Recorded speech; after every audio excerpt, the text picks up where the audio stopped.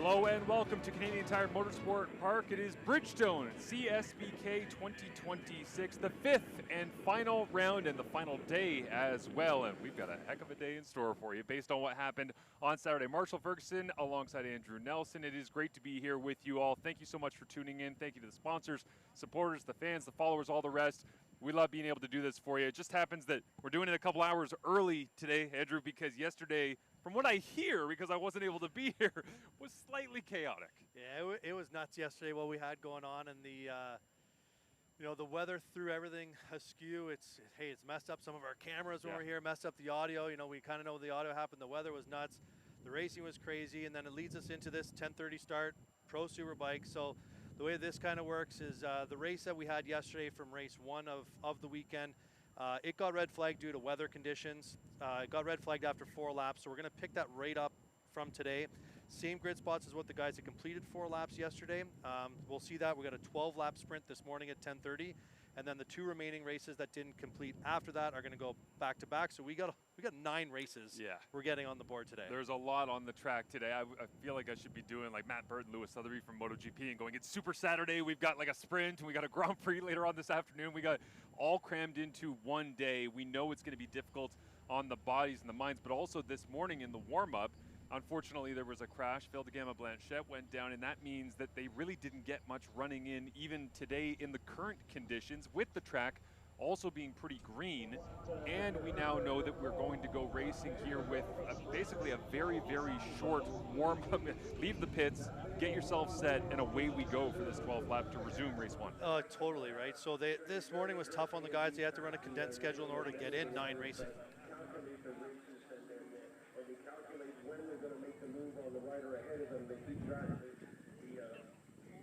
Some guys made changes to a couple of bikes. I know Van Winkle made some changes. I know McKay made some changes. I think Ben probably kept his bike the same way. So we'll see if what those changes have done. The track, like you said, is very green. The rain that we had come through took all the rubber off. They all told me it was quite slippery this morning, even in the only short 10 minutes that they got to ride the track. Yeah. So we'll see what this race has to offer in the beginning. I think a lot of it's me finding out first, just getting comfortable with the track again. Riding yesterday, the wind is very different than what it was yesterday. So it'll pivot the bike on how they were riding yesterday quite a bit, but also they got a different procedure for start procedure than they normally do, right? So normally they do the rollout, they go on the grid, tires are warm, they get a chance to do a big, proper full warm-up lap. They don't really have that this time. This time they're just going to leave from pit lane, go out, hopefully get the tires up right away, line up in their grid spot, and go. So it's a totally different procedure than these guys are used to. Granted, they're pros, they're going to be accustomed to it, right? It's no different than qualifying a little bit, but it is just different. It's a different feel. They're not even used to riding this early in the morning. Right. I mean, there's so many different variables in this race specifically. Later in the day, we're going to, the track's going to rubber in a little bit. We'll see how much that happens. But this actual start to this race I find intriguing because of that exact point of you have the time, you have the wind that you were talking about as well just before we came on air that's kind of changing things up currently, the track, and then, man, do tire warmers ever matter right now for these Pro Superbike guys? Because you got to have the grip going on that first lap, down the hill into 1, over the crest of 2, down into 3 where you're hard braking. If you don't have confidence because of the temperature, because you haven't gone out and done several laps to get things warm, the track's not rubbered in, and this is the great thing that I find about these guys, and you know from racing yourself, Andrew, is that you just have to find a way. The question for me is who's going to find a way potentially in this race off the start more than the other guys. Maybe Ben sits back and says, I got the championship on lock here. I love push, and I know I'm quick. However, I'm not going to go ahead and throw this thing down the road into turn 1 of race 1 at the start of the day. Well, somebody who's confident in their setup, right, I think is the one that's going to have the best feel for it right away. Also, some guys, they already maybe feel confident. You'll see some guys maybe come from the back, will work their way up a little bit earlier in the race than normal. The pace will probably be a little bit slower than what we've seen as well, right? So I'm expecting that probably will bunch these guys up a little bit in the early part of the race, unless somebody's feeling gung-ho and wants to go right off the bat with it. But it'll set itself up for a pretty interesting race for this one, especially because it's a lot shorter as well. So fuel consumption will be a little bit different. Only 12 laps around here compared to the normal 18 that they run is a big, big difference for how hard they're going to be pushing right from lap 1. So we'll see how this goes. Yeah, and I mean, heat cycles in the tires as well. Some guys using the same tires they were actually on yesterday, like not going with the fresh ones because they want to save them for later on. I was talking to Cole Alexander's dad here at the track this morning, and he was saying like it changed everybody's plan in terms of usage and allotment and all the rest for tires going into this because they had to reconfigure what the plan was. So you see the bikes there that are sitting with Alex Michel, the number 99 Canadian Kawasaki Motors. Effort is at the end of the pit, ready to go. And he had a wicked start yesterday, right? Like you weren't here, you missed it, but he was in second off the launch.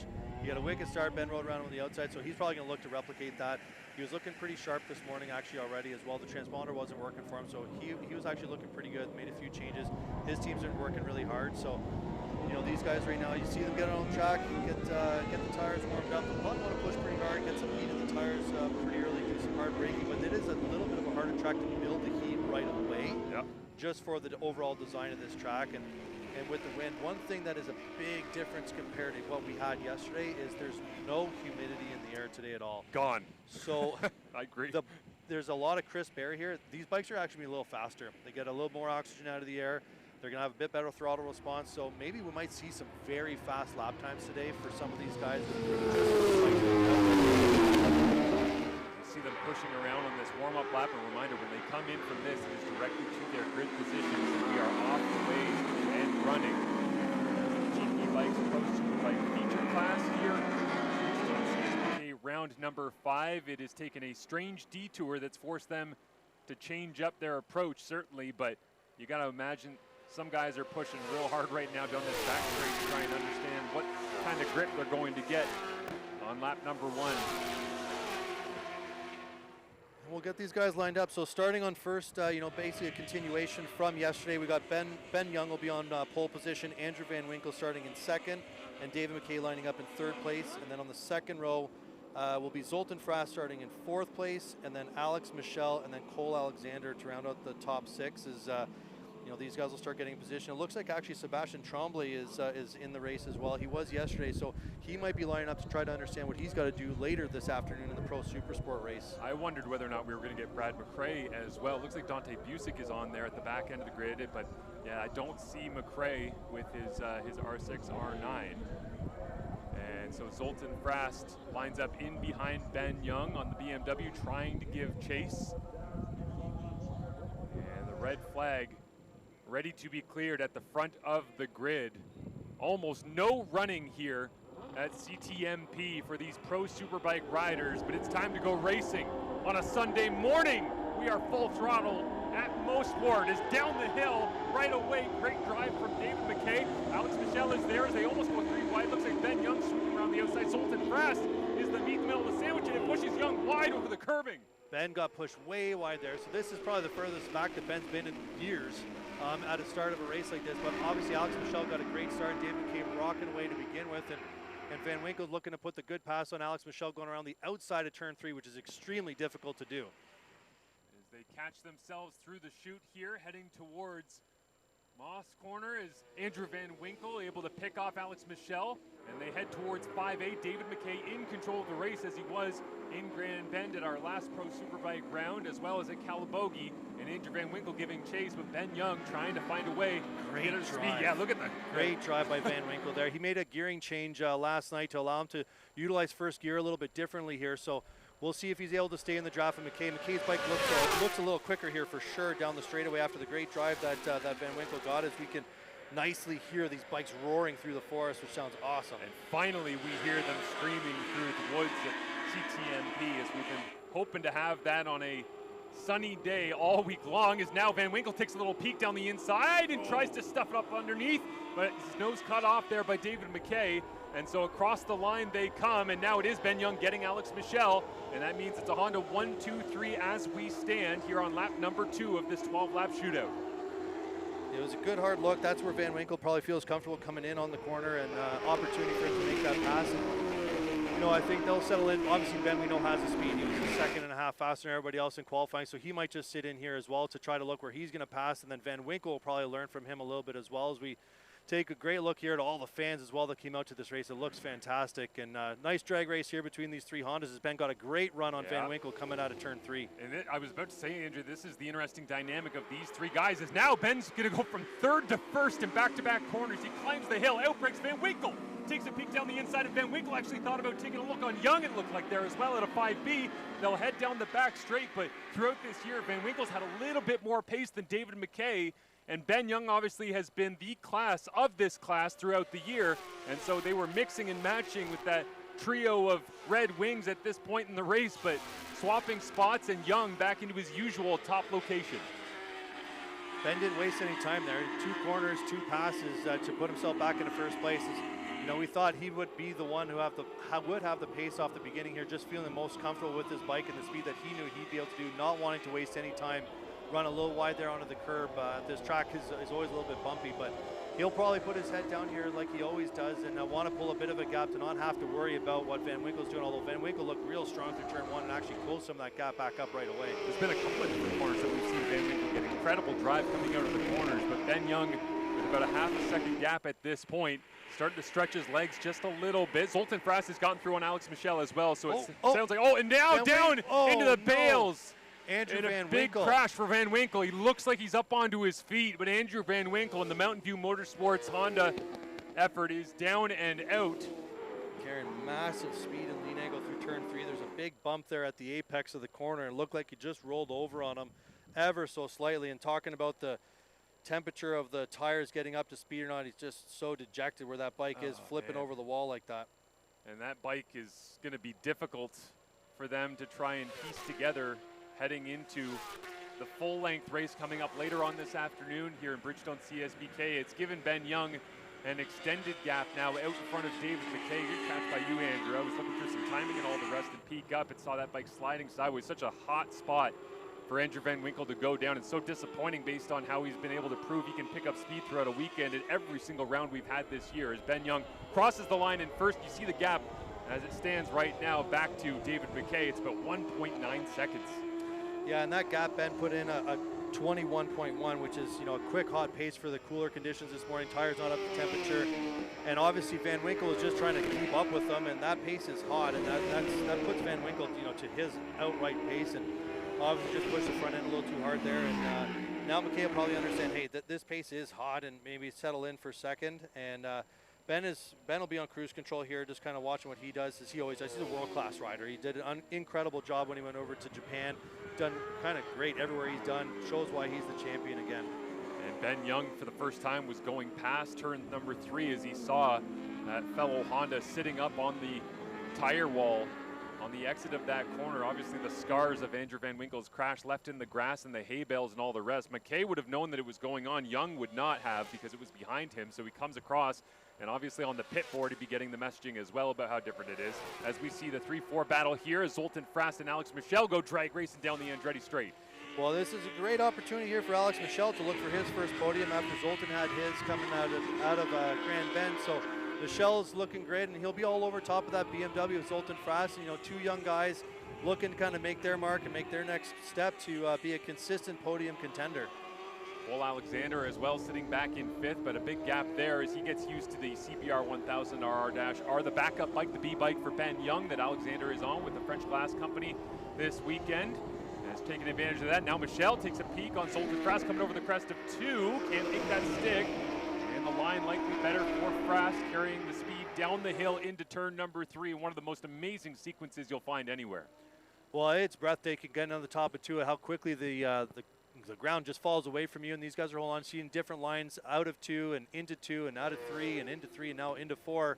Kind of sounds the same thing. So be interesting to see how these bikes line up for power down the straightaway. You know, kind of BMW's been known as the benchmark here in Canada for having the horsepower down, and we'll see what kind of drive Michel's able to get. He's going to want to take a look at, hey, where can I pass this faster Beamer? You know, I think that the lap times that these guys are doing are well inside of what they did actually in qualifying as well. So they're going a lot faster than they're used to. So it actually looks like that Cowie's holding on real well as he looks to go around the outside of that Beamer. So that's impressive engine on there, and see who's latest on the brakes. Yeah, and you can see the wiggle on the front end there of Alex Michel trying to control it as Fras stands up Michel heading through the final couple of corners here, gets the position back. So I think the Cowie was latest on the brakes with Alex Michel, but then it was Zoltan Fras just refusing to touch the brakes. He's let that thing kind of coast through with some big engine braking and takes back that third spot. Well, it probably just ran in a little bit wide there. It's kind of an odd double apex a little bit where the guys kind of go wide, and Zoltan saw his chance, man, just parked him up the inside and nothing that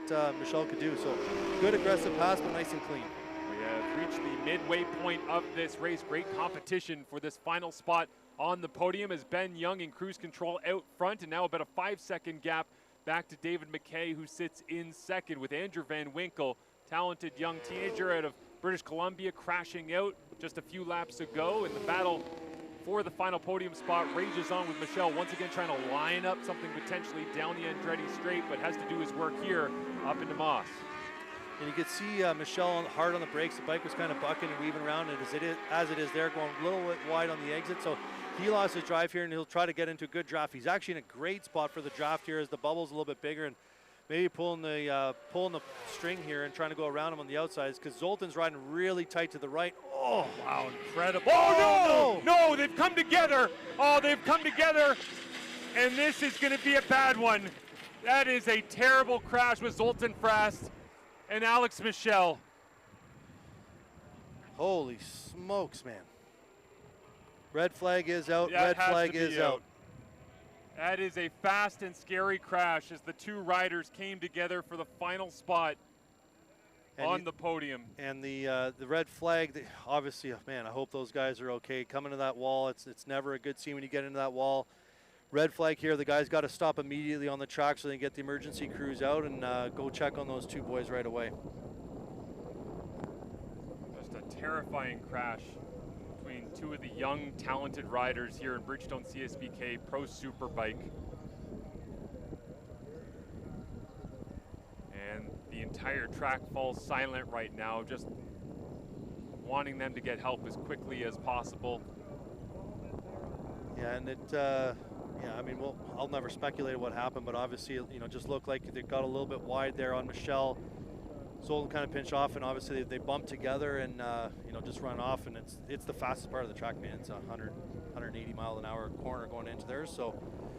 And obviously they were very close together, but great competitive racing on that last couple of complex of corners as well in the previous lap, and now we see them actually coming together and touching. And again, it reminds me last year here at the end of the season where we had the chaos of, Ernest Bernhard had oil down on the track and Alex Dumas slides into turn one. We got red flags, we got this, that, and this one, to me, Andrew, it kind of feels like everything that happened yesterday, the chaos of it, the time crunch, the squeeze, the tires that we talked about off the top, condensing everything and raising the heart rate of all of these riders trying to get everything done as quickly as possible. Yeah. And it leads to Van Winkle going down, and now it leads to a scary incident that we just saw between Frast and Alex Michel. Yeah, sometimes, the guys are done on routine, right? They're used to kind of going out when they got to go out, and this is tough, and we'll just wait for some news, and we'll come back to this one pretty soon. Hoping that we have good news for everyone moving forward here. We will take a quick break and come back to Canadian Tire Motorsport Park right after this.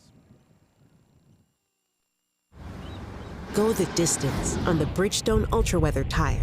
Engineered with our advanced Peak Life polymer compound for long-lasting wear resistance. Backed by a 100,000-kilometer limited mileage warranty. Hi, I'm Jerry Ordanis, president of GP Bikes. Our goal is to make GP Bikes your one-stop shop for all your power sports needs. We offer a wide range of premium brands, including Ducati, BMW, Triumph, and Indian motorcycles. Plus, we offer a full parts and service department. From off-road to ATV to side-by-side and e-bikes, we've got it all. We ride so you can ride.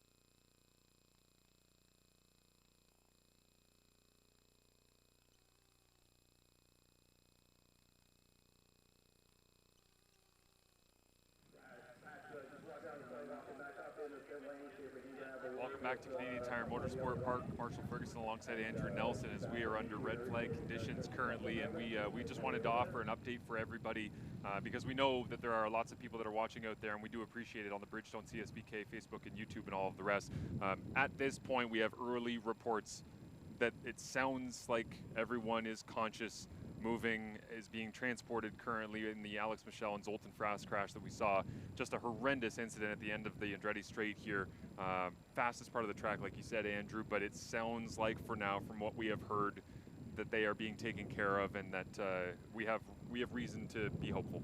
Obviously shocking incident, right? Yeah. We get to see that on camera live for the first time, and you see one like that, it's never fun to watch that. You always have big raw emotions for the guys, and honestly just hope that they're safe, and you know, they'll hopefully come back from it. We did hear, you know, they were getting loaded into an ambulance. I think they were, you know, we were told that they were conscious after it, so that's good. None of that we ever want to witness, we ever want to see, we never wish that upon anybody. And yeah, really tough to watch that, obviously, and knowing what they kind of feel like, and you know, knowing what you guys are watching at home probably feel like with it. So hopefully, you know, hopefully they'll come back from this, and hopefully we'll have some other news to be, you know, sharing soon. And here at the track as well, obviously, with the big screen that people are obviously seeing in the paddock, everything that was happening live, and in nature of the sport, clearly this is part of the reality. But I do want to apologize to anybody that might have been kind of offset, triggered by the crash footage there, because it's difficult to see people that we know, Zoltan Fras, Alex Michel, getting into a big incident like that. And so we're just hoping for the very best for them.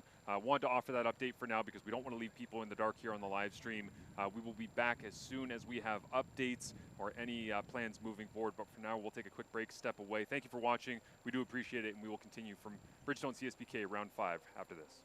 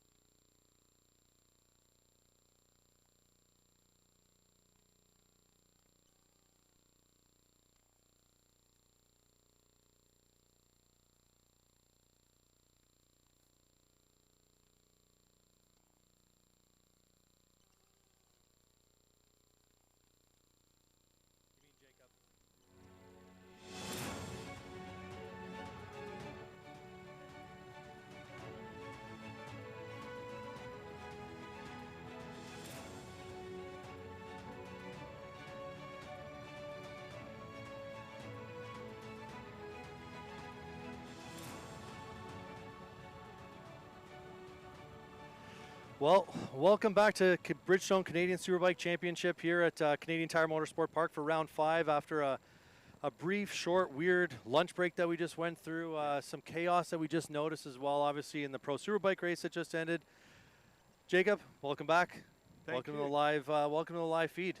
No, it's good to be up here, and the job that you guys have put on this weekend has been special. This is a special facility. It's great that we can bring it to all of the Bridgestone Canadian Superbike fans, and thank goodness we've been able to put this together this weekend. Well, thankful to this, to these sponsors that are on the board right now with Brooklyn Cycle Racing, Economy Lube and Tire, Goderich Toyota, Dion Custom Carpentry, and of course Hindle Exhaust Systems. Without those guys, we wouldn't have been able to do the live feed that we have to, bring out to the fans that weren't able to make this race and are even watching at the race with the live jumbo stream that we have as well. Hearing that some guys are watching it just on their phone as well, just picking up the pace of wherever it is. So great we're able to do this, and we can't thank them enough for that. No, it's unparalleled. Like, this is a historic. It was historic at Grand Bend. It's even bigger here, and there's 30-odd thousand people here, and I'm seeing a lot of people walking around with their phones, watching this broadcast and seeing what's able to go on. It's such a big track. It's such a fast and flowing, almost a Grand Prix style track. Well, it is a Grand Prix style track. So being able to keep tabs on what's going on at all the different parts is really valuable to all of our spectators. Yeah, it's a heck of a track. So we'll be starting up here pretty soon with the lightweight super sport race, as that's what's picking up after lunch.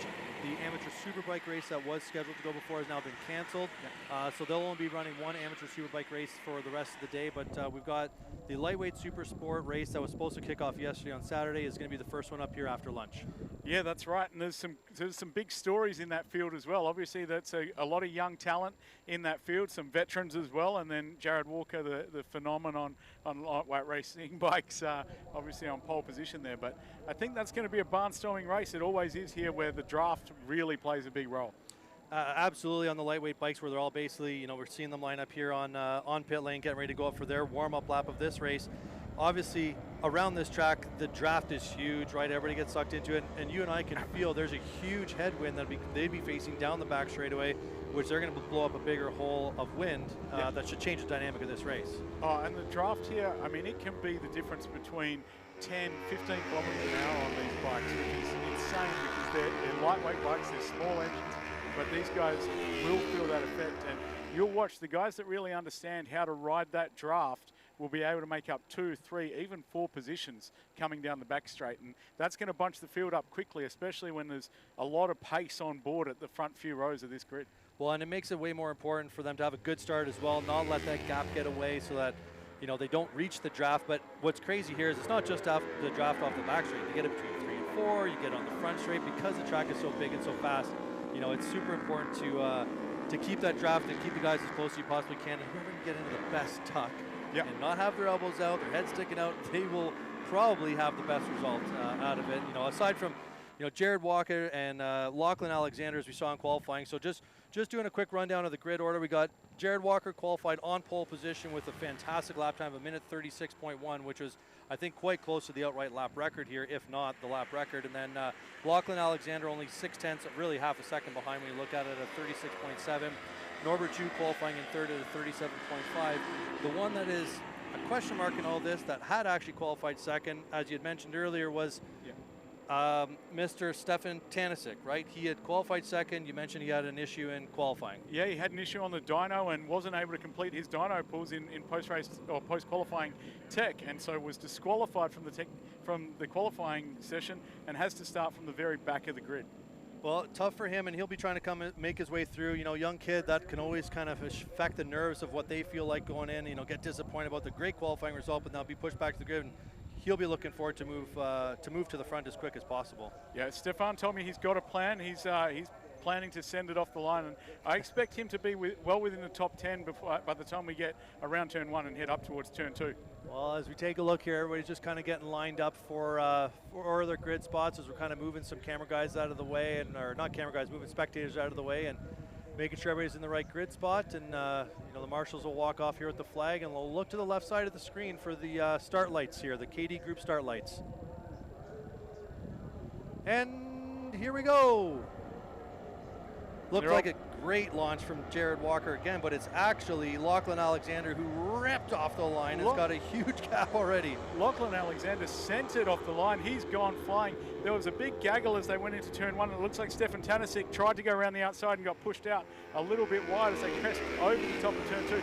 Full throttle on these lightweight bikes. Lachlan Alexander finding the bumps in the middle of two, and Jared Walker already trying to close that gap back up. Well, I think, looking at the qualifying and everything that we saw, we'll probably be looking at these two who are, the front two guys being Jared and Lachlan, kind of walking away with it a little bit, not to use walk and walker that way, but we'll definitely see what Jared Walker has to offer going down into turn 5 here up and through Mosses as they get ready to go through the back straight for the first time. And Norbert Joux will be trying to latch onto these two as well as they go through there. It looks like Lachlan Alexander's going to get a good drive here. He's on the gas and trying to set sail, but Jared Walker now in the tuck, and I think you're going to see that Walker machine pull up alongside. And Jared Walker, not only is he a phenom in this class, but he actually spent some time this week teaching these guys how to go fast here around the Canadian Tire Motorsport Park. Well, it's a great thing he did in terms of mentorship, right, and helping the own lightweight super sport bike. And it wasn't just one person. He went through almost the entire grid of trying to help them get up to speed. So awesome racer support there from Jared Walker. And, when you look at the body size here, I think one of the things that's going to help Lachlan around here, his frame just looks a lot smaller, right, his body frame. So on these lightweight bikes, it's really going to help him around the straightaways. And as Norbert Joux just kind of closes right back up here on turns 8, 9, and 10 as they power back down to the front straightaway and get set up here for turn 1. But Norbert always has the fighting dog inside of him. He's always ready to go and compete super hard. So I don't think he plans to give up on this anytime soon, and perhaps kind of go to work behind Jared, who's been the class of the field for a long time, and see what Jared kind of has to offer, what lines they're using. As you say, on these bikes, you're going full speed anyway. The throttle's wide open all the way through turn 2, so it's really just about line selection and making sure the wind isn't hitting you too much to slow you down, just that 1 or 2 tenths. Exactly right, and you can even see into turn 3 here.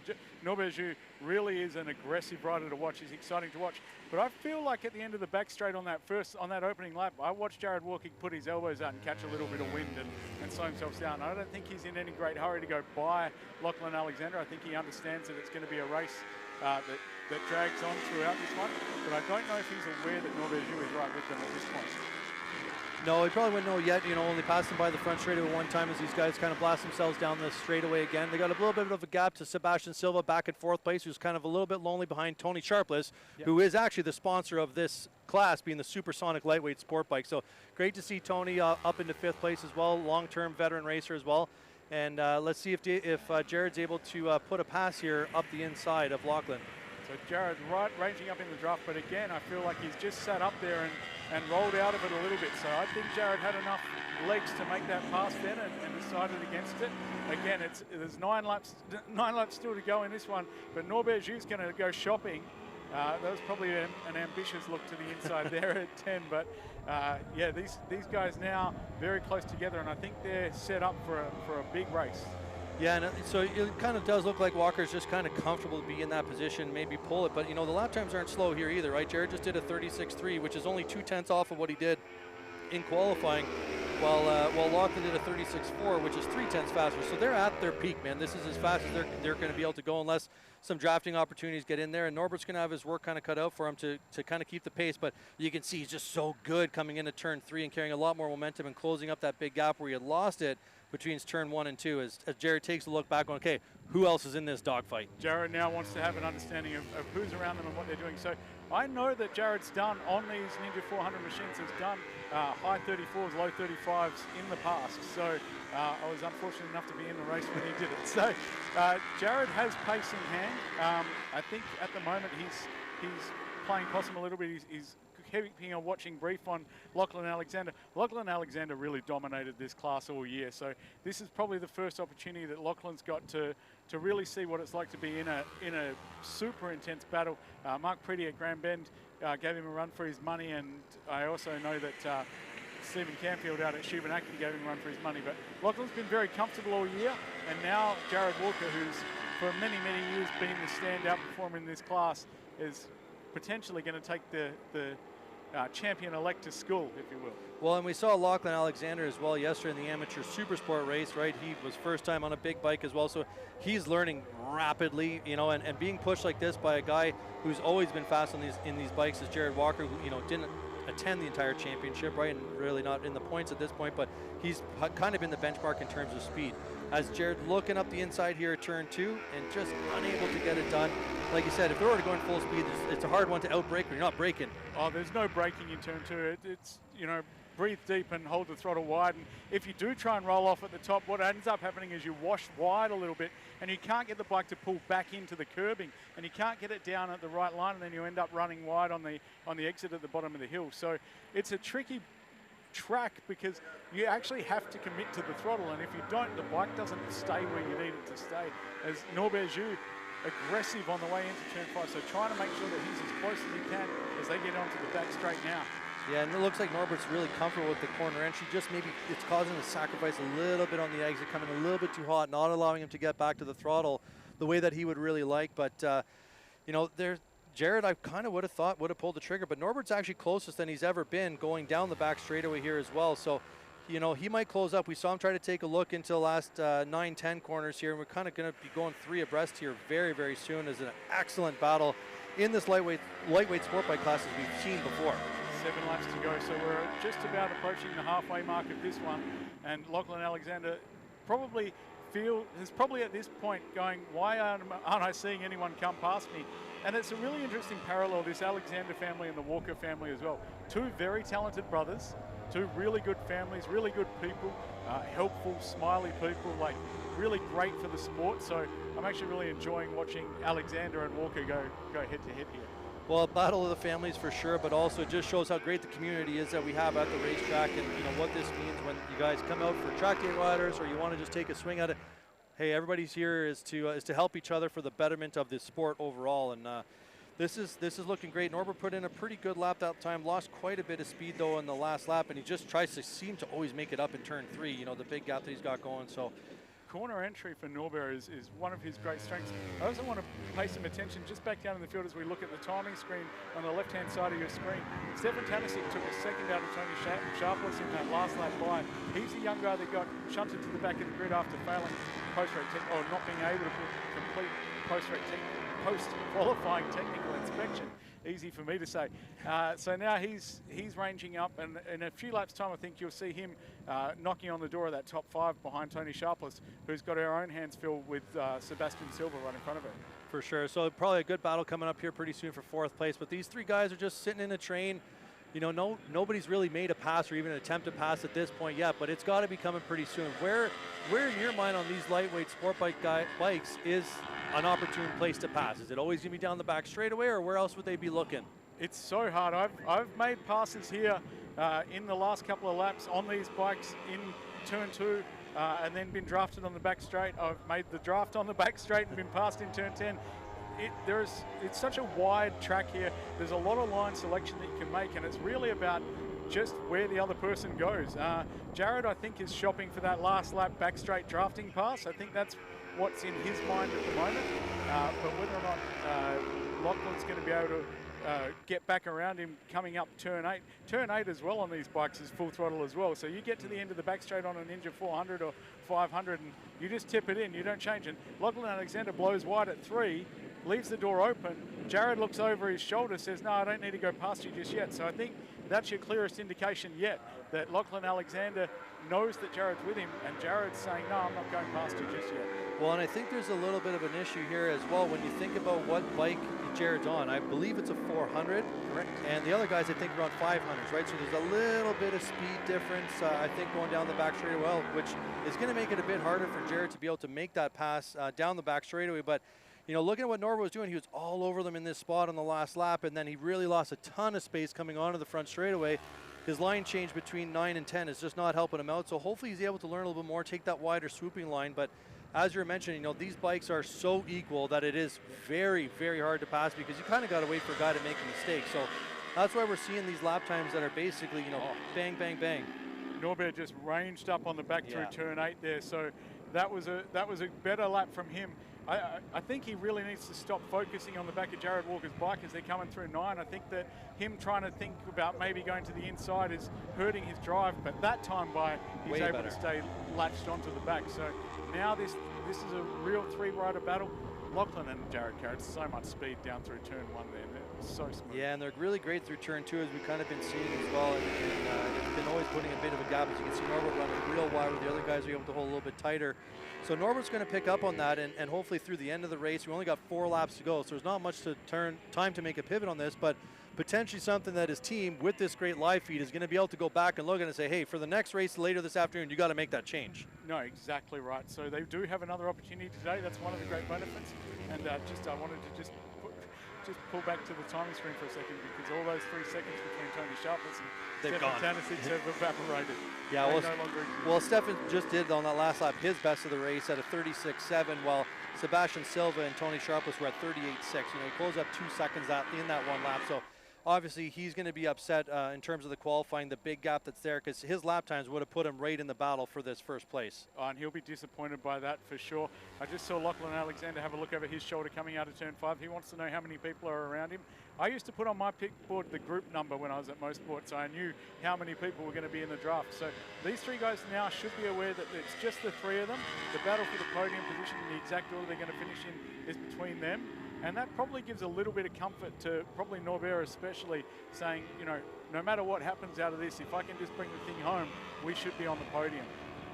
For sure. So they got to be thinking about podium at this point, absolutely. And then, just watching the first 2 guys, they look like they're on a train. They're doing the exact same lines, exact same spot. Norbert's a little bit all over the place. Maybe he's looking for a spot. Yeah, maybe this spot's got a little bit different bump. Maybe that one's a little bit faster if he wants to dive bomb somebody. But hey, man, 3 laps here left to go. Gotta figure this out where he's going to be able to potentially put a pass on Jared. Well, it's much better through turn 2 that time from Norbert. So he's figured out now the way to get through the first half of that tricky over the crest section through turn 2. And now it's given him a much better opportunity. Lachlan's wide again, and I think he's doing that deliberately. It looks like he's just trying to get on the gas really early and build up momentum on the smaller engine and driving out wide, because then you can see he pulls a bit of a gap on Jared pretty quickly after that point. One of the things that I got to imagine that happens pretty big on these bikes as well is the wind. You get at the top of turn 2 or even off the back straight, you must feel the wind on these bikes blowing you off the track sometimes. Oh, 100% you do, and it'll pick you right up, especially coming over the crest of turn 2 and turn 4 as well. Actually, you get a little bit of it even though the trees are there. So definitely the wind is going to play a factor and make the bike a little bit unstable, and you've got to work with that. Even in the draft here, they're going to feel a lot of buffeting and a lot of movement on these little tiny Ninja 400 and Ninja 500 machines.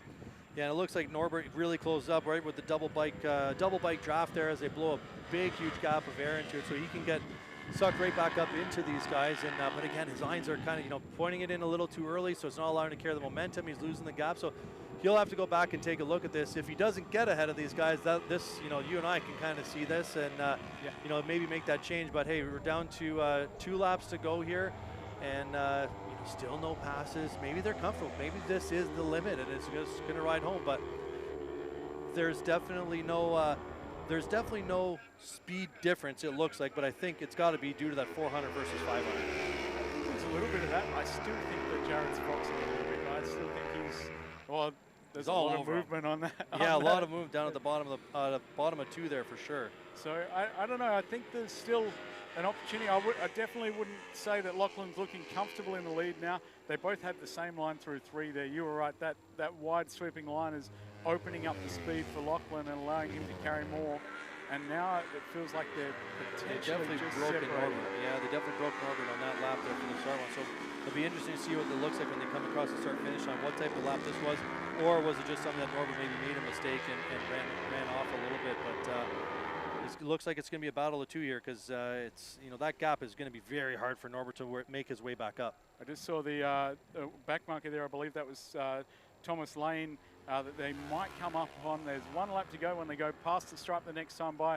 They may get the lap rider on that last lap.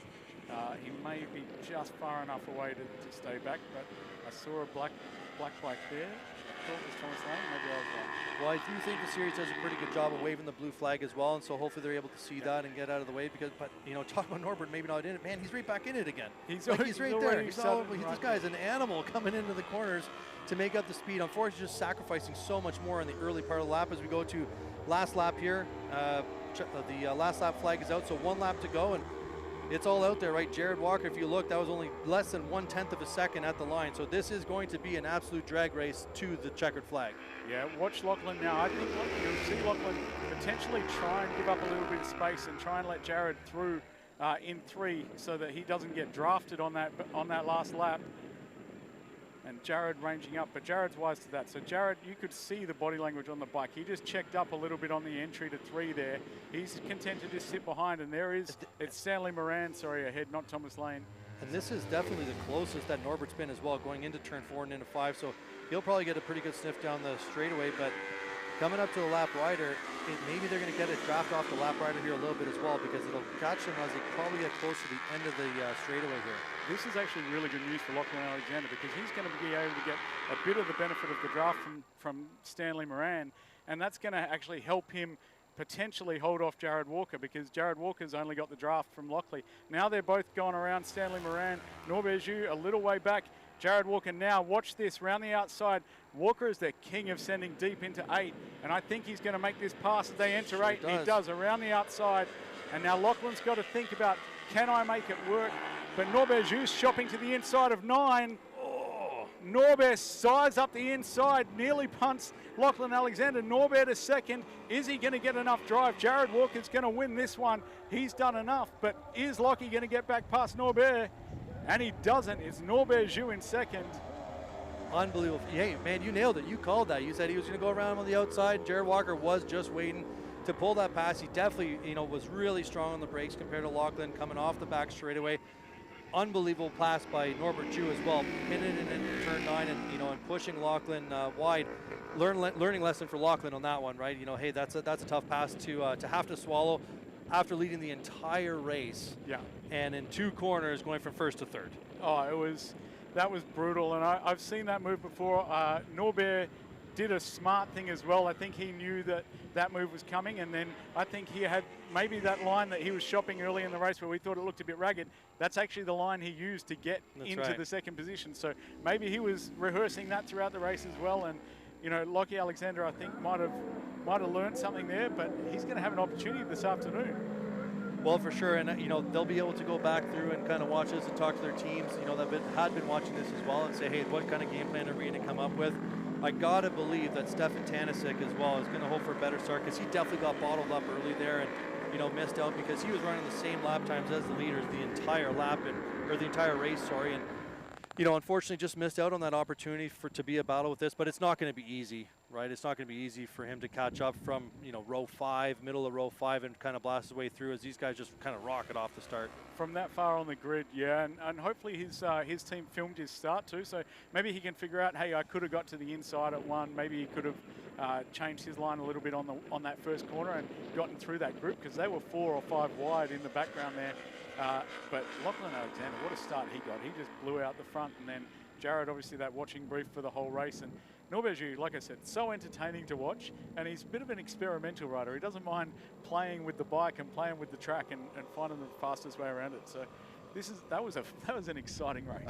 It was a great race for this class. This is one of the ones we always see big battles on this, like we will probably be seeing as well coming up pretty soon after this race, which is going to be the Pro Super Sport race, which is what we'll see on this one. So, yeah. The competitive racing between lightweight Super Sport, Pro Super Sport, we see a little bit of those dynamics. Obviously, Jared had a great race with the Ninja 400 as well, right? So the guy knows how to win around here. He's got 2 on the weekend already. That's right. Do you think he could go for 4?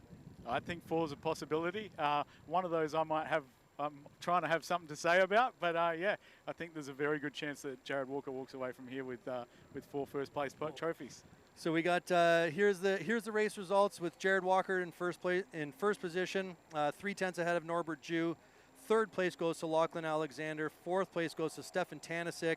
And 5th place, Tony Sharpless on the MR3, and then Sebastian Silva on the Aprilia R660. So it's great to see, 4 Kawasaki's in the top 4, but there's a good mix of models or of manufacturers that are competing in this class. As we run all the way down through with Mason Archer, and then Jacob Abnett and David Walker. David Walker being the dad of Jared Walker, of Jared Walker, Alan Burns, and Scott Zolas. Scott Zolas, sorry. Yeah, and then I think it was Thomas Lane, Thomas Lane, Alexei Ball, Stanley Moran, and then Thibaut Gilbert.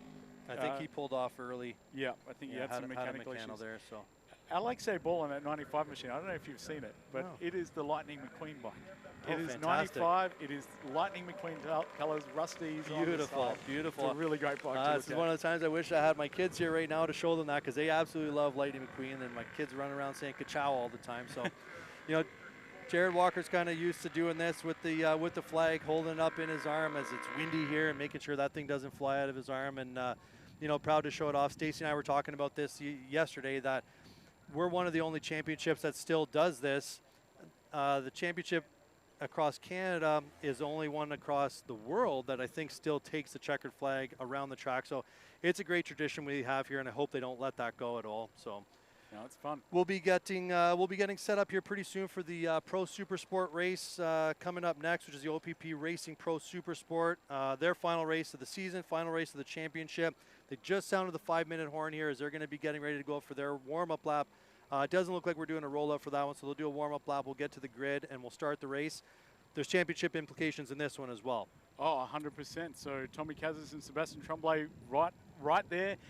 Potentially either one of them could walk away the champion. I think it's a slightly harder hill to climb for Sebastian Tremblay. Yeah. But Tommy Kazis needs to keep his head down, because there's a lot of people shopping in that race as well that want to get a good result. Well, for sure, right? And kind of what we saw yesterday with Maverick Sear jumping out to an early lead, wanting to help his teammate, Sebastian Tremblay. I think if Tremblay wins the race, Thomas needs to finish around 10th, which usually seems well within the range of Thomas. So maybe he'll be riding this race smart and consider the championship, or do you think he's just going to go for it? I think we said yesterday that he might be riding this race smart, and then we watched him go out and pull the pin and try and chase down Maverick Sear. So I really don't know what this race is going to hold. I know it's going to be an exciting one. I know Maverick Sear's fired up too yesterday. He wasn't happy with how things played out in that race. So I know that he's got a little bit of a fire underneath him, and he's ready to go. Sebastian Tremblay, I don't think was happy either. He's got a fire under him. And then, Corey Alexander is still rapid. Matt Simpson, very, very rapid. Yeah. There are some fast riders and fast machines. And a couple of those guys just did the Superbike race earlier, right? They so Tremblay, Sear, and Brad McRae actually went on the Superbike race, making sure they're ready to go for this Super Sport race, testing a few other things as well, which is one of the cool opportunities here that we have, that you can put a Super Sport bike into the Superbike class to get that extra testing as well. So it should be a bit of a barn burner. We'll see how the race goes. I know Brad McRae on the R9 getting his podium, or the R6 yesterday getting his podium, finishing 3rd place. His engine ended up having a problem, but he's going to ride the R9 for today. So we'll be coming back pretty soon here, and we'll get you updates. Stay tuned, and we'll come back soon. Thanks.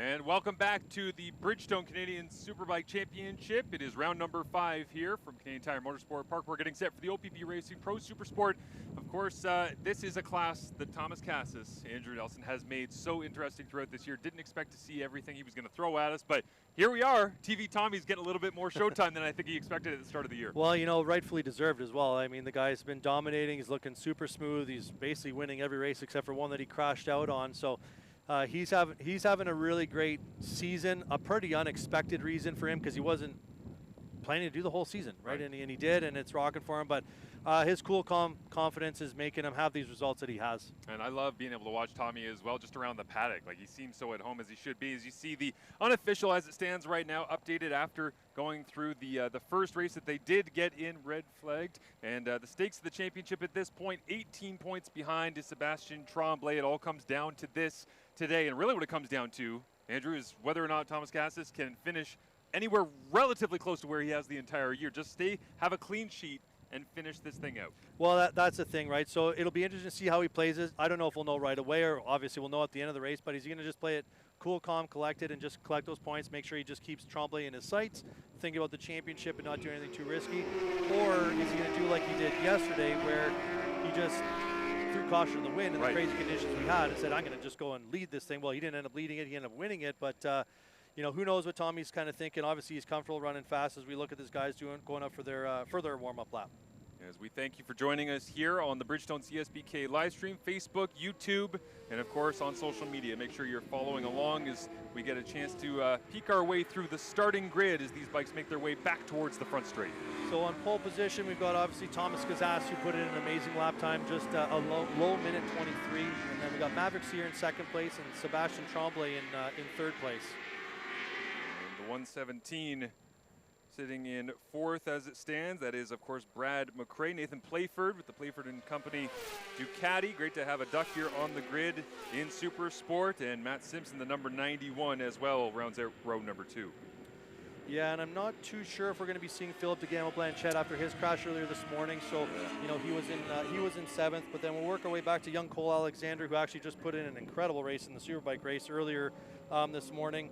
And then Mac Wheel starting in 9th place as well.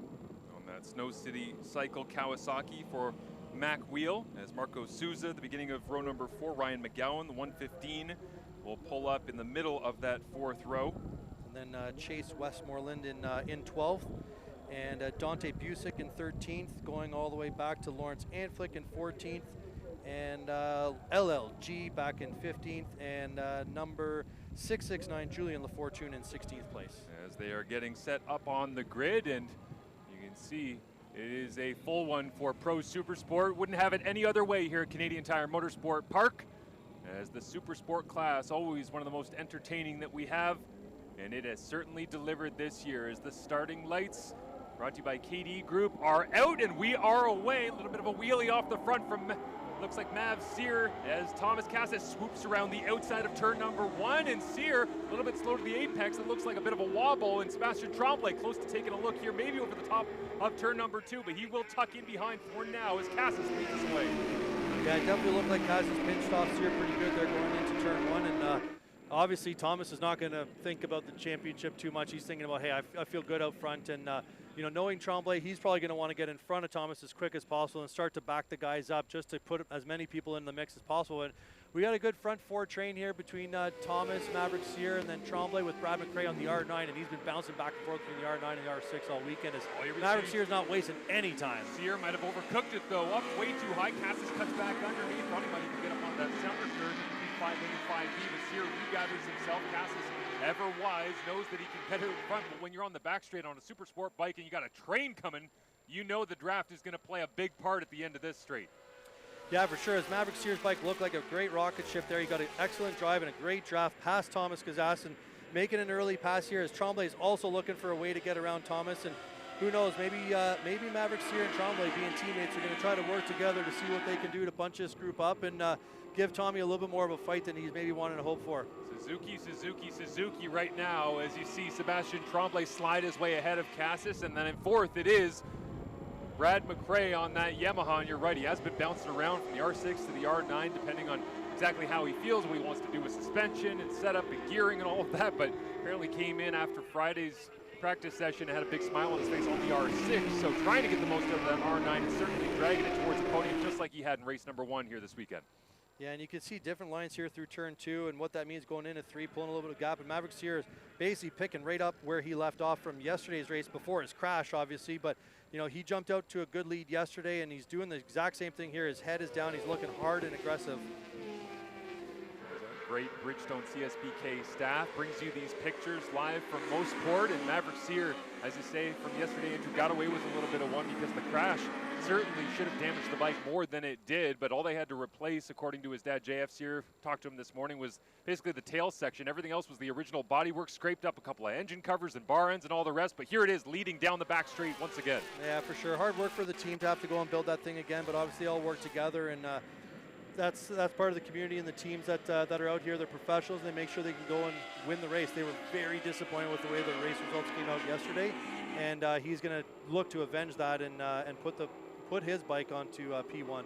Suzuki GSXR 750 leads them back to the stripe once again here at Canadian Tire Motorsport Park, and not much of a gap between first, second, third, fourth, and fifth as well.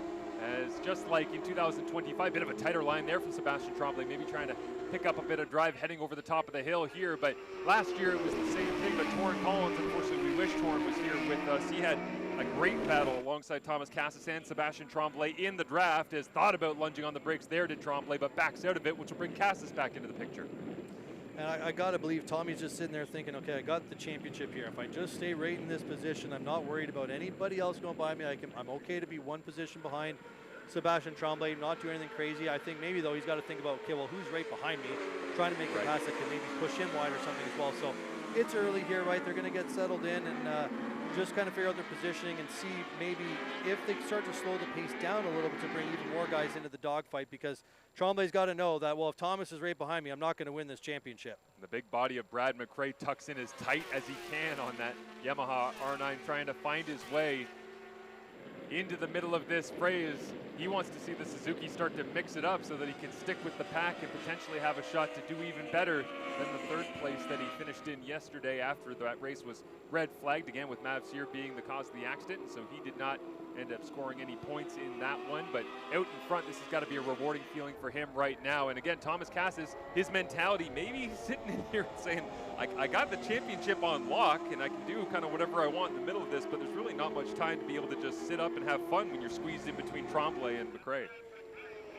No, for sure, but hey, they're used to these battles, and we've seen in races all year that Thomas does sit around in second or third sometimes, and all of a sudden, with 2 or 3 laps to go, he goes, okay, well, that was fun, guys. I'm leaving you now, and he'll pull away. So I don't think that'll happen here this time, just because of the design of this track, and there's still a lot of laps to go here. And not really pushing the pace here, right? Doing high minute 24s, which is pretty far off of where some of the guys have done qualifying at. So, you know, maybe the wind is messing around with them, but also probably just trying to control the pace a little bit more and trying to bunch him up to kind of confuse Thomas, but nobody's making any passes. Yeah, absolutely. And Mav Sear, his best lap, by the way, was on lap 2, that 124.733, and that was when he was able to move up into that top spot. As you see, the row of Suzuki's going to work once again here down the Andretti straight. Bit of a gap opening up on McRae, and in 5th, Matt Simpson doing everything that he can to stick onto the back as well. As down in 6th, it's Cole Alexander, the talented youngster who's running as well, of course, in Pro Superbike here this weekend. You'll see him on a Honda CBR 1000 RR-R. Coming up, it's Ben Young's B bike at 3 p.m. They will get going. Nathan Playford on the Ducati as well, down in 7th. Mac Wheel 8th, Marco Souza in 9th, and Ryan McGowan sits in our 10th position right now. But out front, Sear continuing to hold the pace and certainly not taking very many defensive lines as well, as he's kind of leaving the door open at this point in the race. Why not? Well, I got to think he's thinking about just putting in fast laps, right? Get ahead of the guys now. The mindset's probably changed, and he's just focused on where his lines are. I know I talked to him earlier in the weekend on Friday, and he honestly was having a little bit of challenge with some of the lines through turns 2 and 3.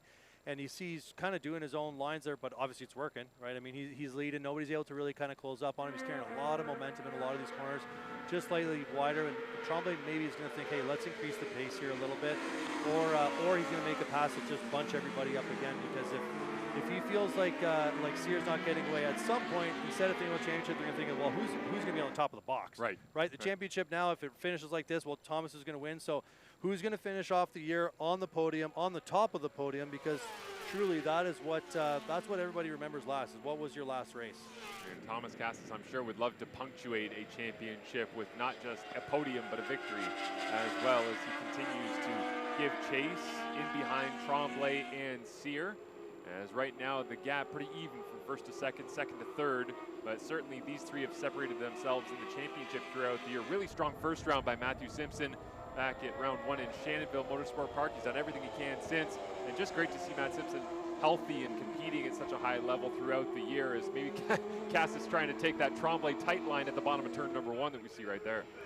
Well, they're probably just doing a little more point shoot, standing the bike up a little more, getting on the fat part of the tire, allowing themselves to drive out a bit more, where Sears a little bit more on the edge of the tire wear out there, getting a little bit of spinning. So it'll be interesting to see if there's any changes on these tires through the end of the race. We've always heard these Bridgestones just seem to last forever. So I can't imagine there's going to be too much tire wear or tire concerns for these guys before the end of the race. I do wonder for Cole Alexander being on the Superbike this weekend. Obviously, that's its own challenge as he races in 6th position right now, because Tremblay takes a little peek once again up into 5A here and then down 5B. But I do wonder, having the Bridgestone VO3 on the Superbike and not having it on the Super Sport, it's got to be a bit of a challenge to wrap your mind around for a young guy like Cole Alexander. For the tires, maybe a little bit. I think just the bike and the speed is going to be so different from Superbike to Super Sport here. And his first time on a Superbike, I think that the bike itself will be the bigger shock more than the tire. But definitely the tire performance is a little bit different between the two of them. So, but he's doing well in 6th place like he's doing. He's got a good battle going with Matt Simpson back in 5th place. But obviously he'd prefer to be here in the front where he had been like this at all the other rounds. Yeah, absolutely. As Mav Sear drives us back to the line once again, and it will be 10 laps to go as he crosses the stripe. We got a pretty big increase of lap time speed here now. Yeah. By everybody dropping down to the low 24s, 24.2, which pretty much puts Maverick and Tremblay right in line with how they had qualified. A little bit slower for Thomas in his qualifying, but this is faster than they went in qualifying. So the pace has increased here. Maybe they're feeling comfortable where the tires are. It took them a little bit of time to get up to heat and up to temperature to feel comfortable. And obviously breaking the back of Brad McRae here as well, who's got he's about 2 seconds back now. So these three have split off. They're going to race off into the sunset. Championship, Thomas understands what's going there. So this will be a battle to race and win this race. It is the ST Motorsport Suzuki's 1 and 2 right now. Mav Sear alongside Sebastian Tremblay. Fast riding school Suzuki of Thomas Cassis. This needs to do a good clean job today of finishing the championship off after getting credited for the victory in the first race of this weekend, as he sits 18 points ahead of Sebastian Tremblay, that is directly ahead of him right now. And a bit of a draft here. Got the drive coming out of 5B, did Cassis, and will he try to use this? He will. Swoops around the outside. We've seen that from Tommy throughout his career here at CTMP, and he's got plenty of speed carrying through as well, as he might take a look potentially on Mav Sear, but certainly turning the heat up a little bit. I think he might have noticed on his dash or his pit board that it was time to go. A pretty surprising spot to pass around the outside on turn 8. It's that's a big boy move over there. It's super fast, and trying to make the pass around the outside, you got to have a lot of confidence in your front end to make that type of pass, understanding and hoping that the guy on the inside doesn't drift a little wide there as well. So Tommy's putting his head down and says, okay guys, let's change the pace here a little bit. Took his opportunity around Tremblay, and Tremblay's already kind of losing a big gap here. So just wondering, if he's got something that's going on that maybe Tremblay's not feeling the vibe with his bike at this point. You can see them coming up to Dante Busick, the first lap rider they're coming across. And so they'll have to navigate their way through that as they head through the chute and down towards Moss Corner. And you see some of those ripples and bumps. Some of the car racing here at CTMP has presented some new challenges, as if this place didn't have enough interesting ones. And now Busick will realize that he has 3 Suzukis all over him as he skirts out to the left-hand side and allows our lead pack to make their way through. Fairly clean for all 3. Don't think anybody was really hindered on that one, Andrew. No, good job there, of course, for Dante. And like we've mentioned before, the staff is really good at waving the blue flag, so let the guys know they're coming through. And here it's pretty easy to get a big look back, so he moved out of the way quite well. And now Tommy's in his standard hunting ground, right? This is where he goes into stock mode, and he's looking at his prey to understand where Mav has got his. strong points and where Thomas has got his strong points, and he's going to be sizing them up here for the next few laps. I love doing these races with you, Andrew, because sometimes you'll notice things that I do not whatsoever, because you just go, man, this guy is riding so good right now. When you watch these three, what are your thoughts on just the way that they are riding as we see Sear go a little bit wide at the bottom of one? Well, the lines are consistent with Sear. He's kind of doing the wider lines pretty much on every exit, and then Thomas and Sebastian are kind of doing the same thing. But I just look at the aggressiveness of what Thomas is doing with his body. He's looking for a dive up into 3 already, but Thomas' body position just looks a little more aggressive than it had in the early part of this race, where I think he's wanting to start to push the limit a bit more. He's looking just a bit racier, kind of poking around. This is the closest he's been to Maverick the entire race as well. So I'd imagine he's getting ready to go racing here very, very quick and look for something potentially off the back straightaway like he had just done on Tremblay a lap ago, and maybe he's going to try to size Mav up here again. Yeah, that's so true. And also based on the fact that we've seen him go around the outside at the end of this back straight and take a bit of a look into turn number 3, I think we have our answer in terms of what Tommy's mindset is right now, right? Like, he is very aggressive today, and I don't blame him, because there's questions about what Tommy's doing going into next season, and he probably wants to punctuate this so he can say in 2026 he won every single race that he did not crash in, which was just once. Well, absolutely, you know, and he's going to try to put a punctuation on this point, right? When you you win the championship and you get to hold a big trophy, you want to do it from the top step as well. So he's going to want to try to win this race, of course, and be on the top. That's the most exciting part for him. Sear again doing an excellent job of rebounding from that crash yesterday as he continues to hold off Cassis, but it feels like not a question of if but when Cassis is going to take an opportunity. If the door is just left a slight bit open, he did once again go a little bit wide at 1, did Sear, and then carrying that speed through. Tommy takes another bit of a look, can't close the gap enough into turn number 3, but it certainly seems like one of the places that he's starting to feel out just a little bit, as Sebastian Tremblay has the best seat in the house in 3rd.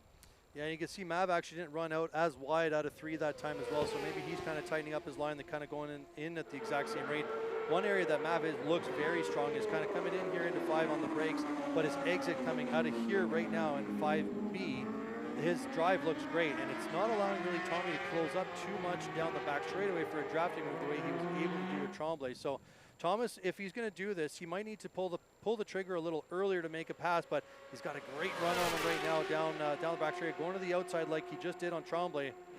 You can hear those Suzuki screaming down the back straight as Sear able to hold off Cassis 4 now. Jerry made the move earlier on Sebastian Tremblay, and the 3 of these riders continue to go wheel to wheel as Brad McRae sitting now 5.5 seconds back, so well out of podium contention on his Yamaha, and it will be a Suzuki triple up front. The only question left as we have 6 laps remaining in this race is what order will these Suzukis be in, as they've been so entertaining and talented throughout this race season, and they continue to do it right to the very finish here on Sunday at CTMP. For sure, and you kind of look at, you know, it's hard for anybody to know here watching on TV, but definitely here we can see the trees swirling around. I know, oh, Tommy's going for it. Yeah, there it is. In turn number 3, Thomas Cassis makes the move down the inside, and for now holds that spot. Makes sure he gets back on the racing line. Mav Sear slides to 2nd position, and I guess it wasn't a question of even if but when, but maybe where. And that was in turn number 3 as Sear thinks about it, late on the brakes, and exactly where he went a little bit wide at the start of this race, trying to get past Thomas Cassis. He entertained trying to make that move once again, but can't hang on.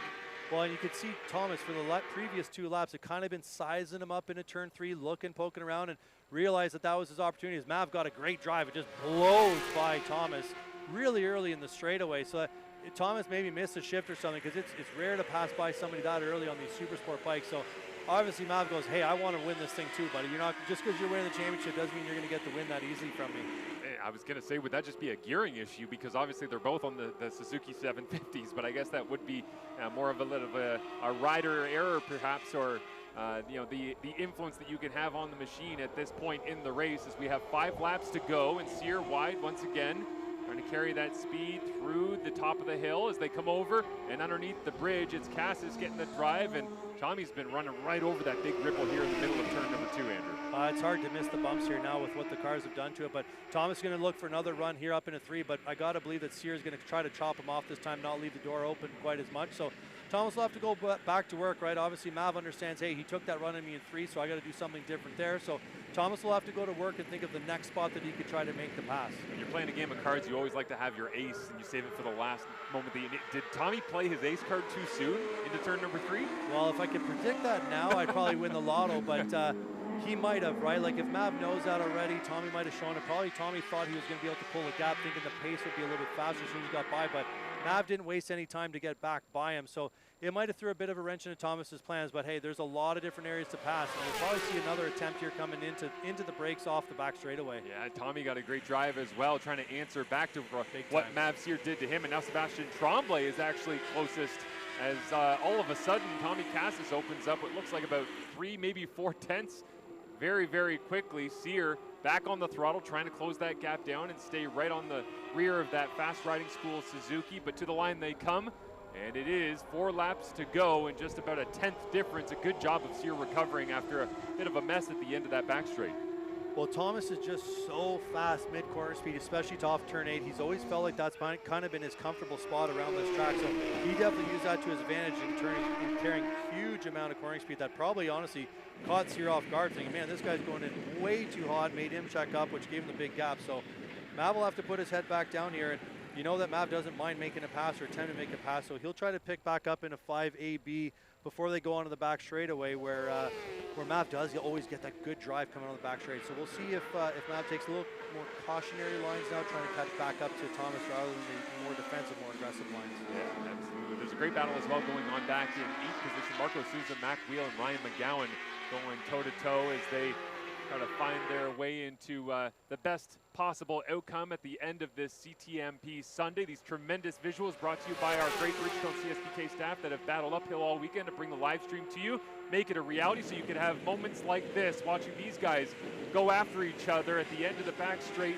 coming up to 3 laps to go, and it is anyone's ball game at this point, with Tommy Cassis leading out front. Sear takes the speed wide, dives all the way down in, and it's going to try to undercut Cassis at the line, but he has the front cut off, and now Tremblay's going to get the drive coming back to turn number 1 on the inside of Cassis. Can't close the gap enough to take a lunge. Well, we just see, hey, that was the pace setter, right? You can see on the left side Sebastian Tremblay's name turned to purple. It's because he just set the fastest lap of the race at a minute 23.8, which is significantly faster than he had actually qualified for. So the battle's on here. Thomas obviously was thinking, I'm going to go for it. He's making another dive into 3. He won't be able to do it this time. His Mav just a little bit later on the brakes, and Tremblay says, I want some of this fun back again, guys. I'm tired of being in 3rd place. Yeah, the savvy veteran Sebastian Tremblay, there's a part of me that thinks he's just waiting here and going, okay, what lines is Tommy taking into 3, into 8, into 9, and deciding, okay, if he takes it there, where can I go? Is Tommy late downshift and shows a wheel to Maverick Sear back out in front as these two have gone back and forth throughout this tremendous OPP Racing Pro Super Sport race from Canadian Tire Motorsport Park as we come up on 20 minutes total race time. And out front, it's this 3-pack, 8 seconds ahead of 4th place, and side by side they go once again, as it is Mav Sear. Tremblay up the inside. Yeah, Tremblay decided to get into the mix as they were battling Cassis and Sear. All of a sudden, Tremblay is going to shock everybody on the front straight watching here at CTMP as he crosses the stripe first, as long as he carries the speed. But Sear might have something to say about that, takes another tight line through the final corner. Tremblay with an unbelievable draft and pass all the way down the straightaway, going by both guys, going from 3rd to 1st in turn 8, which is incredible.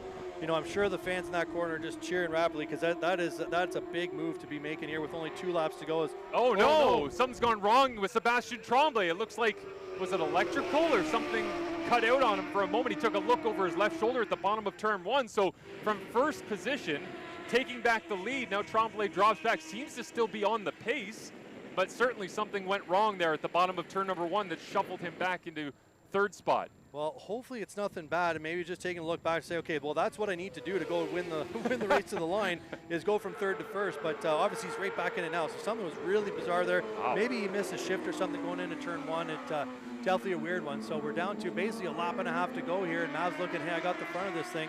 Tommy's tried to pass in a couple areas. He's going to put his head down. He's got to tuck those elbows in. He's punching a big hole there for Thomas.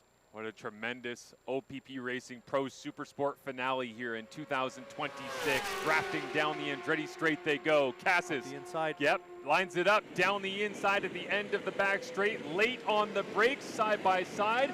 Mav Sear will slide back to second position. Tremblay continues to watch on after that strange issue at the bottom of turn one in the last lap. And again, trying to go wide. Here comes Sear, and he'll throw it down the inside. Cass is going to try to cut underneath. Carries the drive back to the line. We have hit the white flag as there is one lap to go here in the final race of 2026 for this class. Man, you got to love to see this type of battle between these guys. And Mav is not shy to make the passes, and Thomas obviously wants to win. So, hey, it's all gloves off now on the last lap, and we'll see what this is going to be bringing. I got to believe that Thomas knows the areas and the strengths, as you see a big slide for Thomas down the bottom of 2, and Mav will try to find a spot that he's going to make the pass. It's got to be probably down the back straightaways where these guys are going to be looking to do it. Tommy almost out of the seat at the bottom of turn number 2 that time, as he didn't need to try and use his move into 3 that he has throughout this race because he's out in front. Now his job is to hold off Mav Sear. Mav tried to pass him here late on the brakes to the inside. He won't. He'll mix it up and go wide. Try to carry the speed through the top of 5A, down through 5B, and the question becomes, Andrew, who gets the drive down the back straight? Well, they're both pretty matched equally here, but we saw earlier in the race that Maverick Sear was able to blow by Thomas. As you know, he's going to be lining up dead in the draft here, pulling out to the outside on the left side already, getting ready to go. But this gives Thomas the opportunity to come back up the inside, although Mav kind of cut him off pretty good there, which is good. And we'll see Thomas late on the brakes, just let go of that throttle, let the front end do the deacceleration for you right to the front. Tommy takes back top spot, heading into the last couple of corners. Sear looks to the inside. Cassis will cut back across. Last chance for Mav Sear, gets on the throttle, will stick it down the inside of Cassis, and the fast riding school Suzuki gets the drive back to the line. Tommy Cassis will take the victory at CTMP. Champion in 2026. Unbelievable finish. Thomas is pumped, and you know he had to expect that Mav was going to come through there. These guys understand what this racing's all about. Those are the right passes to make. Man, I got goosebumps sitting up here. That was absolutely a fantastic effort by Mav to try to win this thing. Congratulations, Thomas, on the 2026 OPP Pro Supersport Championship. Unbelievable effort for a guy that thought, I'll show up at round number 1 at Canadian Motorsport Park and feel it out, see where things go. Well, where it went was winning everything except for the one race at Atlantic Motorsport Park in Shubenacadie, Nova Scotia, that he had an off at the top of the hill on the front straight. If not for that, we could have been staring down the barrel of a perfect season for a guy that thought he would just come out in round 1 and have some fun.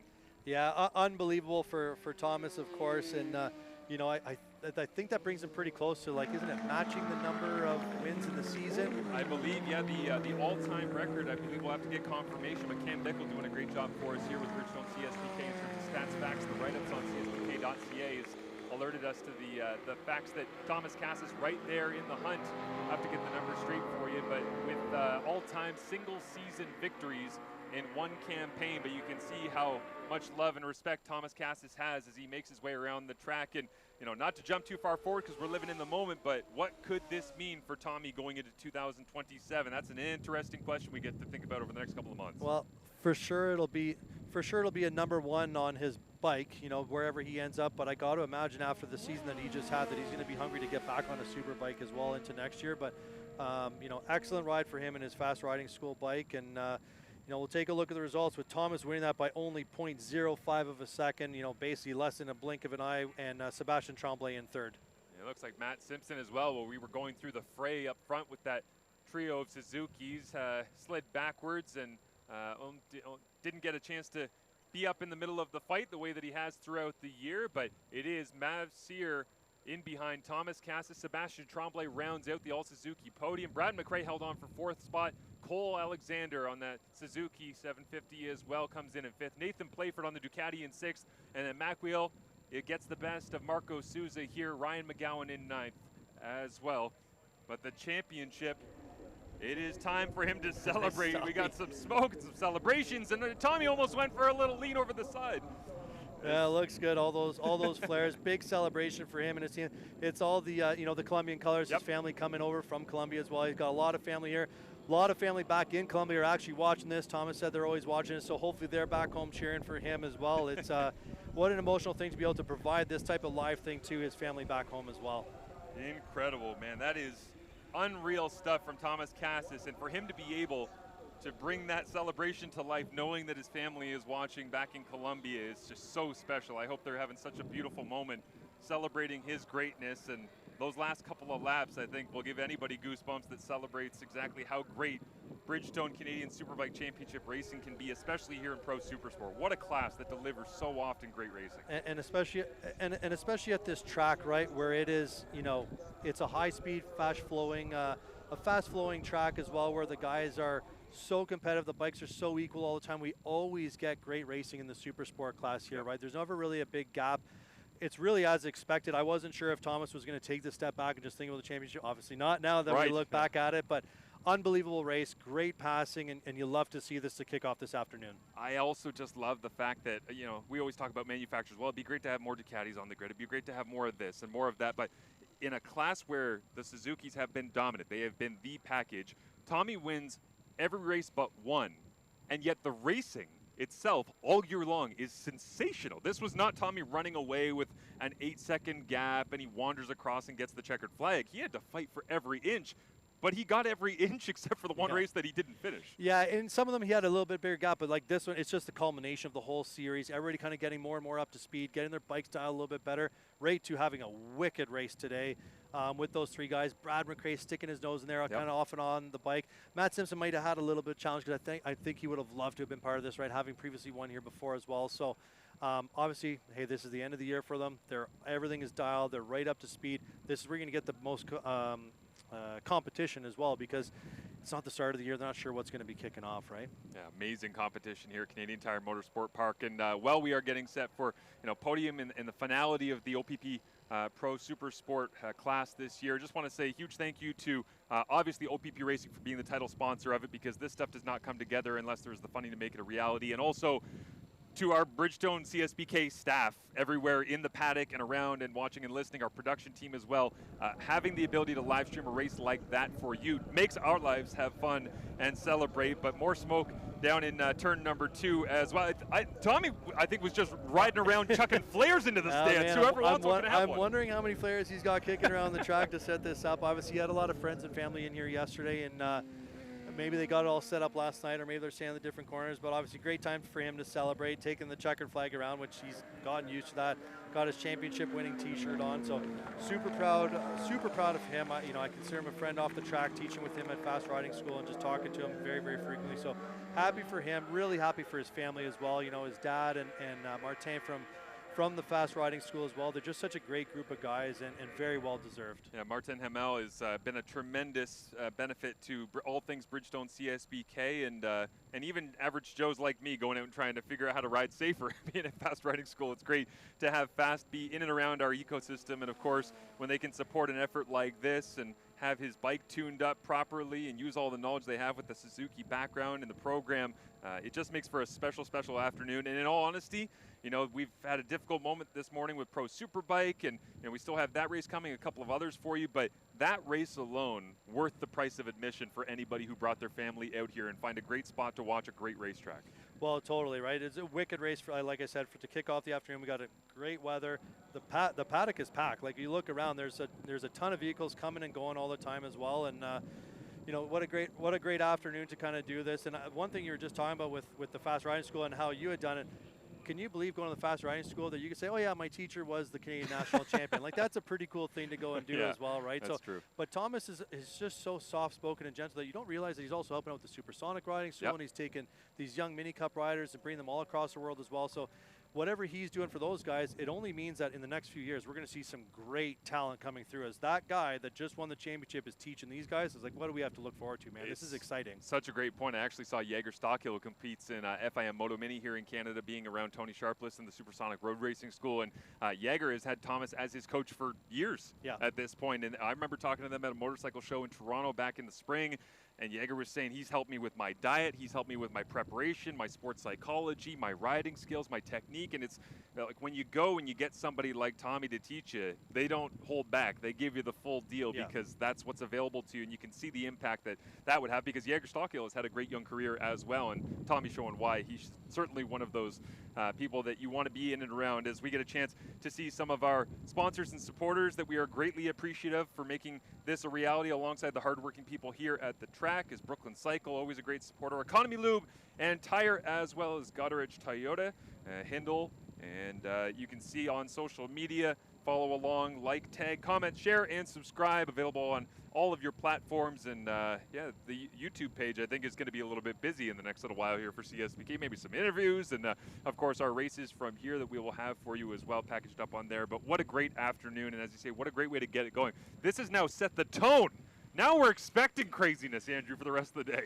Yeah, well, hopefully we do. Obviously, that's a barn burn of a race. It's hard to make up for another race like that, but we'll probably get pretty close. It's been a great way to kick off the day. And again, Bridgestone CSBK 2026, the OPP Racing Pro Supersport class, it is done for the year. Thomas Cassis is your champion on the Fast Riding School Suzuki. They can never take it away from him. That will do it for us for now. We'll be right back with more from Canadian Tire Motorsports Park in just a moment. Go the distance on the Bridgestone Ultra Weather tire. Engineered with our advanced Peak Life polymer compound for long-lasting wear resistance. Backed by a 100,000-kilometer limited mileage warranty. Hi, I'm Jerry Ordanis, president of GP Bikes. Our goal is to make GP Bikes your one-stop shop for all your power sports needs. We offer a wide range of premium brands, including Ducati, BMW, Triumph, and Indian motorcycles. Plus, we offer a full parts and service department. From off-road to ATV to side-by-side and e-bikes, we've got it all. We ride so you can ride.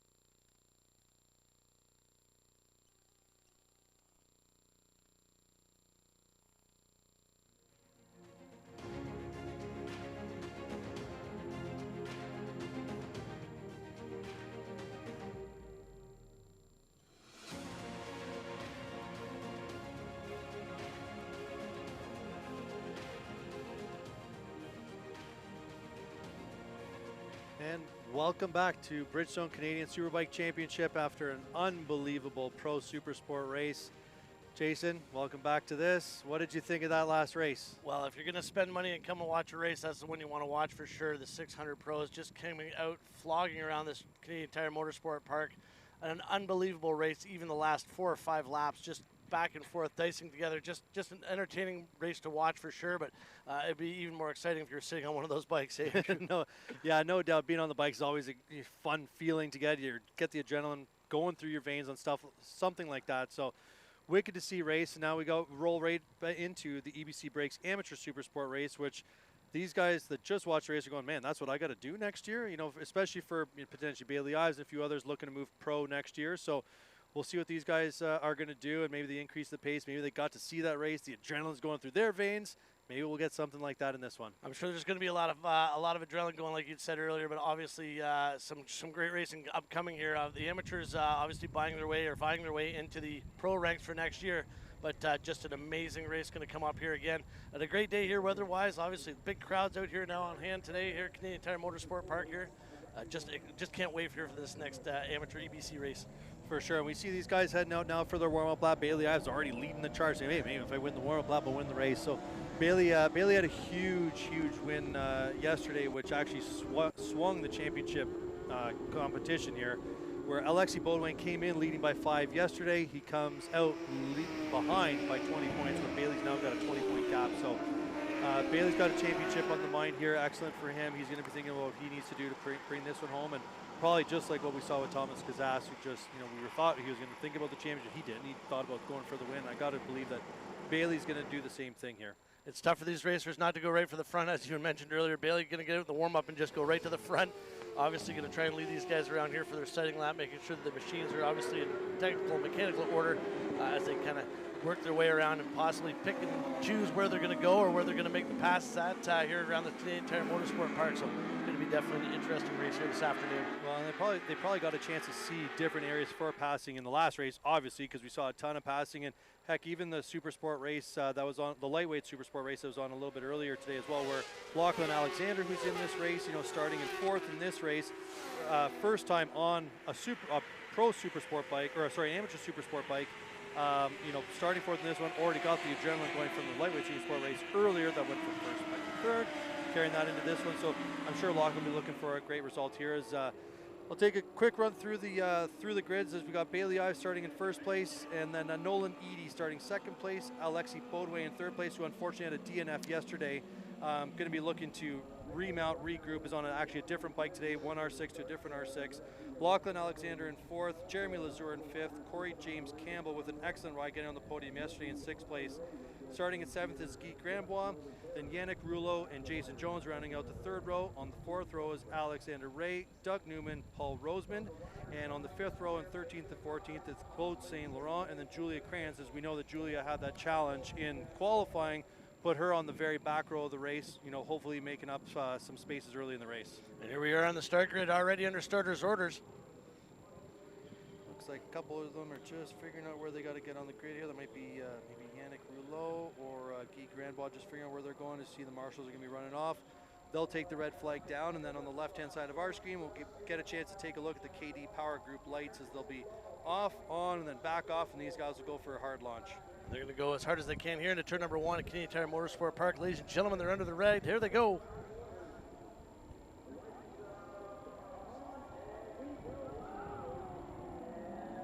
And a great launch there as the light goes out, and away they go into turn number 1. And it's definitely Bailey Ives who jumps out to the early lead here, just very similar to what he had done yesterday. So no surprise from Bailey. Looked like everybody got off the line nice and smooth. No bumping, no major contact in there. It looked like he was very tight 2nd place. And now around the outside goes Edie. Wow, that is an amazing spot. He almost running off the track, but throwing it up the inside. Because Nolan Eady yesterday actually had the lap times to run with Bailey, but because he was off the start a little bit, it was hard to catch up. So this might actually pose out to be a pretty good race between Bailey and Nolan Eady.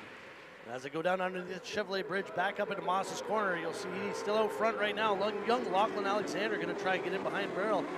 Try to make sure that he at least knows that he's there as they go to 5B. As they get around that hairpin, now they're going to get their heads down, get in behind the bubble, and you're going to watch here, this is where that clean air draft is going to come into play. Lachlan got a great start, going to third, jumping out of the draft very early. This is something you'll see in the amateurs, just trying to understand what the drafting is all about. Very different than what we saw from the Pro Supersport. Look at going 3 wide down the back straightaway as those 750 Suzukis are making that R6 look a little bit slower down the back straightaway for the amateur, but Lachlan Alexander out front, unbelievable start for this young kid. I had a great chat yesterday with Lachlan and Cole's mom the other day, talking about the difference between Cole and Lachlan, and let me tell you, Lachlan's going to throw everything that he's got in anywhere he can, and he's going to try and put himself up on the front, put his head down here, similar like he did earlier in the race before, and hopefully he understands the importance of that draft as he comes down the back straight. Well, a super impressive start here for Lachlan Alexander as Nolan Eady goes, hey, I'm coming for the chase with you here.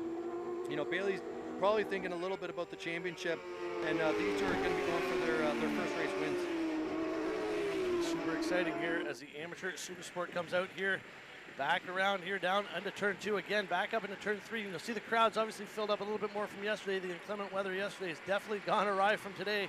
It's going to be a beautiful day here this afternoon, as we've seen already. As down underneath the Chevrolet bridge goes the racers.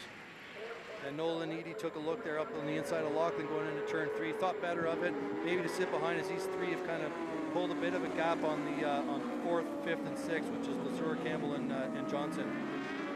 As they come back around now again up the back straightaway here at Canadian Tire Motorsport Park, you'll see young Lachlan's trying to pull away from the crowd here, and he's not really too worried about that clean air as he's going to try and push his way through. Rocket ship, they were pretty close to him coming out of 5A and B, but he got either a wicked drive or somebody missed a shift. He's got a huge gap out of there, so but he's looking great. His nice and smooth, excellent line. So he's putting in an awesome ride here. Like I said earlier, just coming out of the lightweight race, jumping right away onto the 600. Only one race later.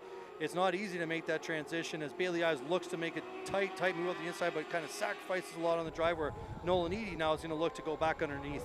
These guys are going to come here onto the turn number 1 again, and you'll see Eady going to try and reel in the back of Ives as Ives going to kind of concentrate, trying to keep his focus here on Lachlan Alexander as he takes a quick look back over his left shoulder as they go over the hump into 2, now down and around away from the crowd.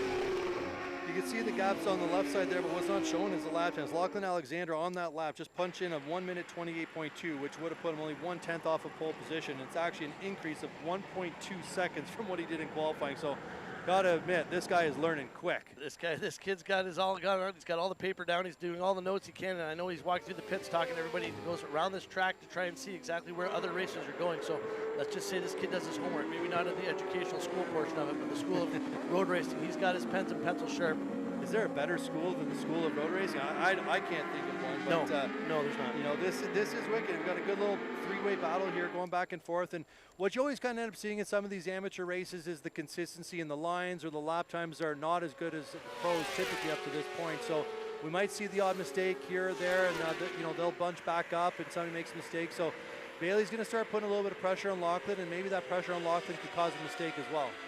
As well as the importance of that draft down that runway or down the back straight there. You got to make sure that, sometimes it's great to lead until you get into that draft situation. As Ives now is looking up the inside, and you know darn well that Lachlan Alexander is going to be well aware of where he's at on that racetrack. Well, and you can see without Ives being able to make that pass where Lachlan was able to keep the line that he had wanted to keep, he managed to get a huge drive on the front straightaway and just put a big gap on Bailey. So Bailey will have to go to work and figure out where he's going to try to make that pass and use a little bit more of those bigger sweeping lines that Lachlan's been using, because Lachlan uses that in the super sport, in the lightweight category. So having to use those big, long, wide swooping lines, and he's applying that same mentality here. As it looks like Nolan Eady went way wide in turn 2, but now these guys are just right bunched back up again. And again, great lap times from all of them, low minute 28s, and actually Nolan Eady just did a 28.1, fastest lap of the race.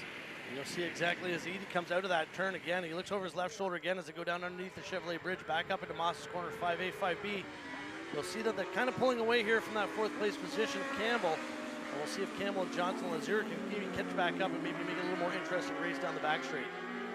Yeah, the pace is hot here for these first 3 guys. They're doing great lap times, and they have been pretty consistent here, pushing each other, understanding that they can hear it too. I think somewhere, different areas around this track, you can hear the bikes, some you can't. Definitely on the back straight, you can kind of hear where they're at and certainly feel the wind of it. So, but there's always a bigger gap that's getting pulled in the R6 of Nolan Eady here off the back straight, but then he managed to close it all back up. So he'll be trying to think of, hey man, if I am going to go for the 1st or 2nd place, I got to make a pass real early here, because it feels like they're just going to drive around him down the back straightaway. But Look at Laughlin's at like Ives. way wide, and here goes Ives up the inside. And then again, Laughlin's going to come up the inside here. We saw this earlier in the Pro Super Sport race, exactly what happened there.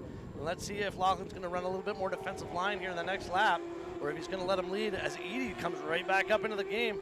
Well, Edie's got that R6 handling good. He looks great through the corners, carrying tons of cornering speed on the right lines everywhere, but Laughlin taking those big, long, wide swooping lines opened the door pretty early there for Bailey to try to work his way up the inside as we're seeing Edie work his way around the outside again. That's a long way around that turn 2, and as you talked earlier yesterday about the inconsistencies or the imperfections down at the bottom of turn 2, and I mean, I know they've been there for 100 years, but let me tell you, that's got to be an interesting drive when you're getting around those outside of those bumps.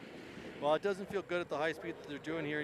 Third, fourth gear, full banked over at about 170 kilometers an hour, hitting those big bumps. It's a very uncomfortable feeling for a lot of these guys. So, interesting spot here. We got Nolan Edie, who's worked his way up in a second again, past Bailey Ives, and we'll see if he's able to hunt down Lachlan Alexander. But Lachlan's bike is absolutely, a rocket ship. As Bailey's going to go by Nolan here pretty early down the back straightaway, which maybe will be able to pull Edie down the back straight a little bit easier going into 8, and there's this big gap that Nolan Edie's going to have to keep working with. He's got a bike that's clearly a little bit underpowered, but it's handling great. The other guy's a little bit faster bikes. Laughlin's riding those big wide swooping lines that Bailey's going to take advantage of again here potentially. As long as Bailey's able to maintain the drive, those passes will be okay. And you'll see Edie now slowly getting right up on the back of Ives. And you got to ask yourself, I mean, Andrew, you must know the importance of that draft down the back straight and the possible leading or not leading there as you come onto the back straight from Oz's corner. What is it like to actually feel that draft as you get pulled up the back straight?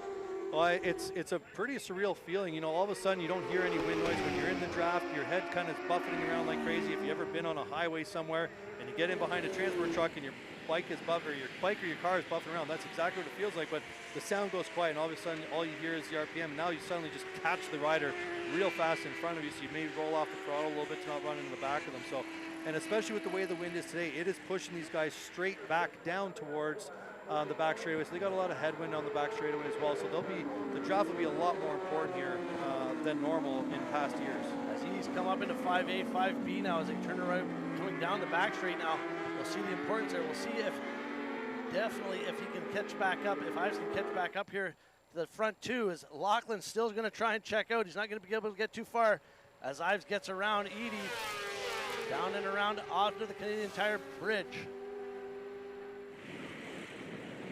Bailey's going to try to be figuring out a way. He always seems to catch Lachlan here off of turn 8 and into turn 9, but the lines that Lachlan's able to carry just a little bit more speed and a little bit more momentum, making it hard for Bailey to go through. So if Bailey does try to make the pass, that's where we always see the first couple laps he wasn't able to get the drive back out. So Lachlan's looking really great out here, right? He's not new to leading races, right? He's done it in his classes here in the national championship. He's done it in his home rounds in Soar, so he's used to leading races. So this isn't new for him. He runs very wide through turn 1, and maybe that's one of those mistakes that Bailey's putting the pressure on Lachlan. He's hearing him, that's for sure. And Edie around the outside Ives as they go down and around. That's a long, long ways around the bottom of turn 2.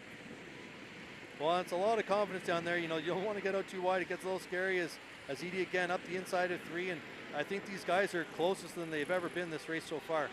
It's got to be important here for Lachlan to have Ives and Edie battling it out between the two of them to hopefully try and pull himself a little bit away. But obviously you mentioned earlier, Edie on that R6 compared to the Gixxers.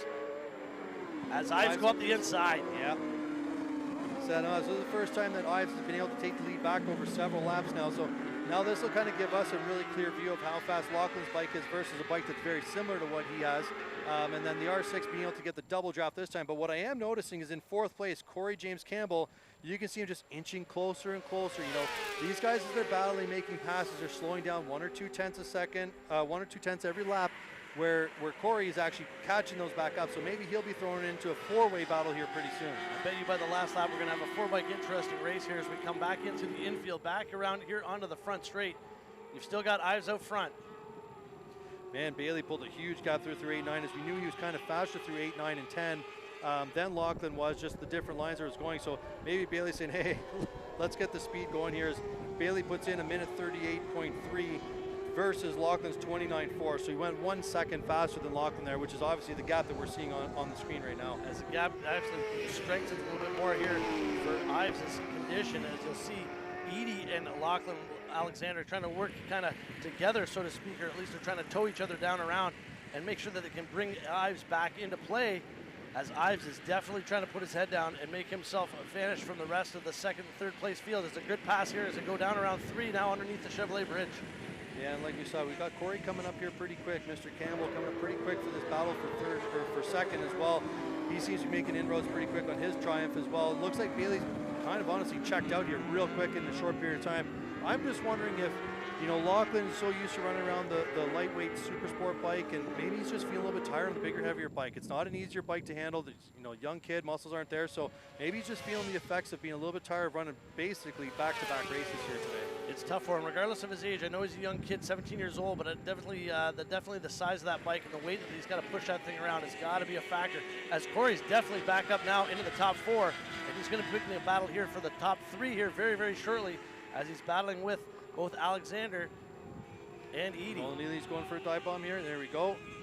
See that line there from Lachlan, just slowing him up a bit there, but Nolan was able to get the proper drive there, as Bailey Ives just set an unbelievable lap time at a minute 27.0, going 1.1 faster than he had the entire race, 1.1 faster than he did in qualifying.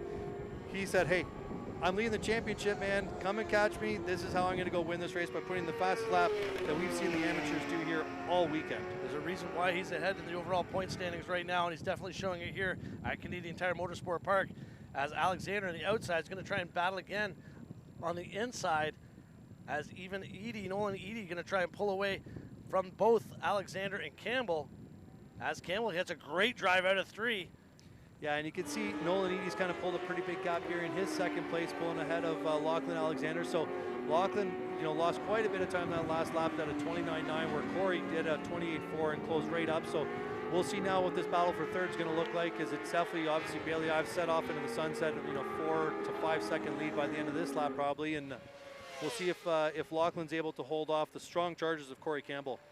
An overall accolade there to Ives, as he's definitely put his head down, coming all the way here from the East Coast, I believe it was, and then now he's making his way here at Canadian Tire Motorsport Park, kind of, I don't want to say checking out in the field quite yet, but he's definitely put his head down, and he's making some points, or some seconds overall here, as the battle for second and third heats up.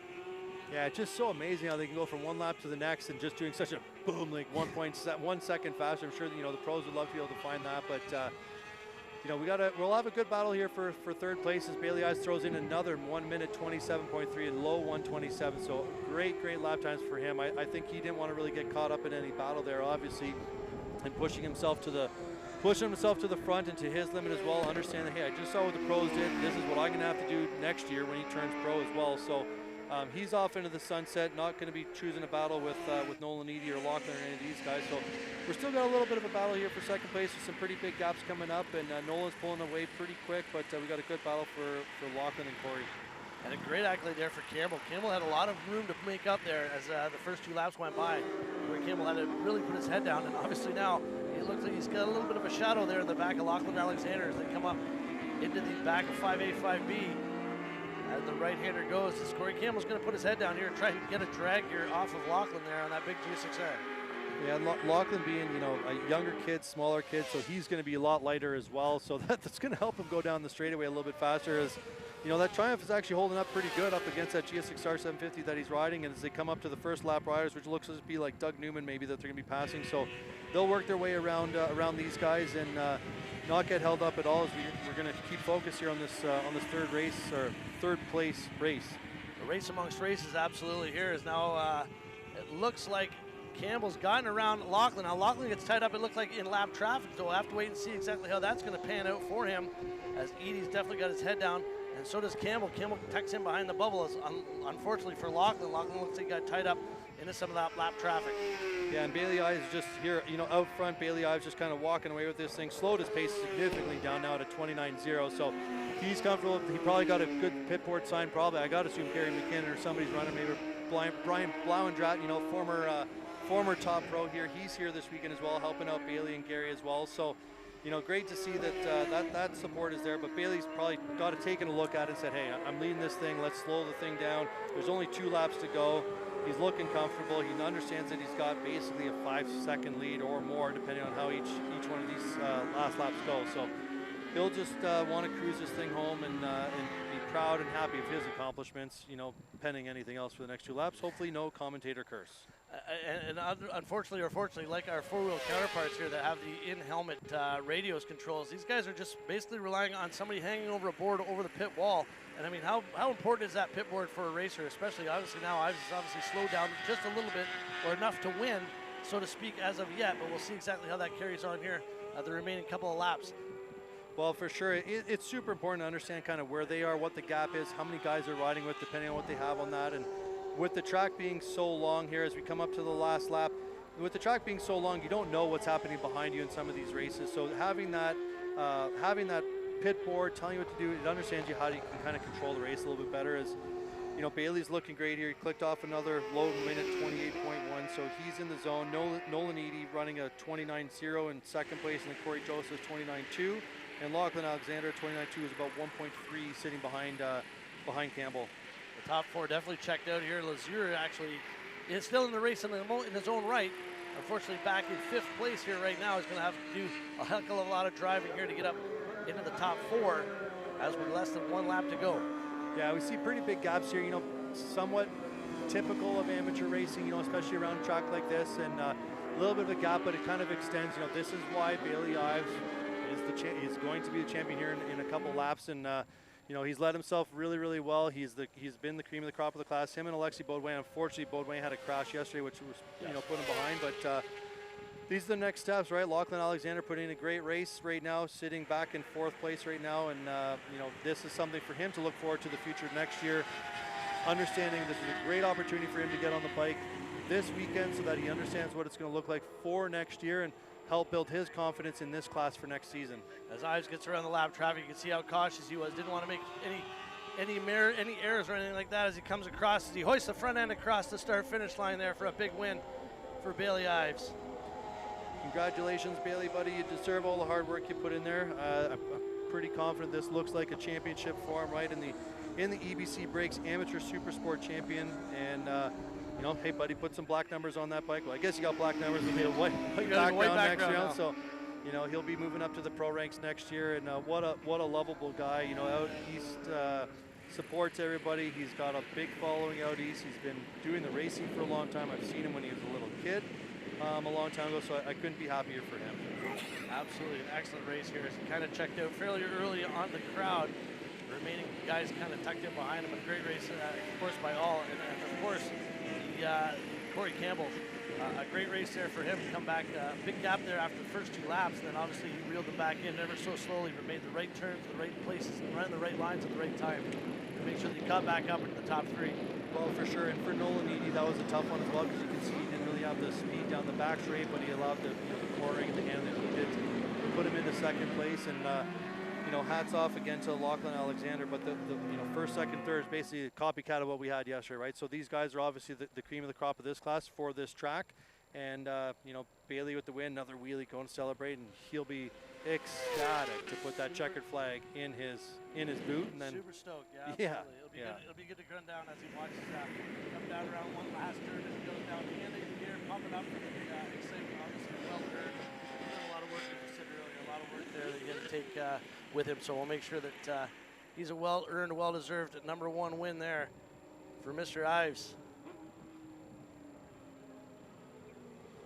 Shaking his hand and fist and being happy with everybody. There's tons of fans in those areas that are, you know, line up on the front straightaway to get his checkered flag. You know, we don't see the Colombian smoke flares that we saw with Thomas Kazas, but Bailey Ives grabs the checkered flag, and you know, he'll walk this thing around. So great result for him as we take a look at the overall results. Bailey Ives in 1st place. You know, pretty strong gap, excellent lap time at a 27.0 for his best lap time, with a 6-second gap over Nolan Eady. And in 3rd place is Corey Campbell, with Lachlan Alexander in 4th, and Jeremy Lazure in 5th. Johnson Baudin ended up 6th and 7th, and then of course Grambois in 8th, Jones in 9th, young Alexander Ray there rounding out the top 10. Yeah, just wondering something. I see Julia Kranz there sitting back in 11th, so obviously she wasn't able to make up any positions. I'm just wondering if she had a problem with being a lap back as well, because obviously she had more hopes than what had happened for her this weekend. So, you know, tough weekend for Julia, but hey, a learning lesson to move into for next year, and hopefully the improvements that she did. I mean, a wicked round for her at Grand Bend, and hopefully this will lead her into the future rounds at the Soar Series at Grand Bend, and then also for the Amateur Championship for next year as well. I can tell you, Julie's got a great crew behind her. Again, Michael and her brother Nicholas. You'll see Nicholas here later on this afternoon. But what a great opportunity for Julie to even be here at Canadian Tire Motorsport Park and racing here in the Bridgestone Canadian Superbike Series for sure. Hold on to that one, Bailey. You know, don't let it go. If you go too fast, it's easy to fly out of your hand, man. There's a lot of wind resistance that we got around this track, but you know what? Carry it proudly, and there's literally no better feeling. I was mentioning this to Stacy Nesbitt yesterday when we were on camera. Is that I think this is the one track where just everybody kind of circles that they kind of want to win this one right at Mosport, and you could see him with his championship T-shirt on. Super proud to wear it, super happy for him, and I hope he celebrates it. But he can't celebrate too hard. He's got an amateur superbike one to go for, an amateur superbike race later this afternoon. That's right, later this afternoon. He's going to try and put it on again here, the amateur superbike race here later on this afternoon. So we'll make sure that he stays well grounded here, so we'll make sure that those are all good. Sounds good. Well, appreciate the love. Got a great race out of one. Congratulations, Bailey Ives, and we'll be back soon.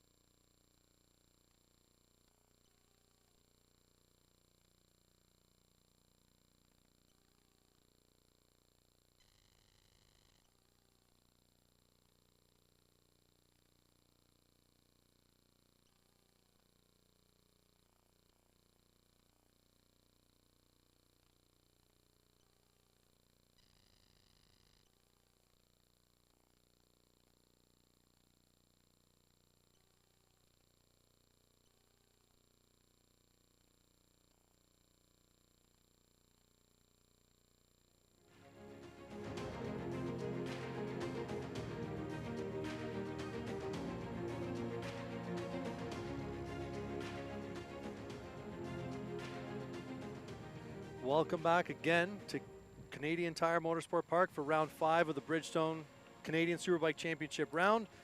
Just wrapped up the amateur supersport race. Good battle. Bailey Ives soils off, goes and wins the championship. Congratulations to Bailey. Now upcoming, we got the Importations Thibault Twins race, which we saw a great race yesterday with JP versus Gary McKinnon.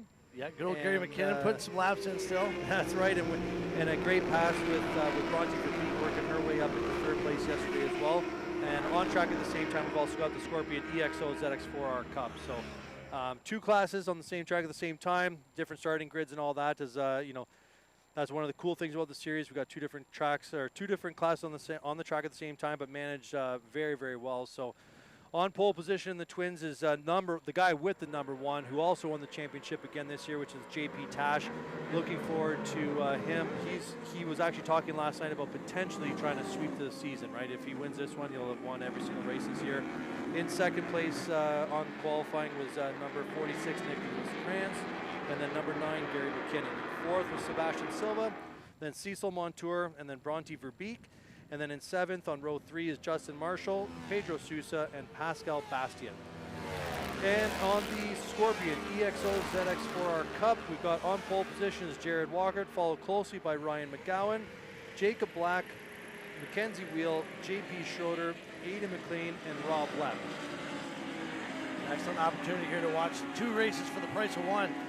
Where else can you get that kind of entertainment here except for the Bridgestone Canadian Tire Superbike, or the Bridgestone Tire Canadian Superbike Series here at Canadian Tire Motorsport Park, as the riders are coming back around here after their sighting lap, getting ready back here onto the start-finish grid.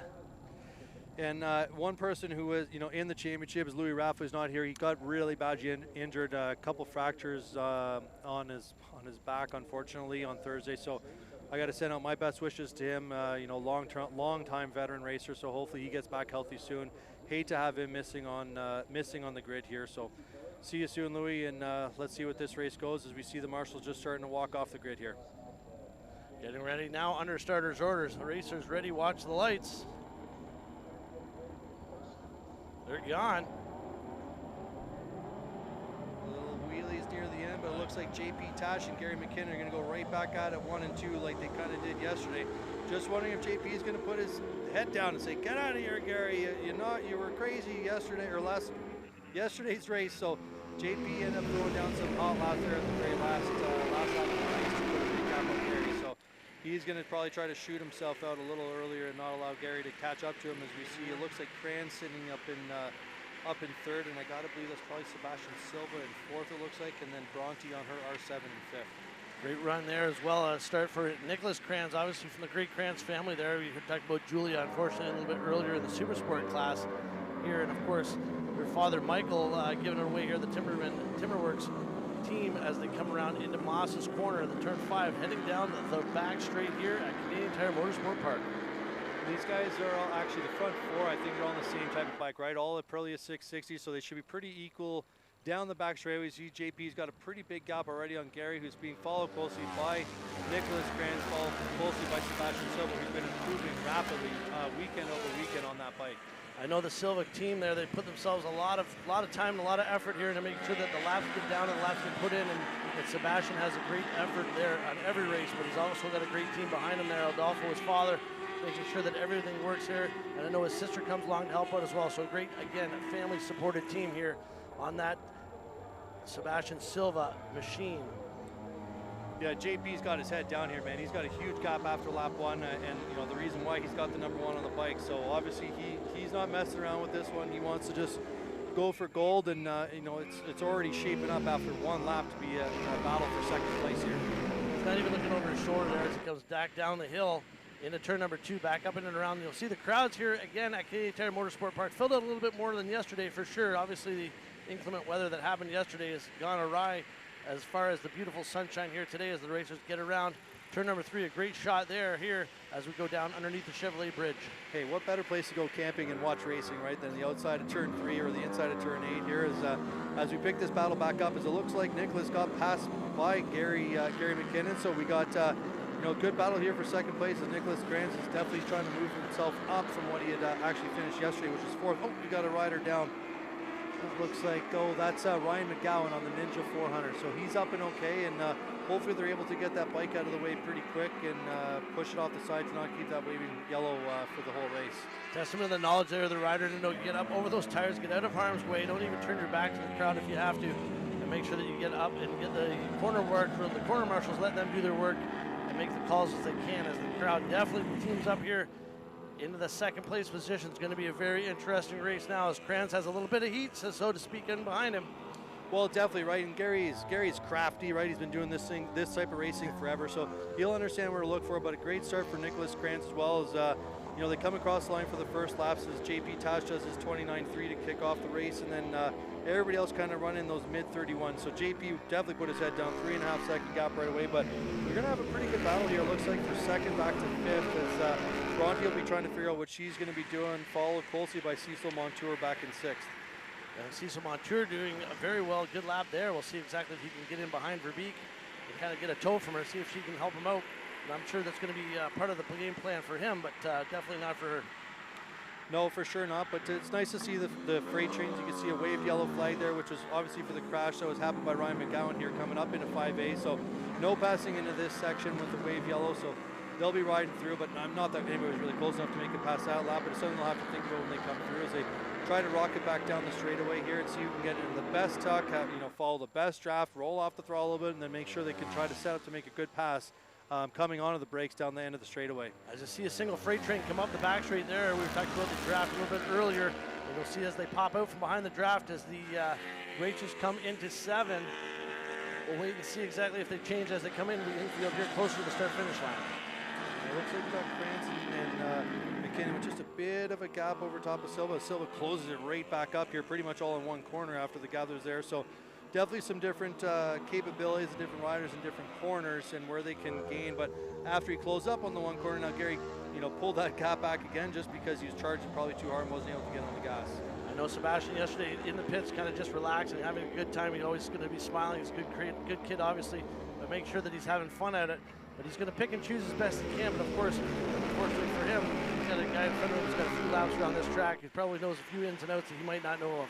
Yeah, I can't imagine there's too many tracks that Gary doesn't have a lot of laps around, but this would definitely be one of them, obviously. His home track being Atlantic Motorsport Park out in Nova Scotia. So, but he's going to go, he is fast here, right? Gary's fast. Obviously, he had a great race with JP today and not able to hold that up today. JP's walking away with this one, a 5.5 second gap, but we do have an excellent 5-rider battle here for second place.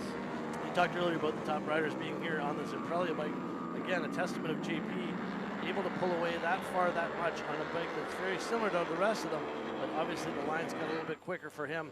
Is pick and choose where he's going to be able to get on the gas a little bit earlier than the rest, maybe even brake a little bit later than they can as they come up over the second and third rise here at the back straight at Canadian Tire Motorsport Park. And you can kind of see that Kranz took a pretty tight apex going into 5B, which hampered the drive a little bit, where Gary was able to close up down the straightaway, but Gary wasn't able to go by him on the straightaway. Maybe he was rolling off, maybe he was just thinking about maybe don't pass just yet, but he wasn't able to go by him. So as it looks like Kranz goes real wide, and all these guys are kind of bunching back up again, getting real racy. You've got a real race going on here onto the front straight as we see Silva kind of picking and choosing outside-inside lines. He's got a lot of work to do here, both of them do, to get in front of McKinnon, but we'll see exactly how that happens.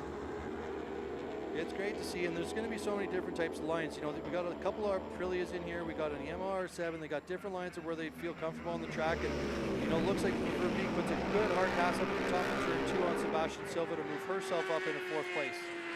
You see some Montour up there as well. I believe rounding out the top 6 as they come back around to the top of turn 3. Back around with a great crowd there, a great shot there again as they come down underneath that Chevrolet bridge one more time, and you'll see a great side-by-side going under the bridge here. We'll see when it comes up into 5. Yeah, these two guys with Gary and Kranz, they seem to have the pace a little bit going down the bottom 2 all the way through 3, so they're pulling a bit of a gap there, but it also looks like Gary just said, hey, I'm not messing around anymore, where Gary's putting on a hard charge to pull his biggest gap on Kranz, because I gotta believe Kranz's bike was just a bit faster down the straightaway last time, so Gary understood pretty early that he needed to be able to pull that gap to not allow Kranz back down the straightaway.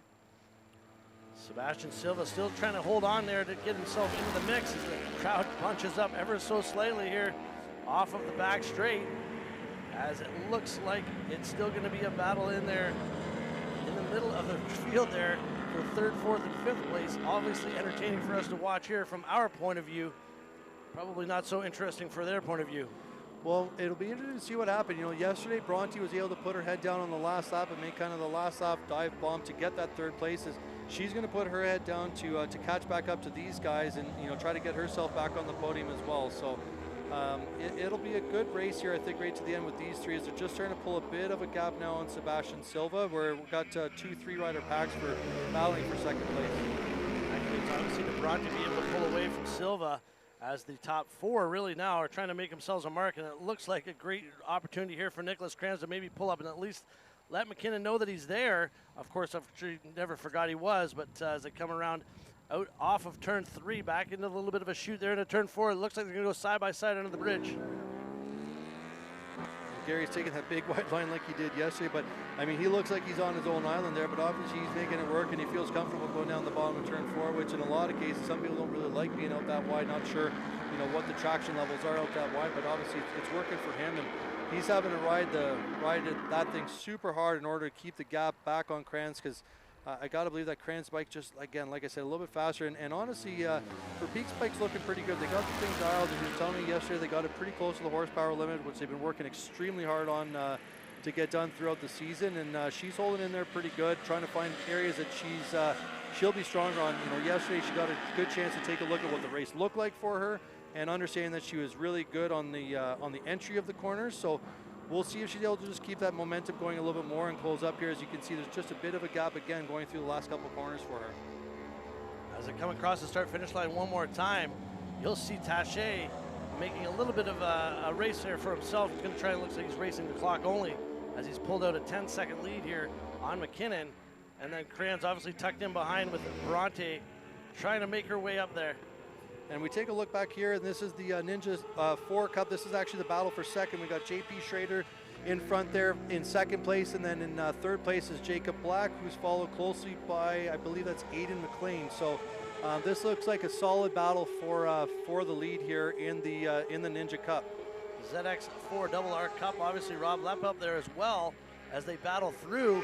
And a great opportunity for us to see those 400cc Ninja machines just whipping around here this track. They got such a nice high rev point on these machines as they all bunch up now as they go into 3. Well, and these bikes are equal, right? There is no different. They're all the exact same. They're all the exact same bike. And you know, obviously we got Jared Walker, who's way out front in this class, like kind of was, you know, a little, and not really in lightweight super sport, but he's way out front on this one. So this is a solid battle for 2nd place. Where in 3rd place, the guy in the middle of this is our good friend here, Jacob Black, who we've seen on the camera here. Absolutely. He was trying to hold something down, but obviously JP Schrader, you know, leading that for 2nd place. As they come up here onto the back straight here, you'll see these guys tuck in and get this clean air as much as they can. And it's a push and shove as they get into the clean air and kind of go as fast as they can. Yeah, and we go back here. Looks like Kranz has now worked his way back around McKinnon again. So we got a pretty good battle going on here for 2nd place still in the Twins Cup, which looks like it'll be McKinnon and Silva worked his way back up. Or sorry, Kranz, McKinnon, Silva, Montour, and Bashan. And then Verbeek must have had a big issue somewhere, because she lost a ton of time on that lap. And you never know where they actually lost that time here, because you get so much momentum as you come down out of 4 up into 5A. You know, you can lose a lot there, you can gain a lot there obviously as well, but the drive coming out of 5B onto the front straight makes a big difference here if you get a great drive. As they're coming down underneath the bridge side by side, it's going to be still. That's 2nd, 3rd, and 4th place, with the 5th place is Cecil Montour hanging on.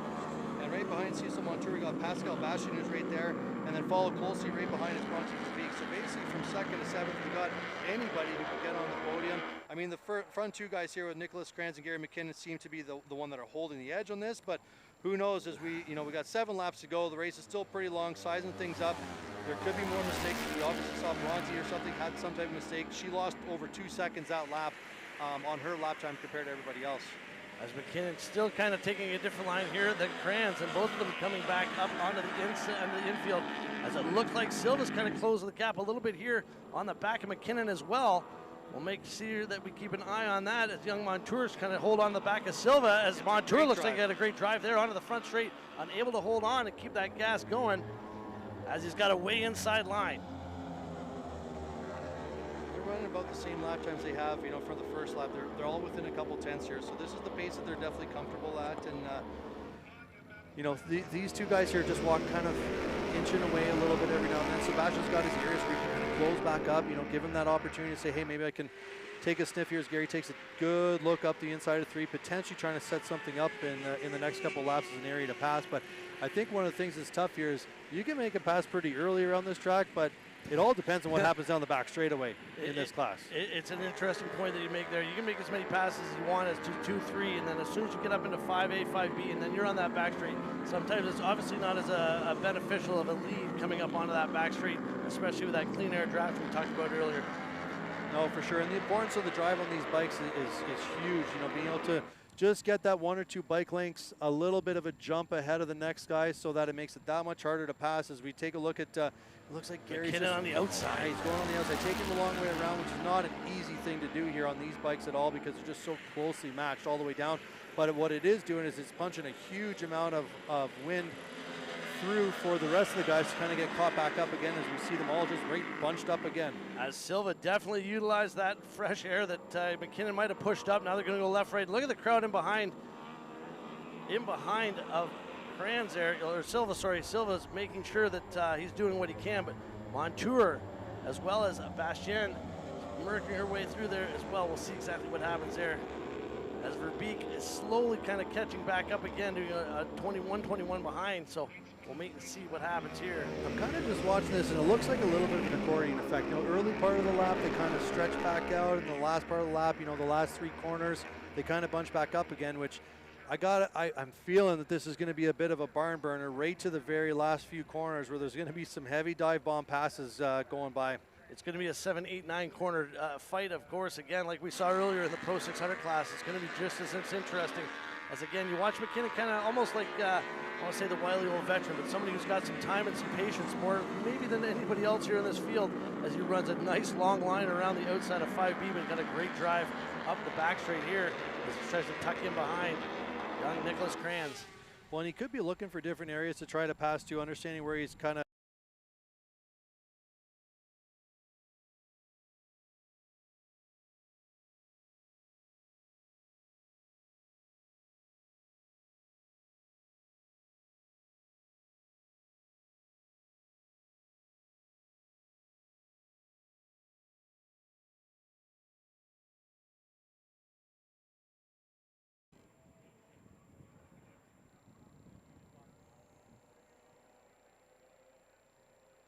As the racers come down across, obviously going down into the bottom of turn 2 now.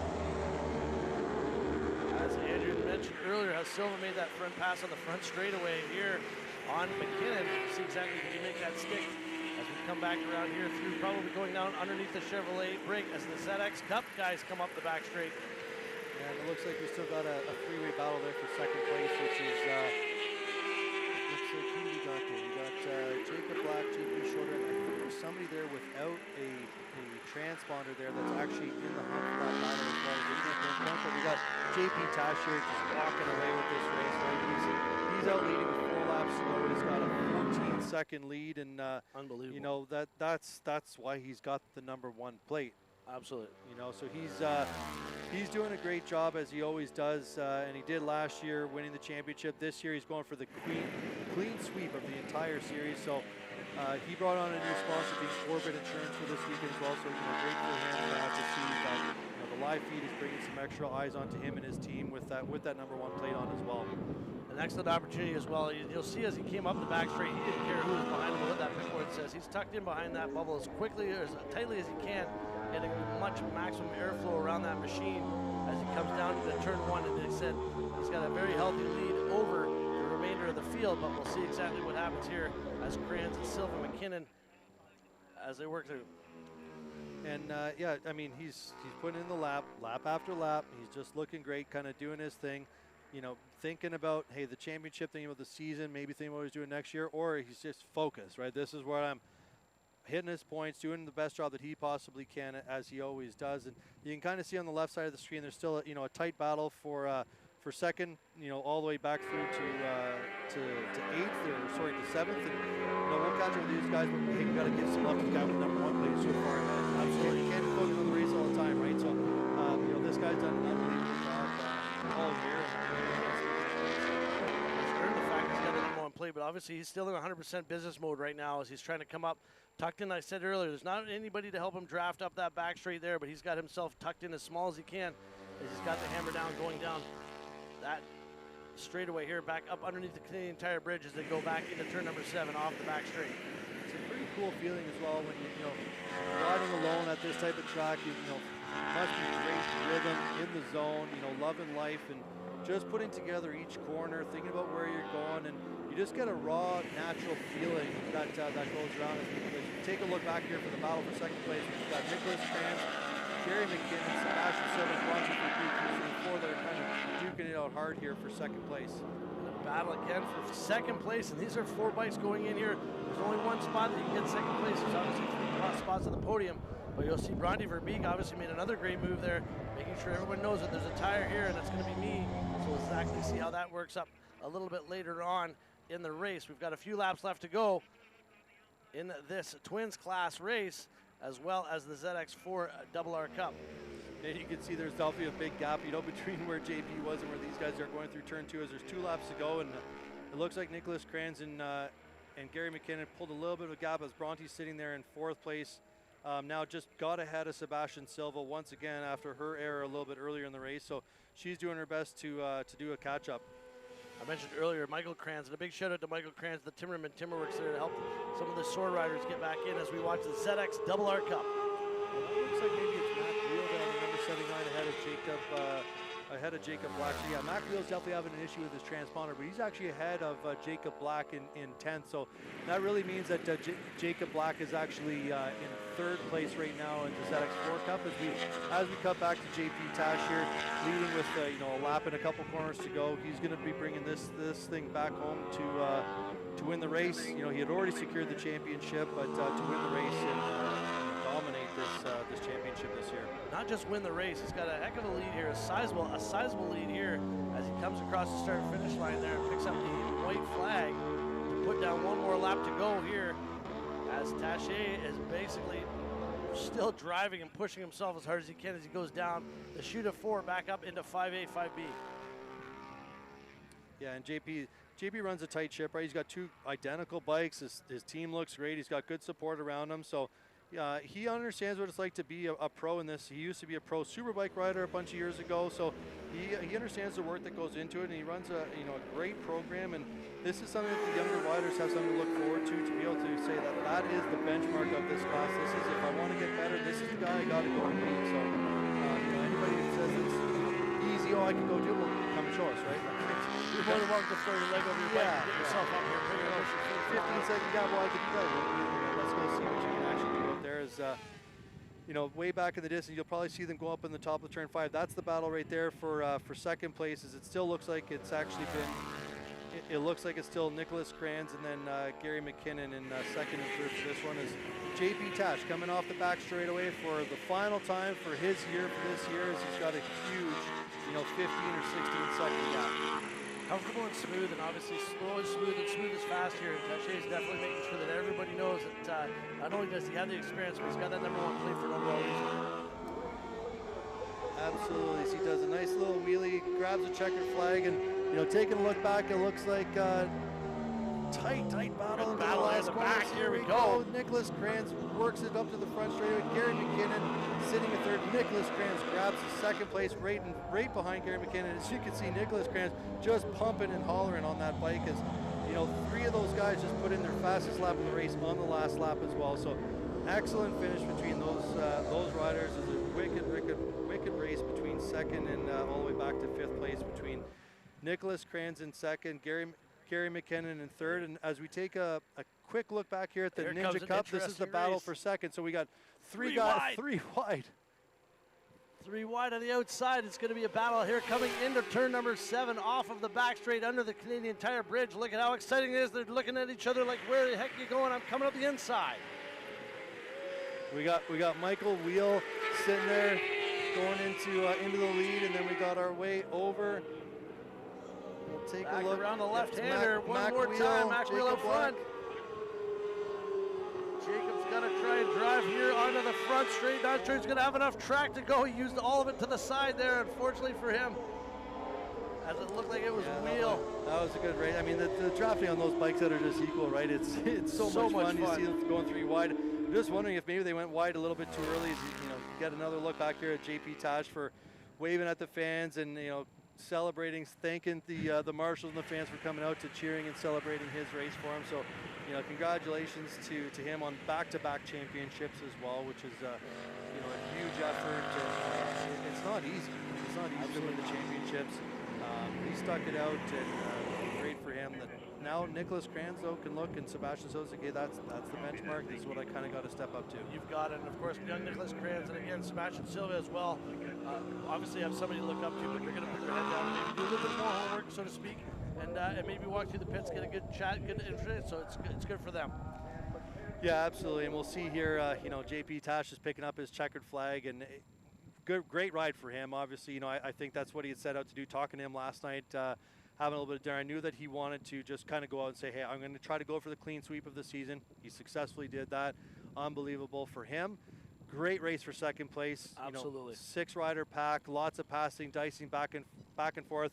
Got to feel maybe a little bit for Bronte. Obviously, a mistake happened. She lost 2 seconds in one lap. She kind of worked her way back up. But at the end of it, Nicholas Kranz put in an awesome ride, going back and forth with Gary. Those two were always at the front, so they had a great ride for second place, and you love to see that. It's too bad that this is the end of the year for that class already, right? I just feel like we're building some momentum for that class. And you know, it's going to be a great momentum run into next year, of course. Hopefully they all still get in there. They still can battle as they did this year here today, especially.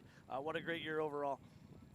Yeah, absolutely. So this sets up something pretty good now. We got the Pro Superbike, I believe, should be coming up next, and obviously we had Pro Superbike this morning. This who knows, maybe will Ben do a JP Taj, you know, yeah. You know, who knows where Ben's going to go with it. So, you know, we'll take a little time to regroup here, and we'll be back very soon.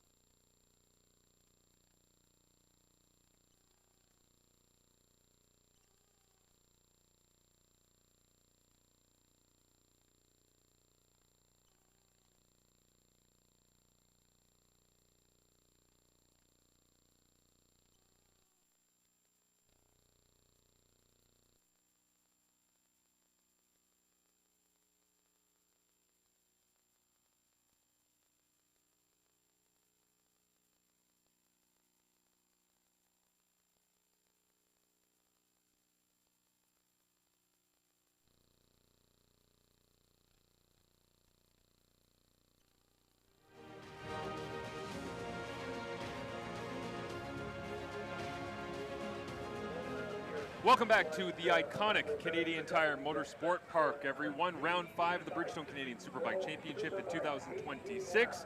As we appreciate you being here with us, a picturesque track with a great history, and we've had some fantastic racing here today as well. Marshall Ferguson alongside Andrew Nelson as we are getting set to go for the GP Bikes Pro Superbike finale. It's the final race of the year. It's been dominated by Ben Young. Before we even set foot here outside of Bowmanville, he's the champion, right? Yeah. He's got 5 in a row. He's got 6 overall. If you don't like hearing about Ben Young, you've come to the wrong place. Yeah, you have. I mean, back-to-back champion, won it back-to-back this time. I mean, he's been incredible. It wasn't really a surprise, I don't think, coming into this season. There was a couple fast guys that gave him a challenge last year aren't there this year, so not really a surprise. You see Ben here with a 58-point lead over top of Zoke, which is, it is what it is, right? And, he wins a championship again. We saw some crazy stuff this morning, though. Yeah, definitely. It was an unfortunate incident that we just wanted to update you on when it comes to Alex Michel and Zoltan Frast. We have been given permission and approval by CSBK staff and leadership to say not critical injuries. That's the best news that we can give you for right now. They both conscious and speaking and trying to talk things through. Apparently Zoltan is actually trying to figure out what's up with his bike, which is the most racer thing I have ever heard. 100%. So yeah, glad to hear that, right? Obviously scary for anyone that was watching that one. Glad they're good. That's why they got safety stuff, and we got a great crew here, so great for them. And we'll get build up for this race, and we'll take a look as these guys get ready for the warm-up lap at the track map. Yeah, absolutely. Track map looks great, right? This is the fastest track. These guys are averaging, the average speed around here is a whopping about 175 kilometers an hour is the average speed. Turn 1, ultra fast downhill right-hand corner. Turn 2A, big, long downhill waterfall corner. You see some passing opportunities up into 5A and B, and then obviously down the rocket ship back straightaway where these guys are hitting about 300 kilometers an hour. It is amazing to watch a Superbike rip around here, and look who that is! Look who's there on the track. How is Andrew Van Winkle back out right now? Well, that's huge news, right? He had a wicked crash in turn 3 earlier this morning in that first Superbike race. Tucked the front, so I don't know if this is his first time getting back on it, making sure the bike is not bent and not riding the way it's supposed to. He put the bike over the fence, so obviously a lot of hard work between his team and his dad to get that thing back together, but great news to see him back on the track. Ben Young, Andrew Van Winkle, and David McKay, and pack of Hondas that qualified first, second, and third here, with Young coming close to his own record from his time on the BMW M1000. And looking forward to seeing exactly what he can do here to maybe punctuate this historic season that he has had. But you can tell Van Winkle pushing it a little bit up front because he wants to make sure everything is good. Hey man, you got to test it now. Like, you got one lap to make sure that everything's good. He's throwing his leg out, just telling boys, okay, we're going to get back in the grid spots here. The grid was Ben Young first place, Andrew Van Winkle second place, David McKay in third place to kick off the grid, with Zoltan Frast, who's not going to be able to make it, Alex Michel, who's not going to be able to make it, as we mentioned, with Cole Alexander, for his first time on this bike, will be starting in sixth place, which is really fourth place at this point. And I think he actually managed to get on the podium with the way that the results ended at the first race as well. So really cool to see. Yeah, because the people that were running in third and fourth forced themselves out as we see them line up onto the grid, and Ben Young makes his way to the front. Tommy Cassis is in this race as well. He's already run the Pro Supersport Championship as the KD Group lights are ready to go. Here's the red flag at the front of the grid will now clear. Ben Young digs in a championship season. The title is over, but there's one more race on the line, and we are underway from Canadian Tire Motorsport Park. Bit of a hop from Cole Alexander as he tries to chase down the hill, and Young takes the back seat here as David McKay launches away alongside Andrew Van Winkle, and Van Winkle looks like all is good for now as we see Young climbing up over the top of the hill, but he is way back there off the start. Well, David McKay does it again. The guy has just been getting launches after launches every single race this year, and he pulled a huge gap right away. Ben's been struggling off the line. Van Winkle wasn't too terrible, but Ben's already back in fifth place. I don't think that's going to last very long, but Ben's back in fifth place, and as he looks to power by, that must have been Thomas Gazas that he went by, because the power on the Super Sport right away. But David McKay's got a huge lead here already to kick it off, and maybe looking for a little bit of redemption of what happened to him in Grand Bend and in Calabogie, and they made a lot of changes to the bike from last night, talking about different lines that they could see different opportunities for him to pick up speed, and look at the big gap he's already kind of got on Van Winkle and all the way back to third place. Amazing to see McKay ripping away. Out in front is side by side is Ben Young on his A bike with his B bike as Cole Alexander gets passed by his teammate for the weekend. The Van Dolders home team Honda passes the French Glass Company Honda as well as coming into this weekend. Alexander said he wasn't really sure what he was getting himself into, but he could not have been more excited. And going wheel to wheel with Ben Young on a 1000cc Superbike here in Bridgestone CSBK has got to be a memorable moment for him. As now down the hill, look at Young finding the pace, getting the tires going as he breezes past Van Winkle. Yeah, Ben's not going to waste any time to get it back. There's no reason to stopping him from trying to go fast to just win this race and put his final stamp on it. You know, basically, you know, almost a sweep on the season if he's able to win this one as well. So he's going to want to get back and put the pressure back on him. McKay as Van Winkle's, you know, going through teething problems, right? Just making sure the bike is working good after the crash earlier this morning. So the pace off for Van Winkle right now, understandably, is there is a group of riders fighting for what looks like that 5th position a little bit further back, but Young ahead of Van Winkle, while McKay trying to hang on to the lead at this point in the race. Ben Young, the lap times and closing of the gap is just showing his world-class ability and what has made the potential for him maybe looking elsewhere going into 2027 a possibility, because he has now got those 6 Canada Cup titles. He knows he's never going to be able to reach up to what Jordan Zoke has done in the all-time record books, but very happy and content with his time here in CSBK currently, and you can see the pace that he carries right up into the back of the Ava Snow City Cycle Honda of David McKay.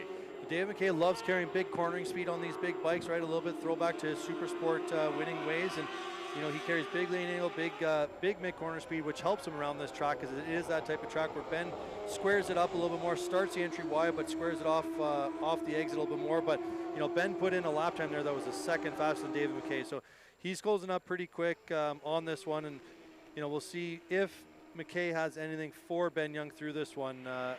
You know, lap after lap. I'm surprised he hasn't closed up in some areas, but McKay's definitely learned a little bit from yesterday, just probably watching some of the video, talking to his team, where to go a little bit wide on the exit there, but trying to square it up a bit. And Ben's not really gaining on too much in here, but I'm going to be looking probably for a pass going up into 5AB or more likely down the back straightaway. We'll see if Young takes the lunge here. McKay with a defensive line, as to the outside goes Ben Young, and he'll try to pick up the drive, slowing things down for a moment so we can get the top end speed at the end of the Andretti straight right here, where Ben Young has had so many memorable moments in drafting battles, namely last year against a couple of BMWs, Sam Garan and Alex Dumas, and now this time it will be Honda on Honda with Young taking the advantage. He takes the lead of this race. The #1 plate is home in the spot that he has claimed so much of this year. Top spot for Young in the Van Dolders home team Honda. Yeah, Ben just using a great drive coming out of 5A and using the draft to just kind of walk right past David McKay there. So obviously the little bit of horsepower difference between the two bikes is what it looked like to me on the straightaway, but you know, Ben put himself there. He's had the pace all weekend. You know, nobody I don't think is really surprised he was able to charge to the front like this. This will give David an opportunity to just, hey, kind of watch what Ben is doing, right? Learn for this. Maybe set himself up to put a little bit of pressure on Ben where he thinks he can, but definitely, you know, David's got to learn a little bit here from Ben. Ben's been the benchmark of the series for a long time, especially on this track. I'm hoping that David's able to learn, you know, what differences Ben is doing here, how he's riding it, where he's applying the throttle. You know, you can feel those different things. While the gap looks big on the screen, when you're on the track and on the bike, that does not look different. Big wobble as well. I heard my reaction at the bottom of turn #1 going into 2 there from David McKay as he was getting on the throttle and wobbling all over the places. Quick little look over the right shoulder here from Ben Young. And the #1 plate heads back to the place that he just took over that top spot with David McKay in second. Andrew Van Winkle sitting about 1.3 seconds back as they cross the stripe here. You see him in the shot for that 3rd position.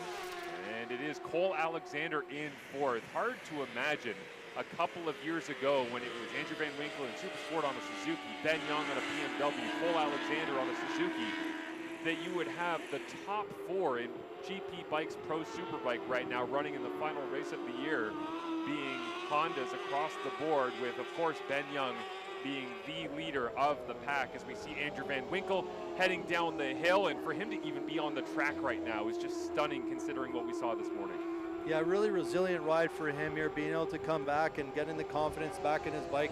after a huge tuck in the front going into turn 3. He was really feeling comfortable in that first race earlier this morning, and it kind of caught him off guard. He just folded over the front, thought the rear was coming around a bit, and just tucked the front going here into actually this corner early this morning. So great job for him. He's trying to cruise for the championship. I wasn't too sure if he had enough points where that would land him, maybe going for second for the championship. But he's a young kid. He's a fighter, and he doesn't want to give up. And he's trying to end the season on a high note. Got to wonder as well, Andrew, the mentality for somebody who is so young, going through that corner for the first couple of times since having that huge moment this morning where his bike ends up over the top of the tire wall. I actually went down during some of the amateur races here in between the Pro Supersport and Pro Superbike races, and I asked a couple people in turn 3, was it adventurous when Van Winkle came flying towards you this morning? They were like, oh yeah, we got full value for that one. Not necessarily what we wanted to see, but for him to be healthy, happy, and back up onto his feet and back onto the bike is just incredible.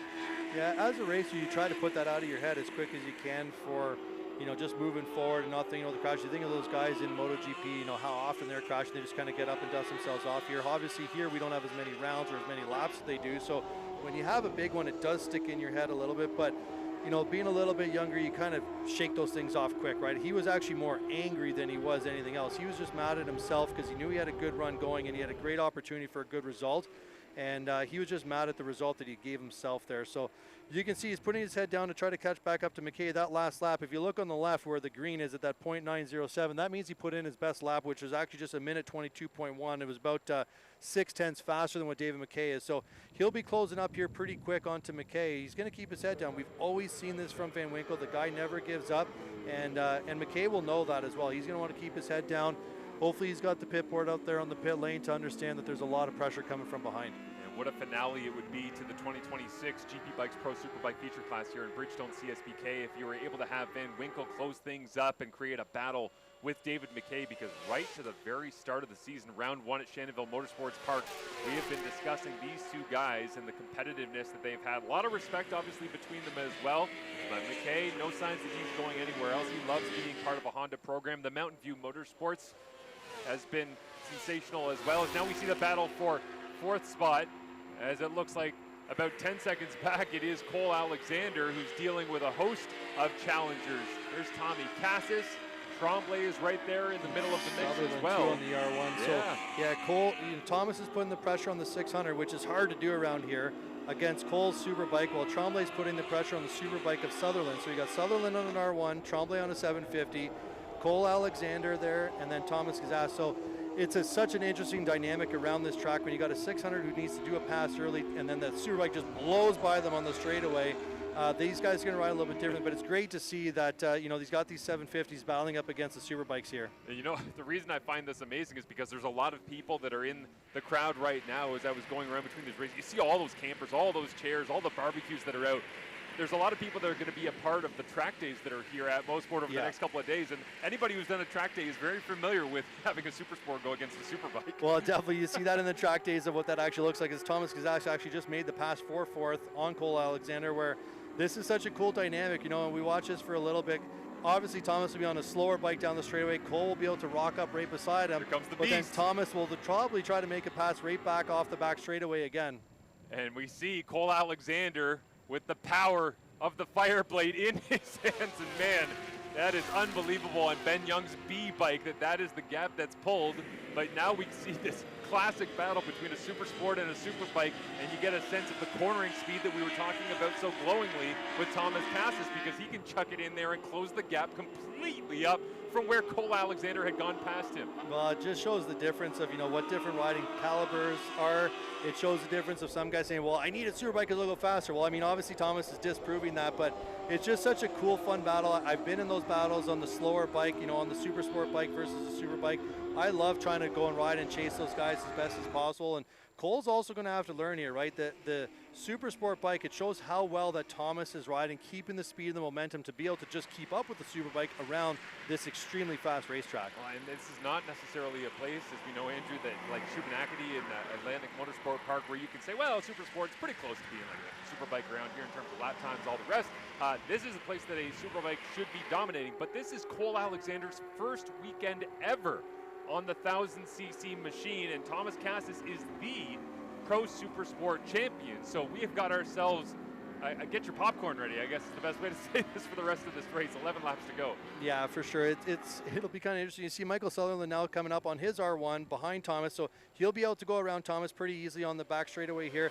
Sutherland, he had actually qualified only 13th in this race, right? He was running a minute 25.6 in this race. He's going a second and a half faster, so he's feeling aggressive and hungry as well, and he'll be doing some learning. He's got some great help from Corn Dog this weekend as well.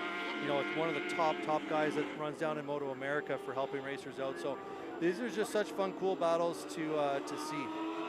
So Cassis makes the move on the outside of some of the final corners there, as we saw him do just a couple of hours ago when he officially clinched the title in the OPD Racing Pro Supersport category. But here in GP Bikes Pro Superbike, it's Cassis getting right into the middle of the mix, battling for 4th position with Cole Alexander and Sutherland, of course, and then Sebastian Tremblay, kind of like he did in the Pro Supersport race here, Andrew. He's just kind of sitting there and enjoying and watching everyone, but you know any given lap, he might chuck it down in. Well, I'm looking at their lap times that Thomas and Tremblay are doing, is that they're actually going faster than they did in the Pro Supersport race earlier, because now granted, there was a lot of passing that was happening in that one, a little bit more tighter battle, so I can understand that. But one of the things that's really challenging on the Supersport bike here going up against the Superbikes is Thomas has to be riding at 100% the entire race in order to keep close to him. That kind of gets mentally exhausting, but it's also hard on the body. Granted, Thomas is in great shape. He's mentally prepared as well for this, and I think this is what ends up making a really fast Supersport riders going up against Superbikes and just pushing your personal limit as well. Box office stuff from Thomas Cassis here is if he can pull off something special on the Supersport machine at Mosport, it would be one that people will talk about for years to come, as he once again leans down the inside, doesn't have enough room to stick it underneath Sutherland, and so he'll carry his speed towards the front straight, but advantage Sutherland there. As now the R1 will head down the hill past the start-finish stripe, as we have 9 laps to go in this race. Ben Young out in front, David McKay 5 seconds back, Andrew Van Winkle holding on to a solid 3rd spot, podium position, and then it's 18 seconds back from Van Winkle to this battle with Cole Alexander. It's pretty cool, you know, for Cole Alexander as well, to having done the Supersport race and then first time on the Superbike as well.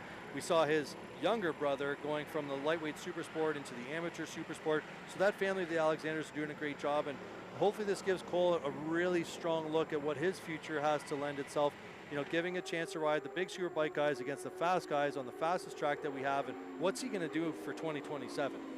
Nothing like learning on the fly for Cole Alexander here. Again, first weekend on that Honda 1000 is now good drive coming out from Michael Sutherland. Is this anticipating him trying to get into the draft? As he does, tucks in nice and tight. Cassis has nothing for either of them obviously here on the 750, and it is Alexander for now holding off the charge from Sutherland. You can see the drive that Sutherland got was great, but obviously that bike that Alexander on is an absolute rocket ship. It was Ben Young's A bike from last year, so the bike is tuned and dialed really, really well. You know, he's on the best bike that won the championship last year. It just goes to show the speed difference between that and, you know, somebody with Sutherland who's a fast rider, but, you know, doesn't really come out to all the nationals as much as, you know, we would love him to be able to come out to it as well.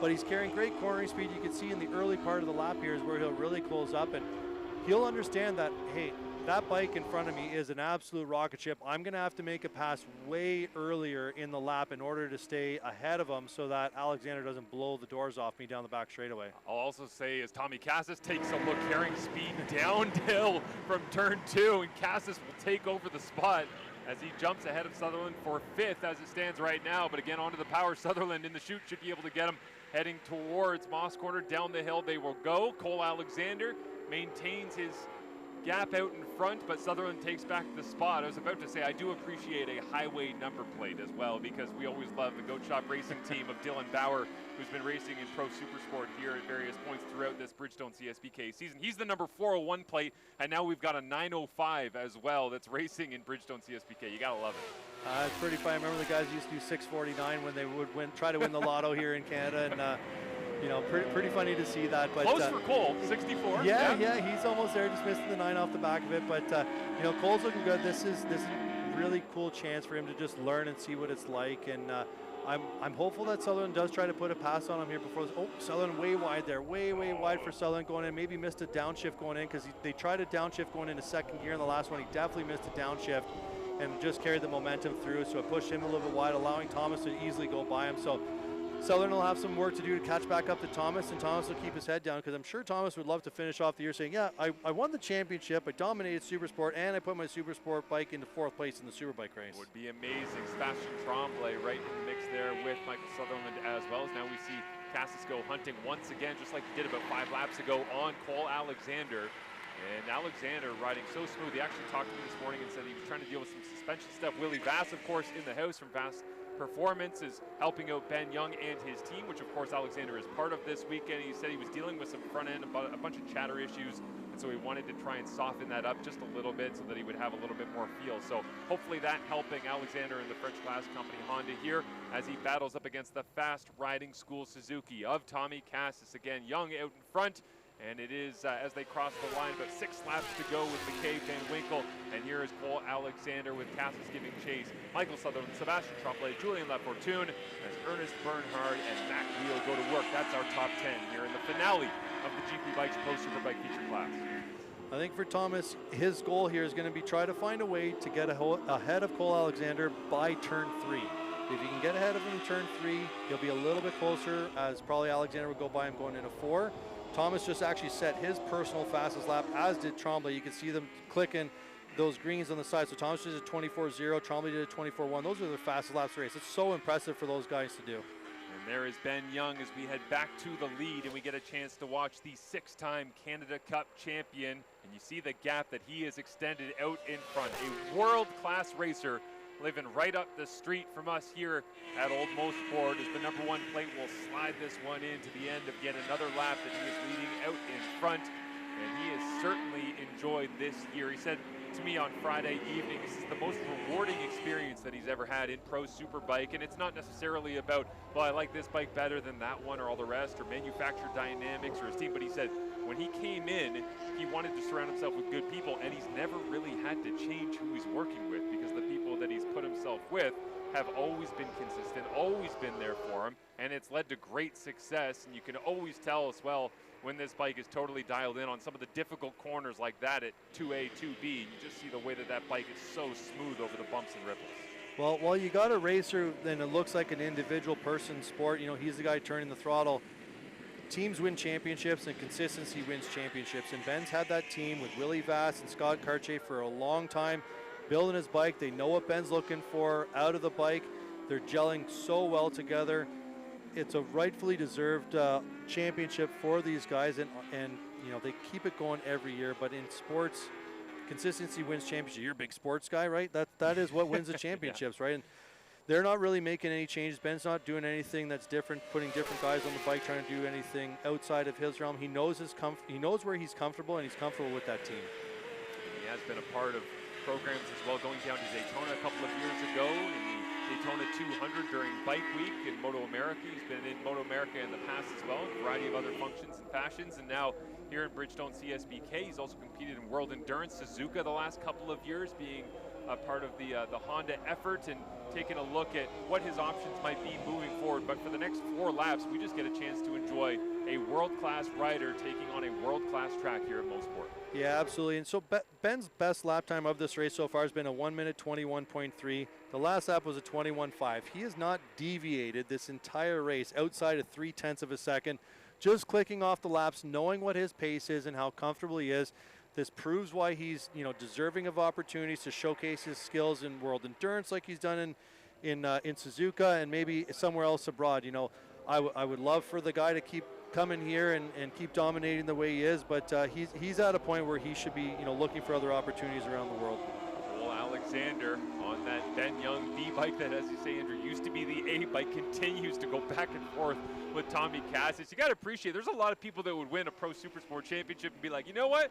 I'm going to go pop some champagne with my friends and hang out with the family. And Cassis putting all of that on hold right now. He just wants to take a dive. Pass up in 3. As down the inside of turn 3, he goes and gets Cole Alexander. So you were calling it, maybe turn 3 is the spot where he could try to make the big move, as we see them head through the chute and towards 5A, 5B. As side by side they go. Cassis does secure the spot for now and head toward the Andretti straight, and expect Alexander to light it up. But again, box office stuff from Cassis. Well, that's exactly what Thomas needed to do here in order to make sure that Cole will be a little bit closer. Obviously, he's going to pass him down the straightaway here, but Thomas will be able to be a bit closer to him now going off of the back straight, which then Thomas may be able to make a little bit earlier pass for the next lap. But yeah, definitely in turn 3 is where he needed to do that pass, as we see Sutherland is still putting in a good charge. But again, the green sign on the left-hand part of Thomas' ass, he just put in a minute 23.8, which is only 0.2 off of what he did in qualifying in Supersport. Wicked last by Thomas. He is giving it his absolute to try to make sure he can get this 4th place over top of Cole Alexander.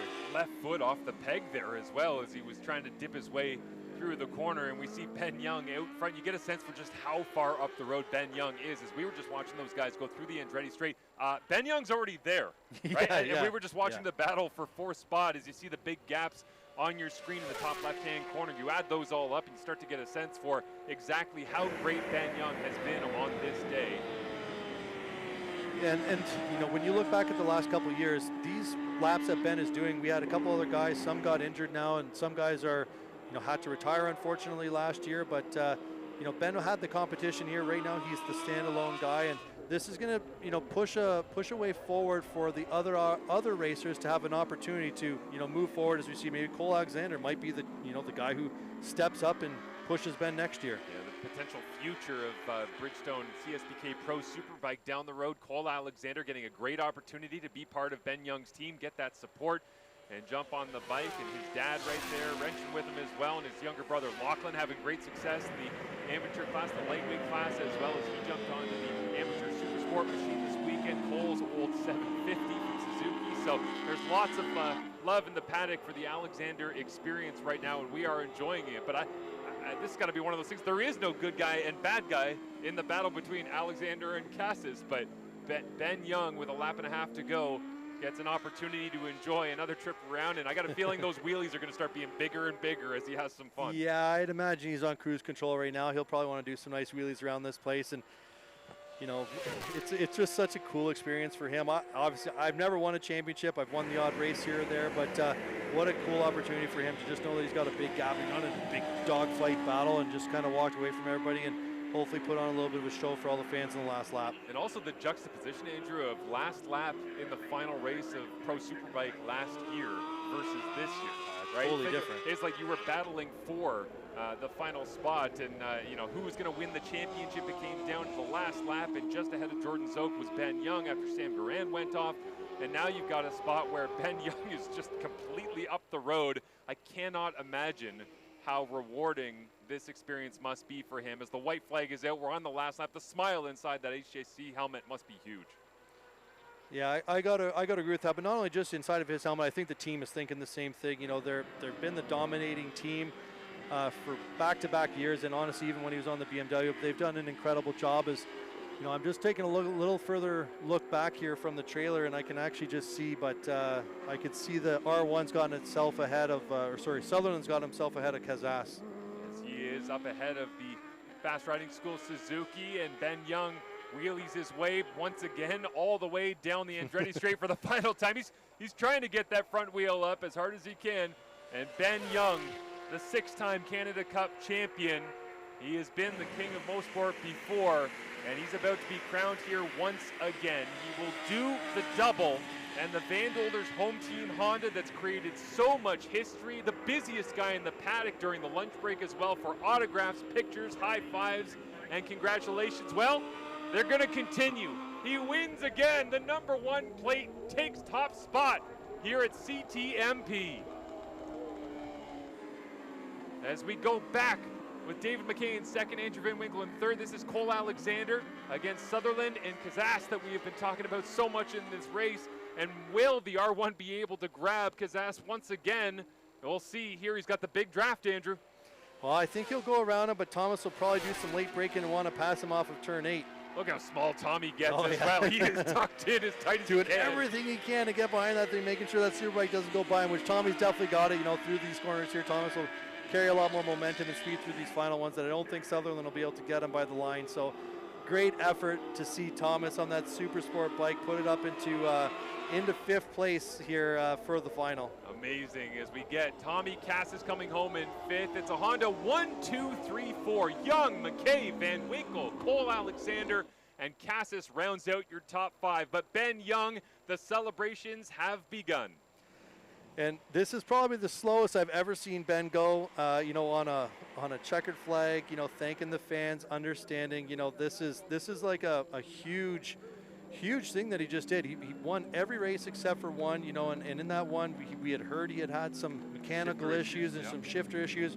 Who knows what that could have been? Maybe could have been a clean sweep of the season for him as well. But, you know, saying bye to all the fans and thanking them for coming out to watch the racing today. We still got a couple more races left, but, you know, huge emotions I'm sure he's feeling inside of his helmet as well. And the amazing part of this as well is you see Andrew Van Winkle, who we didn't get a chance to see much in this race because of that great battle with Cole Alexander, Tommy Cassis, and Michael Sutherland. But you see the future of Pro Superbike if Ben Young does decide that he wants to take his talents somewhere else. Is the big stand-up wheelie down the back straight for all the fans. See the towels waving as they go underneath the Canadian Tire Bridge here. And Benny's almost going to back it in, I think, doing the wheelie like that. He's thinking about it for sure. You know, I hope for Ben he has the opportunity to get onto a package somewhere else. You know, that's as strong as what he has with Willie and with Willie Vass, and Scott, because he's totally deserving of it. You know, he's been an incredible rider for us. I think, 5 of the last 6 years, you know, winning so many championships.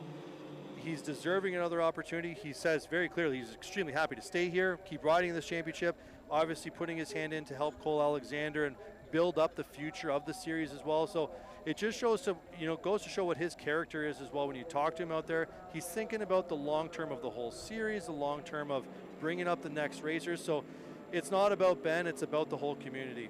And this is a special moment that we're capturing as Willie Vass, the big hug for Ben Young. Scott Cartier right there, his mom Lynn, his dad Scott. There's Nadine Vass as well, Willie's wife.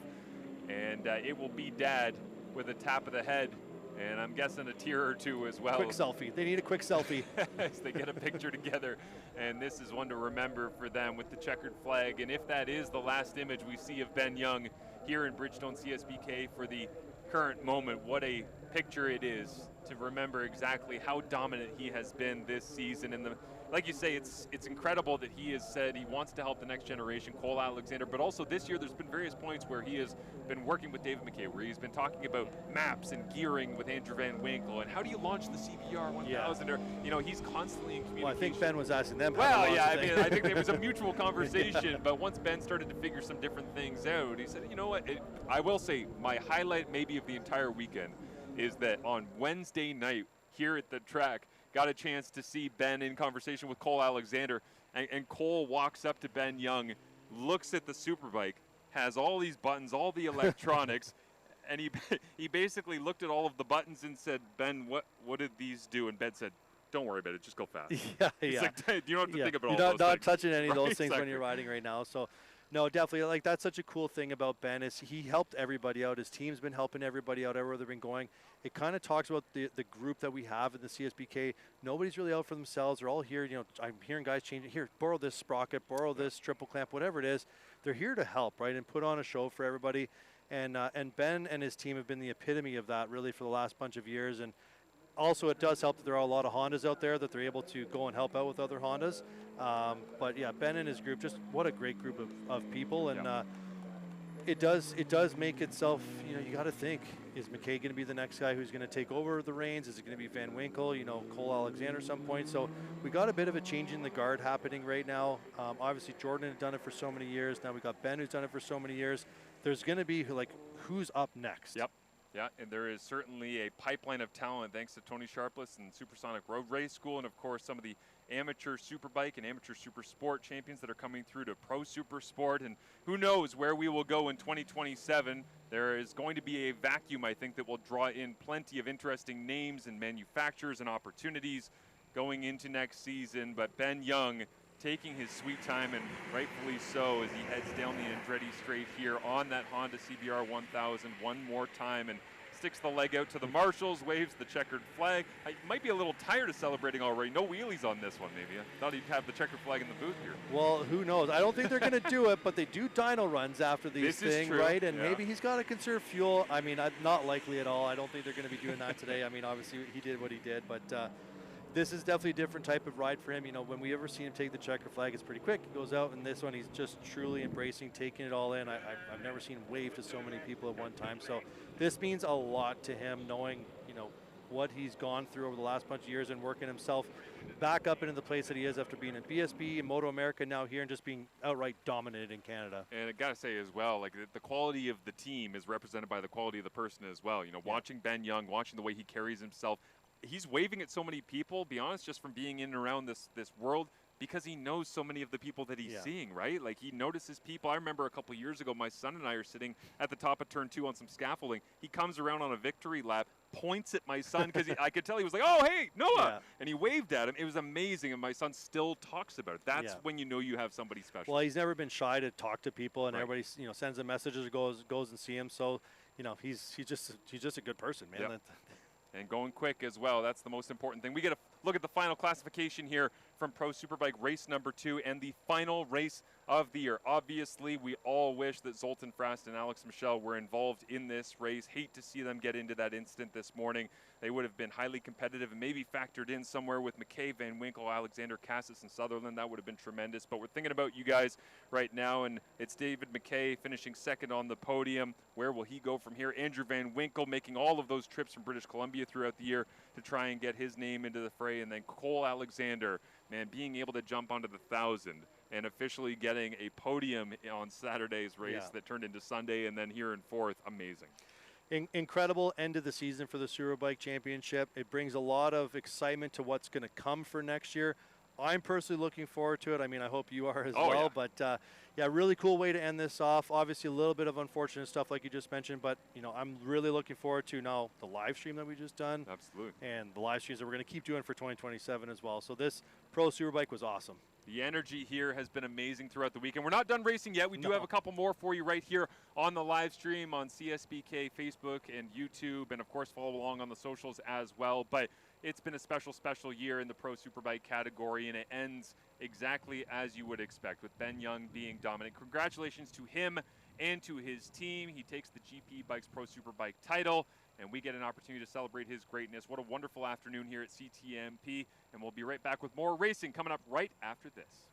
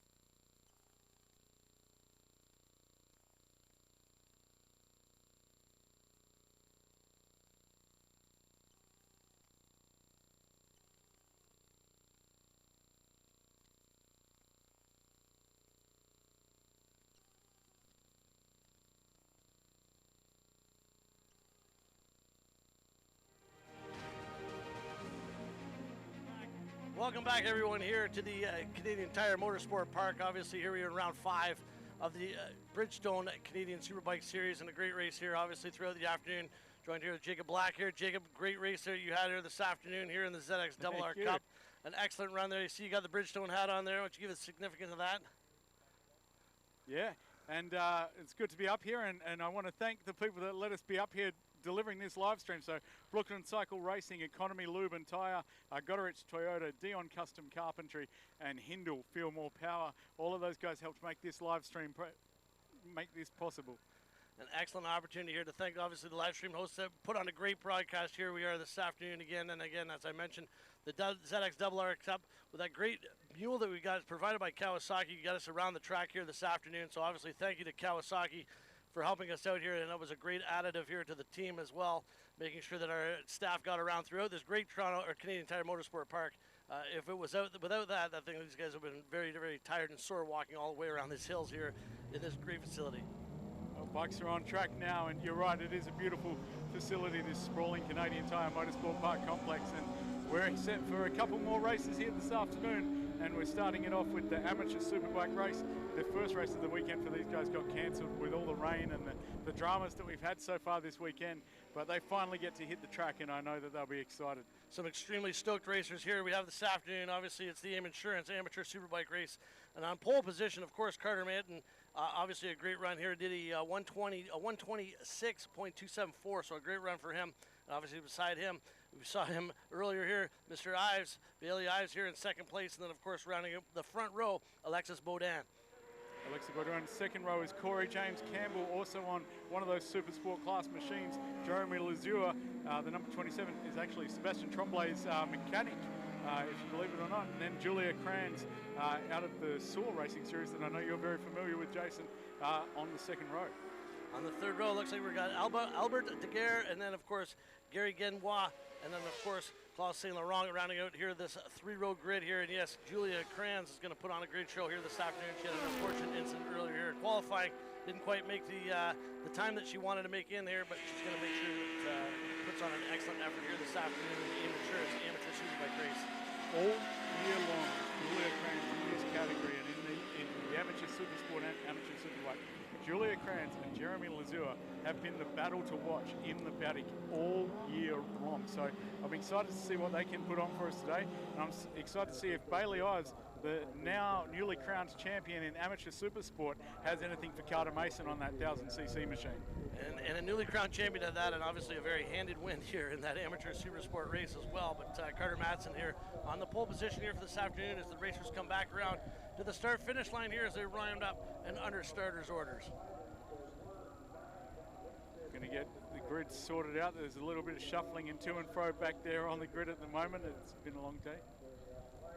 So we'll see that. We'll see them form up on the grid. There's a little bit of a late comer to the grid. I believe that was Claude St. Laurent, but he's there now, ready to go. And shortly we'll see Chris Chappelle remove. Well, actually that's John Crook. Remove that red flag. Chris Chappelle will take over control now with the KD Group starting lights.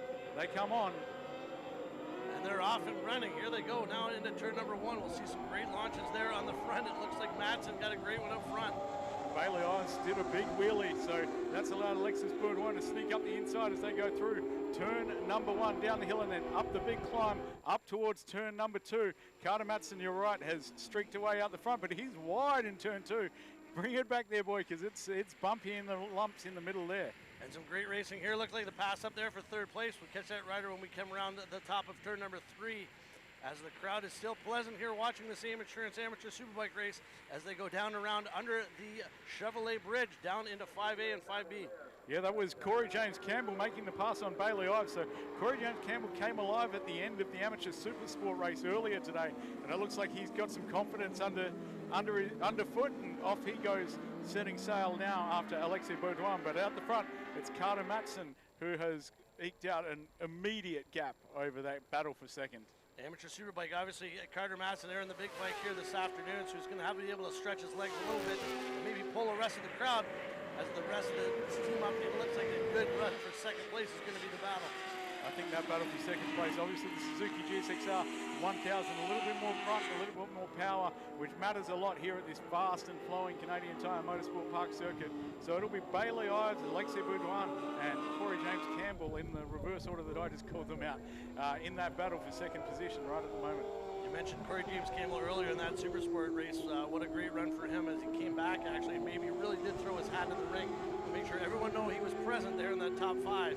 And the gap that he had to make up, we'll see exactly if he can make it up here as they go down around underneath the Chevrolet Bridge again one more time. Every time we watch these, what I like to call the development classes, we see guys that come out to the National and really turn on some speed. They go to school a little bit, they learn something, and then all of a sudden they're right there. This is the battle for second here, and it's Corey James Campbell, I think, still leading that battle, or he was leading into turn 3, and it was Alexei Boudouin who actually took the point there in that battle for second position. And as you came off that ZXRR Cup race there, it's a great race for you again. Congratulations. But as you come out of turn number 2, some of those imperfections there in the bottom of turn 2 must make it very interesting here, especially for these open Superbike racers here, and picking and choosing their line down around the ripples of turn 2. Well, it used to be a really good opportunity. Hang a little bit of a wide line in turn 2 and really flow the corner and get a drive and take someone down the inside of 3. But the bumps and the ripples in turn 2 don't make that possible now. And now the best place on the circuit for passing really is the end of the back of the straightaway here, where we just saw Carter Matson take Alexei Boudouin, and Bailey Ives shocked for a minute, but he's settled into that 4th place position, 3rd in this group. Third in the group, and not to be outsaid, that's for sure. There's group for second, third, and fourth here battling as they come back around onto the front straight again one more time. You mentioned Bailey Ives, and it looks like he's going to be sitting back just watching maybe his chance to pounce, so to speak, as he's ridden this entire track, both the inside and outside lines on every corner. We'll see exactly as he takes a quick look over his left shoulder. We noticed that, again, as they came back under the Chevrolet Bridge, back into the bottom here of the turn, back around turn number 2. And I think you'll have to forgive me if I'm wrong here, but I believe from memory it's Alexei Boudouin who's got a stranglehold on this championship. So Bailey Ives took the Amateur Super Sport title earlier today, and I think Alexei has the point in this one. So Bailey Ives needs to finish ahead of these two to give himself any opportunity to take this championship and do the double in Amateur Super Sport and Amateur Superbike. And in this lap again, just like the lap previous, there's some great passing here in the top of turn 3. Obviously it's a nice wide run up onto turn 3, but the amount of power that they're driving off of the bottom of turn 2, and then again, that draft. How important is that draft as you go up the back straight? Oh, it's key. If you miss the draft, you're falling backwards in a big way, and it can be tricky too, because if you get out of the draft too early, as Alexei Boudouin just experienced there, then you're a sitting duck for any rider that's coming behind, and you lose that impetus as you come in towards the end of the back straight. So Carter Matson, one time by, he'll be feeling pretty confident right now because nobody came past him at the end of the back straightaway, and he might be surprised by that, but that's going to give him a little bit of a boost. And now Bailey Ives, though, says, no, I am here. Don't forget who I am and where I'm at. Down the inside at turn 10, Bailey Ives takes the second position in this Amateur Superbike race number 2. As they go back around, obviously Matson out front in a very handed lead here, a 10-second lead here over the rest of the crew. But the Ives Campbell Baudouin race going on in the back is just as entertaining here as we watch second, third, and fourth go down underneath the chute, back up into the turn. You see Carter Matson again ran over those bumps in the middle, and that's hurt his run out of there, and that's given a little bit of a sniff to Alexei Boudouin. Bailey Ives looks like he's pulled the pin and trying to break away from this group. He doesn't want any more part of this battle, and now Alexei Boudouin needs to go with Bailey Ives, so needs to get around Carter Matson lickety split here as they come under the Chevrolet Bridge, down turn number 4, over 180 kilometers an hour, back down to about 80 or 90 kilometers an hour for 5A and then 5B. As they come out of 5A and 5B and back out onto the main straight here, you'll see exactly what he was talking about, that nice draft in the clean air, as two bikes are going to try and pull up and catch back up into Ives, but we'll see if Ives has anything to say about that, as Matson's definitely checked out here a little bit on the field with over a 10-second lead. Carter Matson absolutely storming away out the front, and Bailey Ives now has also pulled the pin on this group. I think he's broken the back of that group, and it looks, I believe, that is the 127 of Corey James Campbell, who's now stretching out the gap as well to Alexei Boudouin. It doesn't look like Boudouin's got anything for Corey James Campbell at this stage of the race. 8 laps to go. As CJC Ken's coming around onto the front straight as well, you'll notice that as he's trying to look over his right shoulder, once it comes down on the bottom of turn number 3, he goes up around, always has a good little look over the left side here. We'll see exactly if he does it again as they come back around onto the back straight here, is about to come onto the back straight here through Moss's corner. All three of those riders set their fastest lap that last time by, so they are pushing here. And Alexis Boudouin, I was about to say that he's run out of time, but there he goes, that move out of turn 2, down the inside at 3, and Alexis Boudouin takes that third place position away from Corey James Campbell. And the great coverage here, the Boudouin, definitely a different line from all the other racers. It's outside that ripple, so to speak, and it's got to be a testament of his riding skill and his comfort level, as not too many guys are going outside that ripple as they come out of the bottom of turn 2. But obviously, he's feeling very comfortable as they go up into Moss's corner one more time. Now onto the runway, or the back straight as they do. That draft ever so important here as they get up to top speed. Alexi got a really great drive out of 5B there, so he's taken a run. But look at the run that Corey James Campbell gets. And I actually don't know. I can't see it on a timing screen. I don't know if Corey James is on 1000cc. He can't be. He's in the amateur super sport race earlier. So that is a super sport class machine. But he had a lot of power and a lot of grunt as they came through the end of the back straight then and swept around back past Alexis Boudouin. And Campbell and Boudouin are very close still in time as they come back around here, the right-hander one more time as they come up onto the front straightaway, crossing the start-finish line here under the Michelin Bridge one more time. Back into turn number 1 as the racers kind of segregate themselves from each other, as obviously Madsen is kind of checked out here a little bit here on that big machine, the G6R 1000. Obviously pulling the grunt, as you mentioned earlier. It's got a lot of power, a lot of pull as they go down and around bottom of turn number 2. Bailey Ives having a pretty tidy run on his own there, 4 seconds clear of this group now. This battle for third between Campbell and Boudouin. I do apologise to any of our Quebec fans and spectators listening. I know that I'm doing an absolute garbage job of that name, so I apologise. Someone will tell me how to say it later and I'll do better for you going forward. But Alexis Boudouin now looking at the back of Campbell, and will he be able to get the run now as they come out of Moss's corner onto the back straightaway? Front wheels in the air of both of these machines, and off goes Alexi in hunt, trying to get past Campbell as they come up the hill down the Mario Andretti straightaway. And as they come down the straightaway, we noticed earlier, we talked about that draft, and obviously it looks like he's stretched a little bit of a lead there over his competitor in behind him there, so maybe that draft might not work to his advantage this lap. Because again, as they come back through 7 and 8, we'll see exactly if he can close up that inside gap and maybe become a little bit more of a presence as they come back out onto the front straight for one more turn. Through the S's there, and Alexi closed back up. But there's some motor on board that third place machine, the 127 of Corey James Campbell. It's got some legs, and it had eked out an advantage down the straight, and now as they climb out of turn 1 and up towards turn number 2, looks like he's able to just pull a little bit slightly ahead now, and it's up to Alexi to use the corner speed and the roll speed of that Yamaha machine he's mounted on to catch back up. It's got to be important here, even though it's a big, long opening track, and you'll see down the drive on the bottom of turn 2 one more time. The comfort level is there as he went on the outside. Now he's got the inside line going around the right-hander. We'll see exactly if he can pay the favor back way out wide now as they drive out underneath that Chevrolet bridge one more time, back down the hill into the wall of Moss's corner. Oh, both of them taking that late turn in into turn number 4, and I know it gets sketchy when you're hanging out there and you've got a rider in front of you. You don't know quite where they're going to go. It can be frightening coming over that turn 4 because it is a daunting corner. Big downhill drop, lots and lots of speed on board, and the walls are very, very close. That's right, as they come down one more time, down the Andretti straight here, as they're tucking and trying to get as much of that aerodynamics of those machines as they possibly can here, back underneath the Canadian Tire Bridge, back off the Andretti straight here, now going into turn number 7. The Boudouin that time was able to hold the advantage. Campbell wasn't able to draft up onto the back, and as they go through the S's now, it's Campbell's turn to close that gap back on Boudouin. Boudouin's going to have to put his head down if he wants to stretch this out and make this podium a fait accompli. We saw earlier that Campbell made up a lot of time there in the Amateur 6 in the Super Sport class. We'll wait and see. Possibly the gap may look big here as we watch it on the monitor, but it might not be too big in his head, as he might be able to find a second here or there to maybe reel him back in again as they go down one more time underneath that Chevrolet bridge onto turn number 2. Look at the bike moving over the ripples at the top there at 2. And he's trying hard as Campbell. You can see the body language. He's moving around on the bike, trying to get the most speed that he possibly can as they come through the tricky turn 3. It's more uphill than you think it is, and then there's a little crest in the middle of it. So you've got to get over the crest before you can really commit back to the throttle. And if you do try and get to it too early, it'll blow you out wide. We see that sometimes. A couple of laps ago, we saw both of these riders do that.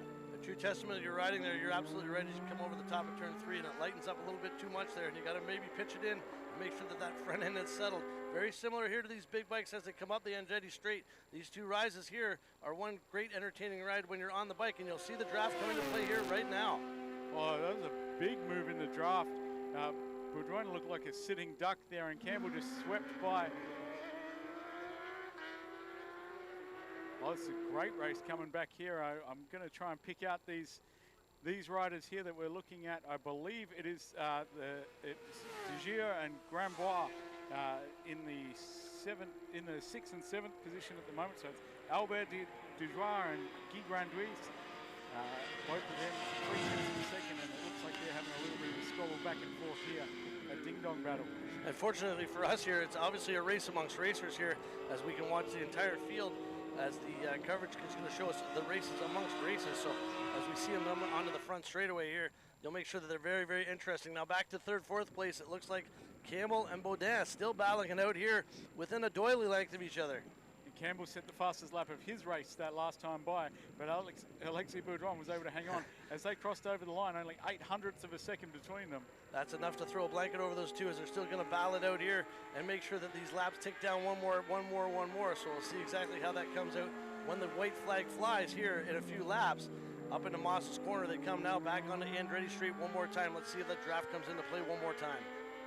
Boudreau had a really great run through the middle of 5B and opened up a gap even before they got back to the throttles here. So now there's a big gap, but you're right, the draft is in full effect, and here comes Campbell with a head of steam. Is he going to have enough to go as they head to the braking zone at turn number 8? And I think he was just close enough that he thought, I'm going to sit out this one and not make the move right there, because it would have been tight as they entered the very fast uphill sweeper that is turn number 8. It's an excellent race to race here this afternoon. How important is it for a racer to maybe possibly, let's say, set up the next lap instead of this possible lap? They know that they're there. They know the racers are there. They can hear the machines. How important is it from a racer's point of view just to make sure that, hey, you know what, maybe this isn't the best time to do it. Let me just make sure he knows that I'm here. You're trying to strategize every race, and especially at a racetrack like this where it is so fast and flowing, where the draft has such a big impact, where if you make it a move at the end of the back straight, you're almost guaranteed that someone's going to have another look at you as you go through turn number 10. The same deal here. This run into turn number 3 opens you up as you head over down turn number 4 and into Mosses. So they'll be strategizing, trying to figure out where each one is weaker and where they might be able to have the ascendancy. There's a little bit of a gap now between them, and this could actually play into Campbell's favour. If he can close that gap slightly as they run into 5A and B now, carry more through the top of this tricky hairpin corner that is Mosses, and now get that drive. But Alexi gets such a nice drive. He got a great drive out of 5B there. Wow, he got a great drive on the gas and sat that tire up nice and early into the fat, thick part of the machine, or the tire there on that machine. And now we're going to wait and see here as the crosswinds kind of come into play a little bit here. Obviously, the trees down the Andretti Straight are going to be a benefit to them. However, you're getting the draft here of that bike, and look at how close he comes back here now as turn 7 comes about. Here's the buffeting, and you can see there Alexi sitting up high as they went to turn in there. So I think he was expecting a move from Campbell. It didn't come, and now Campbell's got it. I think this, you're right, what you said before is exactly right. With just 2 laps to go, 1 to go as they cross the stripe here, I believe. Is the white flag in the air? No, it's 2 laps to go now, so sorry, my bad there, but yeah, he'll have 1 or 2 laps to go, so he's got to start thinking about when am I going to make this move. We're watching Madsen here. Madsen obviously checked out in the field over 19 seconds ahead here of 2nd place, and his pit board probably still says go faster, as it doesn't matter how far ahead you are as long as you are ahead, as he lifts the front wheel coming out of 5B, and then of course back up the Andretti Straight one more time. He's got clean air. There's nobody behind him. He's not worried about anybody getting the draft off of him, but he's tucked in behind the plastic of that machine, ever so smooth, ever so tight, and making sure that he's got the maximum amount of RPM and the maximum amount of speed as he comes up into turn 7. Carter Madsen, as he comes towards the S's here and onto the front straightaway to take the white flag and start the final lap. of this amateur superbike race. I want to just shout him out because he had a race cancelled. He's only gotten to do the one race, but he showed up, one of the few superbike, spec bikes to show up for this race this weekend here at this iconic circuit. He deserves this result because it's a mission to come out here just to line up on the grid, and he has put his head down and ridden the thing as hard as he can, made sure he made the gap, and then just kept it, and he's ridden beautifully. All of his lines are very, very similar in each lap, and it doesn't look like he's wavered in any way or any position. So as he comes back around into turn number 3, he's got a great lead over Ives. And again, Ives in his own right, putting in one heck of a great race as well, as he's ahead of Baudin still by 11 seconds, but obviously definitely Matson in front by 20 seconds. Campbell and Boudouin cross the line there, 0.03 seconds apart. So that battle too, we'll get back to that in a second because that's going to be a good one, especially as they get to where we're watching Carter Matson go through now, 5A, 5B, onto the back straight, through turn number 6 and 7. They're not really turns, they just sort of bend the bike a little bit in the wind. The trickiest part of that is not trying to be too greedy on the inside and end up in that ditch, in that drainage gutter there. But Carter Matson under the Canadian Tire Bridge for the final time. Very handy lead up turn number 8, the uphill sweeping right-hander down through the flowing 9. He's going to turn it into turn number 10 and onto the start-finish straightaway. And a great win here. Looks like it's going to be across the start-finish line here for Matson. A handed win as he pulls in one more gear, lifts that front end up across the start-finish line. And that was the race all for Carter Matson. A great run for him here. Back into third and fourth battle. That battle still continues on as they go up the Andretti Straight. So Boudouin must have made a pass somewhere early in the lap because Campbell just made the pass as they got about halfway down the back straight. And now Boudouin's got to play smart here. So try and get a drive out of here. Oh, it's a late dive into 9, but is it enough to keep the momentum? Campbell's going to protect. Inside. Campbell protects. Or does he? That's a great battle down the front straight. Here they go across the start-finish line. Too close for us to call up here. Oh, Campbell took it by 0.03 seconds. Wow. What a beautiful ride at the end of that for Campbell. Boudouin tried to get that drive out of the last turn. I know exactly what he's thinking. I just tried to do exactly the same thing and had a similar result. So Carter Matson, the winner there, the victor in this AIM Insurance Amateur Superbike race, the first race and only race of the weekend for this group. And Carter Matson, beautiful ride, 22nd victory. A beautiful ride for Carter, 22nd victory. And you mentioned earlier, it's got to be tough for these guys to be able to come out of nothing. Really, they have no real warm-up, they've had the practice run, of course, but they've never had the intense feeling of racing shoulder to shoulder with your counterparts, your colleagues. It's got to be tough for him, but obviously with a 20-second lead over the rest of the field, Carter Matson put his head down. He had some work to do here, and he grabbed his shovel and started digging a hole and made sure that he was the deepest one in the hole, that's for sure. He made it look easy, but I can guarantee you that it wasn't easy, and he'll be a tired boy at the end of this one, but a happy boy as well with that victory. Absolutely. A big congratulations there to Carter Matson, as well as the remainder of the field. A great battle, like you said earlier in the field. Brilla Ives definitely doing a very, very, very great job in second place there as he put his head down, trying to reel in Matson, obviously maybe a little bit too late, too late as he's checked out fairly early on, and as well as, although Ives did a great job in the Super Sport class, maybe the Superbike class is something that he's going to be happy with the second place for sure. Oh yeah, for sure. I do need to double check the points because I have forgotten where we're at completely in the points.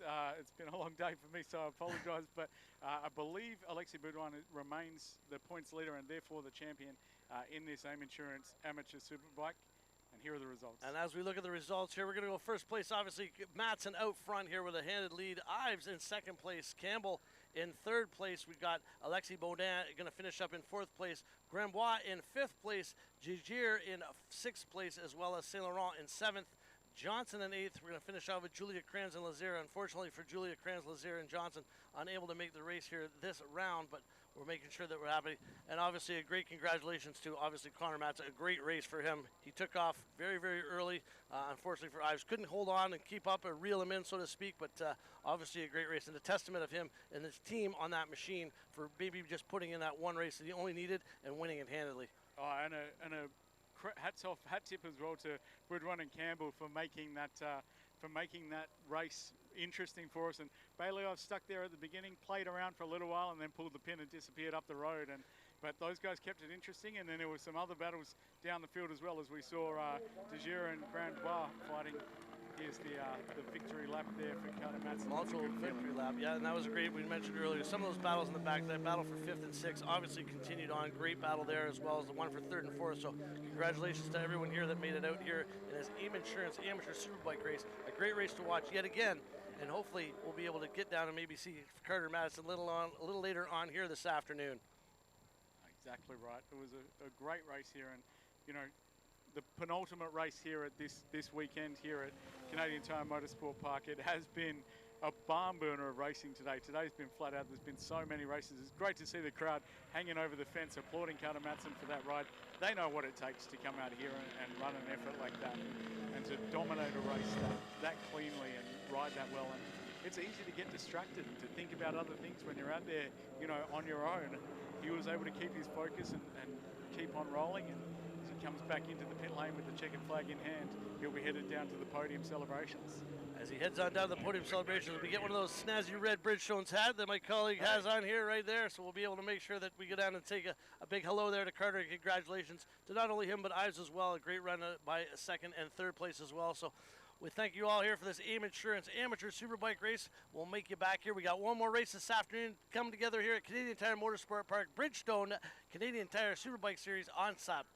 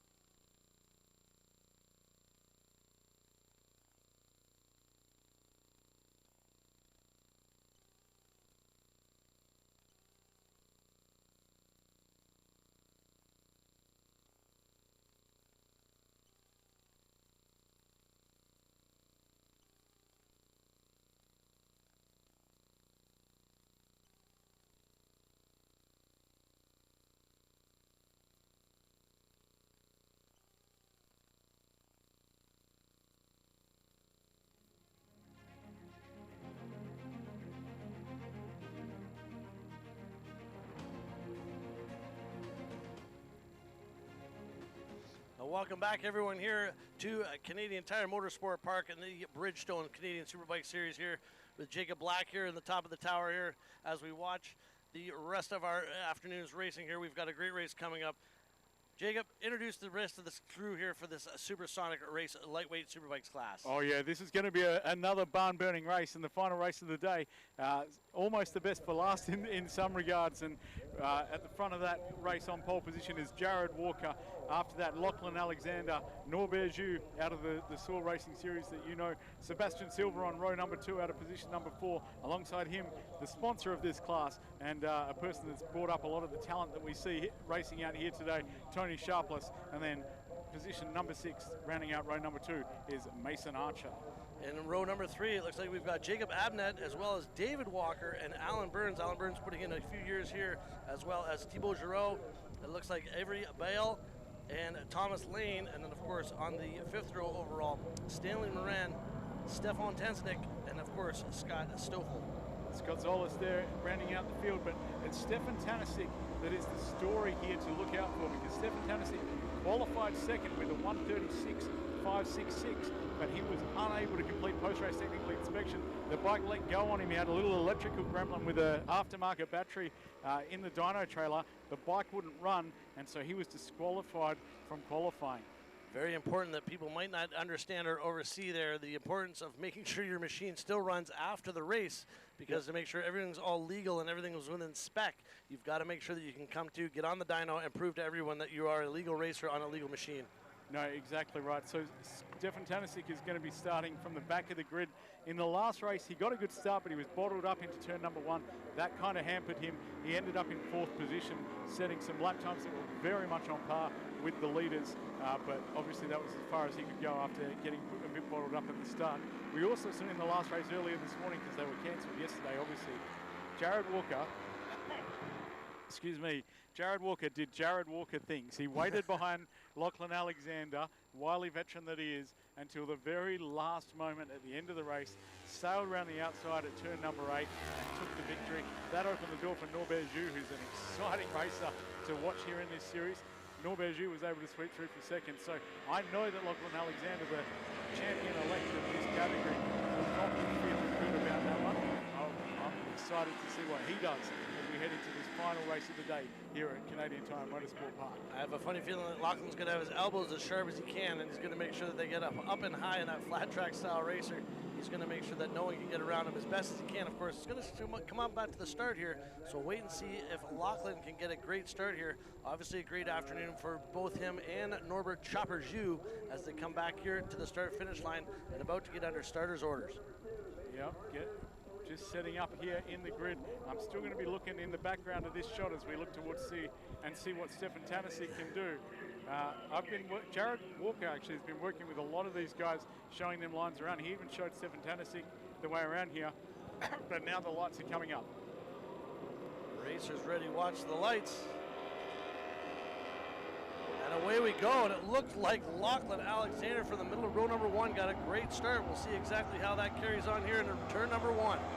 Lachlan Alexander got a blinder once again. Jared Walker did a big wheelie off the line, and that allowed Norbert Jus up into second.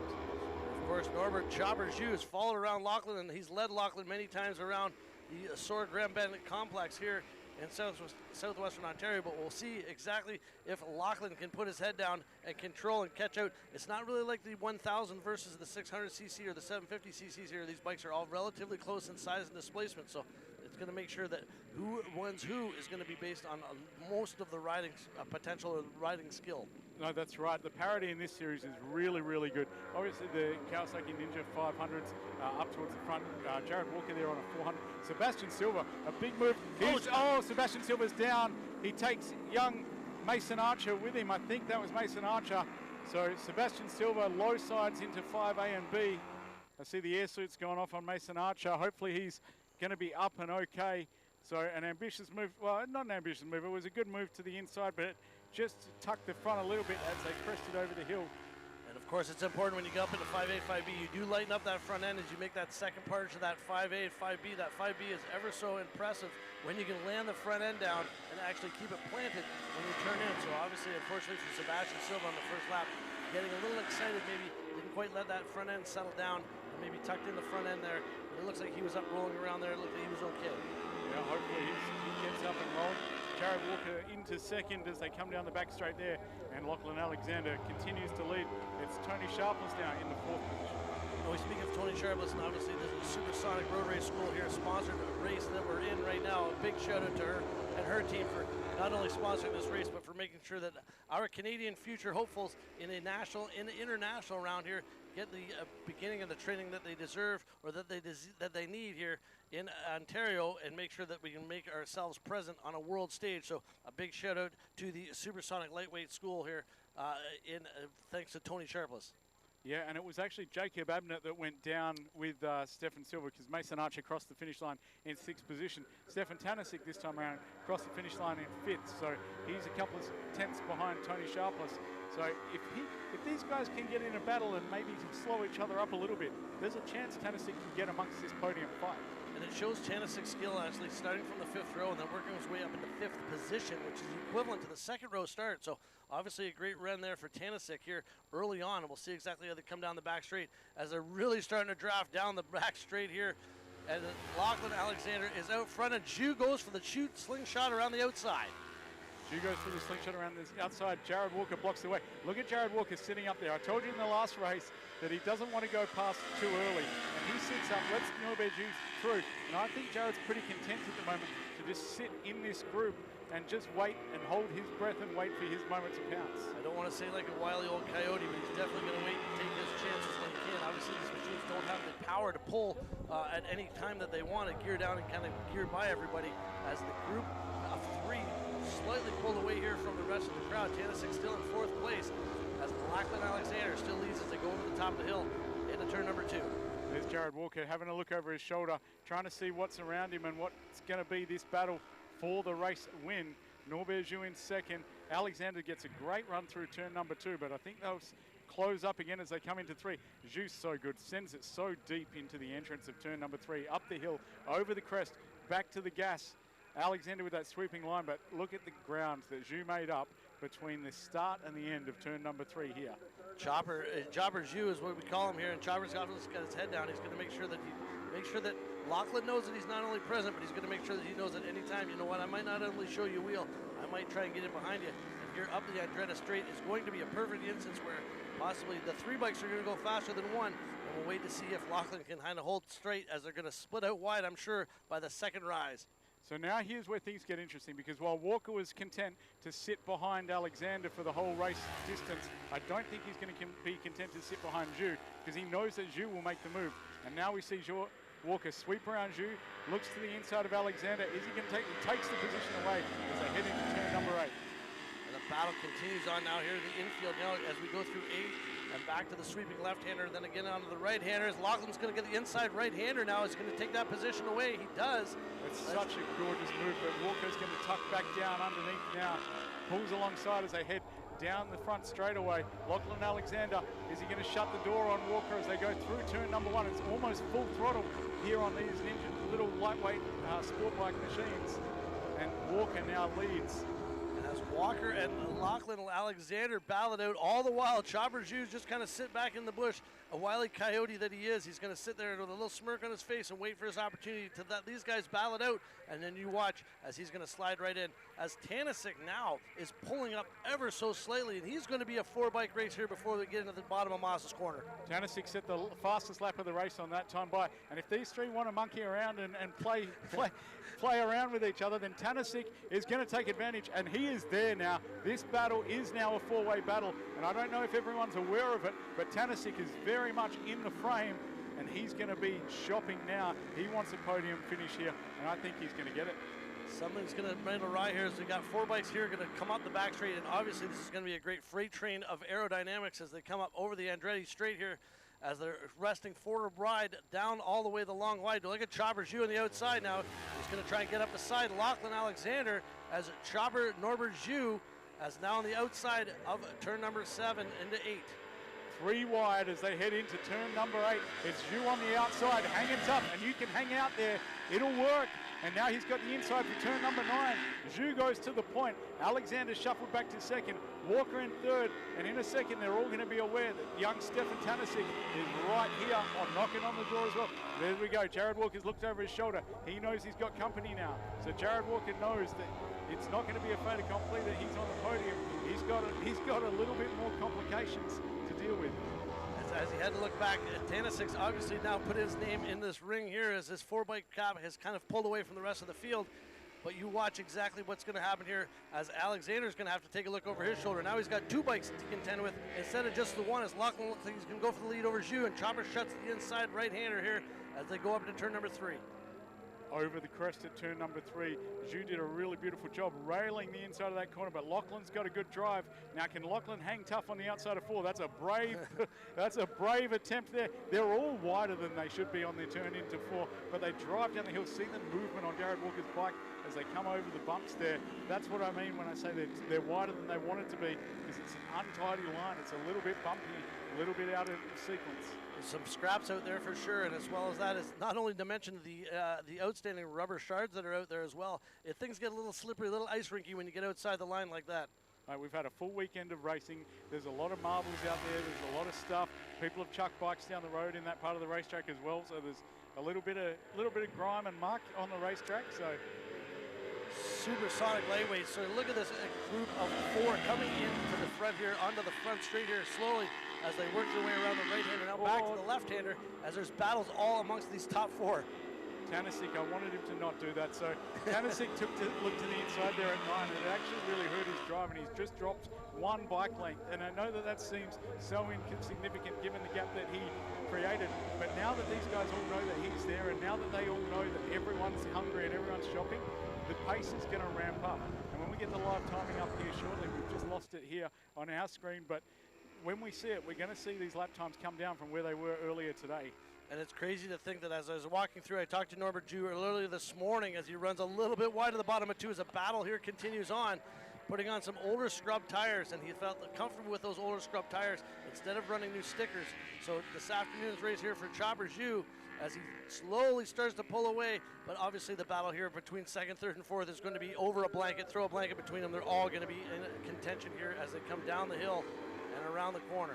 Jared's not afraid of those bumps in 4. Throws the little Ninja 400 right over the top of them. Doesn't seem to bother him at all. He's not afraid to experiment with the bike. But then again, neither is Norbert Zhu. And now he's leading this pack, and he's trying to pull the pin and get away. I don't know if he's going to be able to do it, because the draft effect here at Canadian Tire Motorsport Park is just too big. There's Lachlan Alexander ranging up on the back of Jared Walker. Is he going to have enough to slingshot past them as they head down? Zhu's protecting a little bit to the inside of 8. Jared thinks about sweeping around the outside. Jared had to check up there. I nearly hit the back of Zhu. It didn't look as close on our screen, but I can assure you from experience, that would have felt very close to Jared.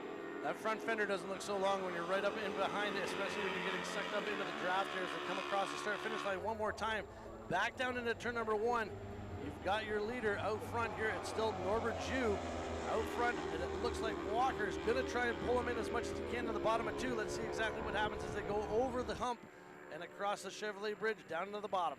This is a sensational race, and there's as much of a chess match going on here as a boxing match as well, because all of them have to think about where they're going to be as they head on to that last lap. The draft effect is big, and it's not just big down the straightaway, it's big into this section out of 2, down to 3. It's big now as they come out of 3. The throttle's wide open here, all the way down to the braking zone for Mosses, under the Chevrolet Bridge, flat out, full throttle, in the draft, trying to suck up onto the back of the rider in front without getting too close, because that can compromise your drive when you try and get into the braking zone here. Tip it down, point it out of 5B, and open the throttle again.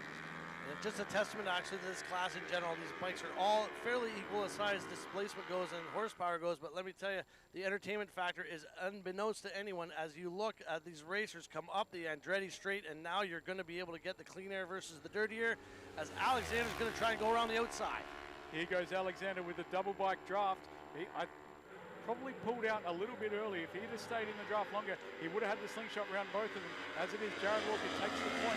He goes into the lead around Zhu, and Alexander goes the other side of Zhu and takes 2nd position.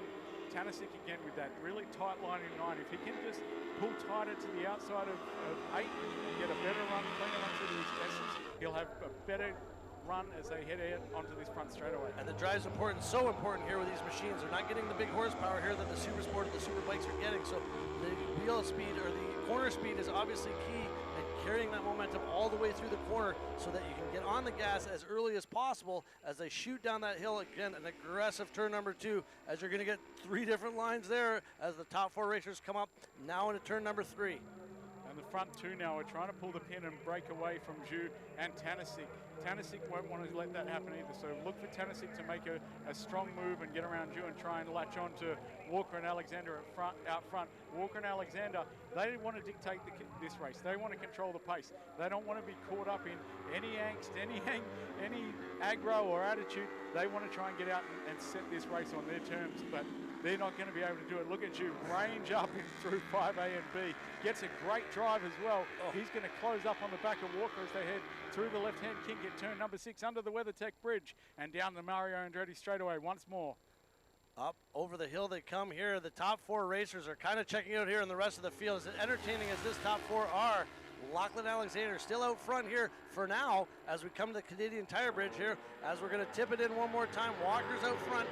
Lachlan Alexander, it looks like Norbert Zhu has dropped back now to 4th place as Tanasic has worked his way not only up into the top 3 or the top 4, but a big gap there for him. Tanasic drops for 2, and I've just realized as we watched that time by, I could see the body language on Tanasic's bike, and what he's doing that's causing him to have that tight line, that entry into 9, is he's taking his 2 downshifts for 9 right before 9, and for 9 and 10 right before 9, and that's what's hurting his run through the middle of 9, hurting his roll speed. If he can take that one there and take the next one before 10 and have a cleaner run through those S's, he'll be able to drive harder down the straight and be a lot closer to Walker and Alexander as they come through turn 2. And maybe let that bike settle up a little bit as Alexander gets another great drive here. Out of 2, back up, and again, you're talking about that little hump on the top of turn 3 as you crest over that apex and you kind of get back onto the gas again. These 4 riders are going to come back together. As you see, that 4th place rider's reeling them all in, and we'll see now who's got the stones to come down the bottom of the hill up into Moss's corner, as it looks like Chopper Zhu's going to go the outside. We'll see if he goes outside, inside, and then all the way around 5B and get that great drive up the Andretti Straight one more time. Oh, the best laid plans of mice and men. Walker and Alexander thought they were going to be able to break this group up and stretch out, but the 2 behind have boatloads of talent and experimentation on board, and Tanasic now sails to the outside, and he's going to take the point from the back of the grid, from the second last place on the grid rather, to the lead of the race goes Stefan Tanasic, albeit briefly. Is he going to hold that position as they head into turn number 8? He's not. It's Norbert Zhu now who leads this race. Tanasic in 2nd, Walker in 3rd, Alexander in 4th.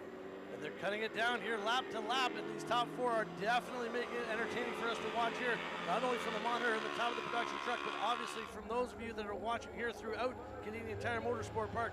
Nothing but pure entertainment here in this supersonic lightweight Superbikes class, as the 4 of them are now driving themselves down.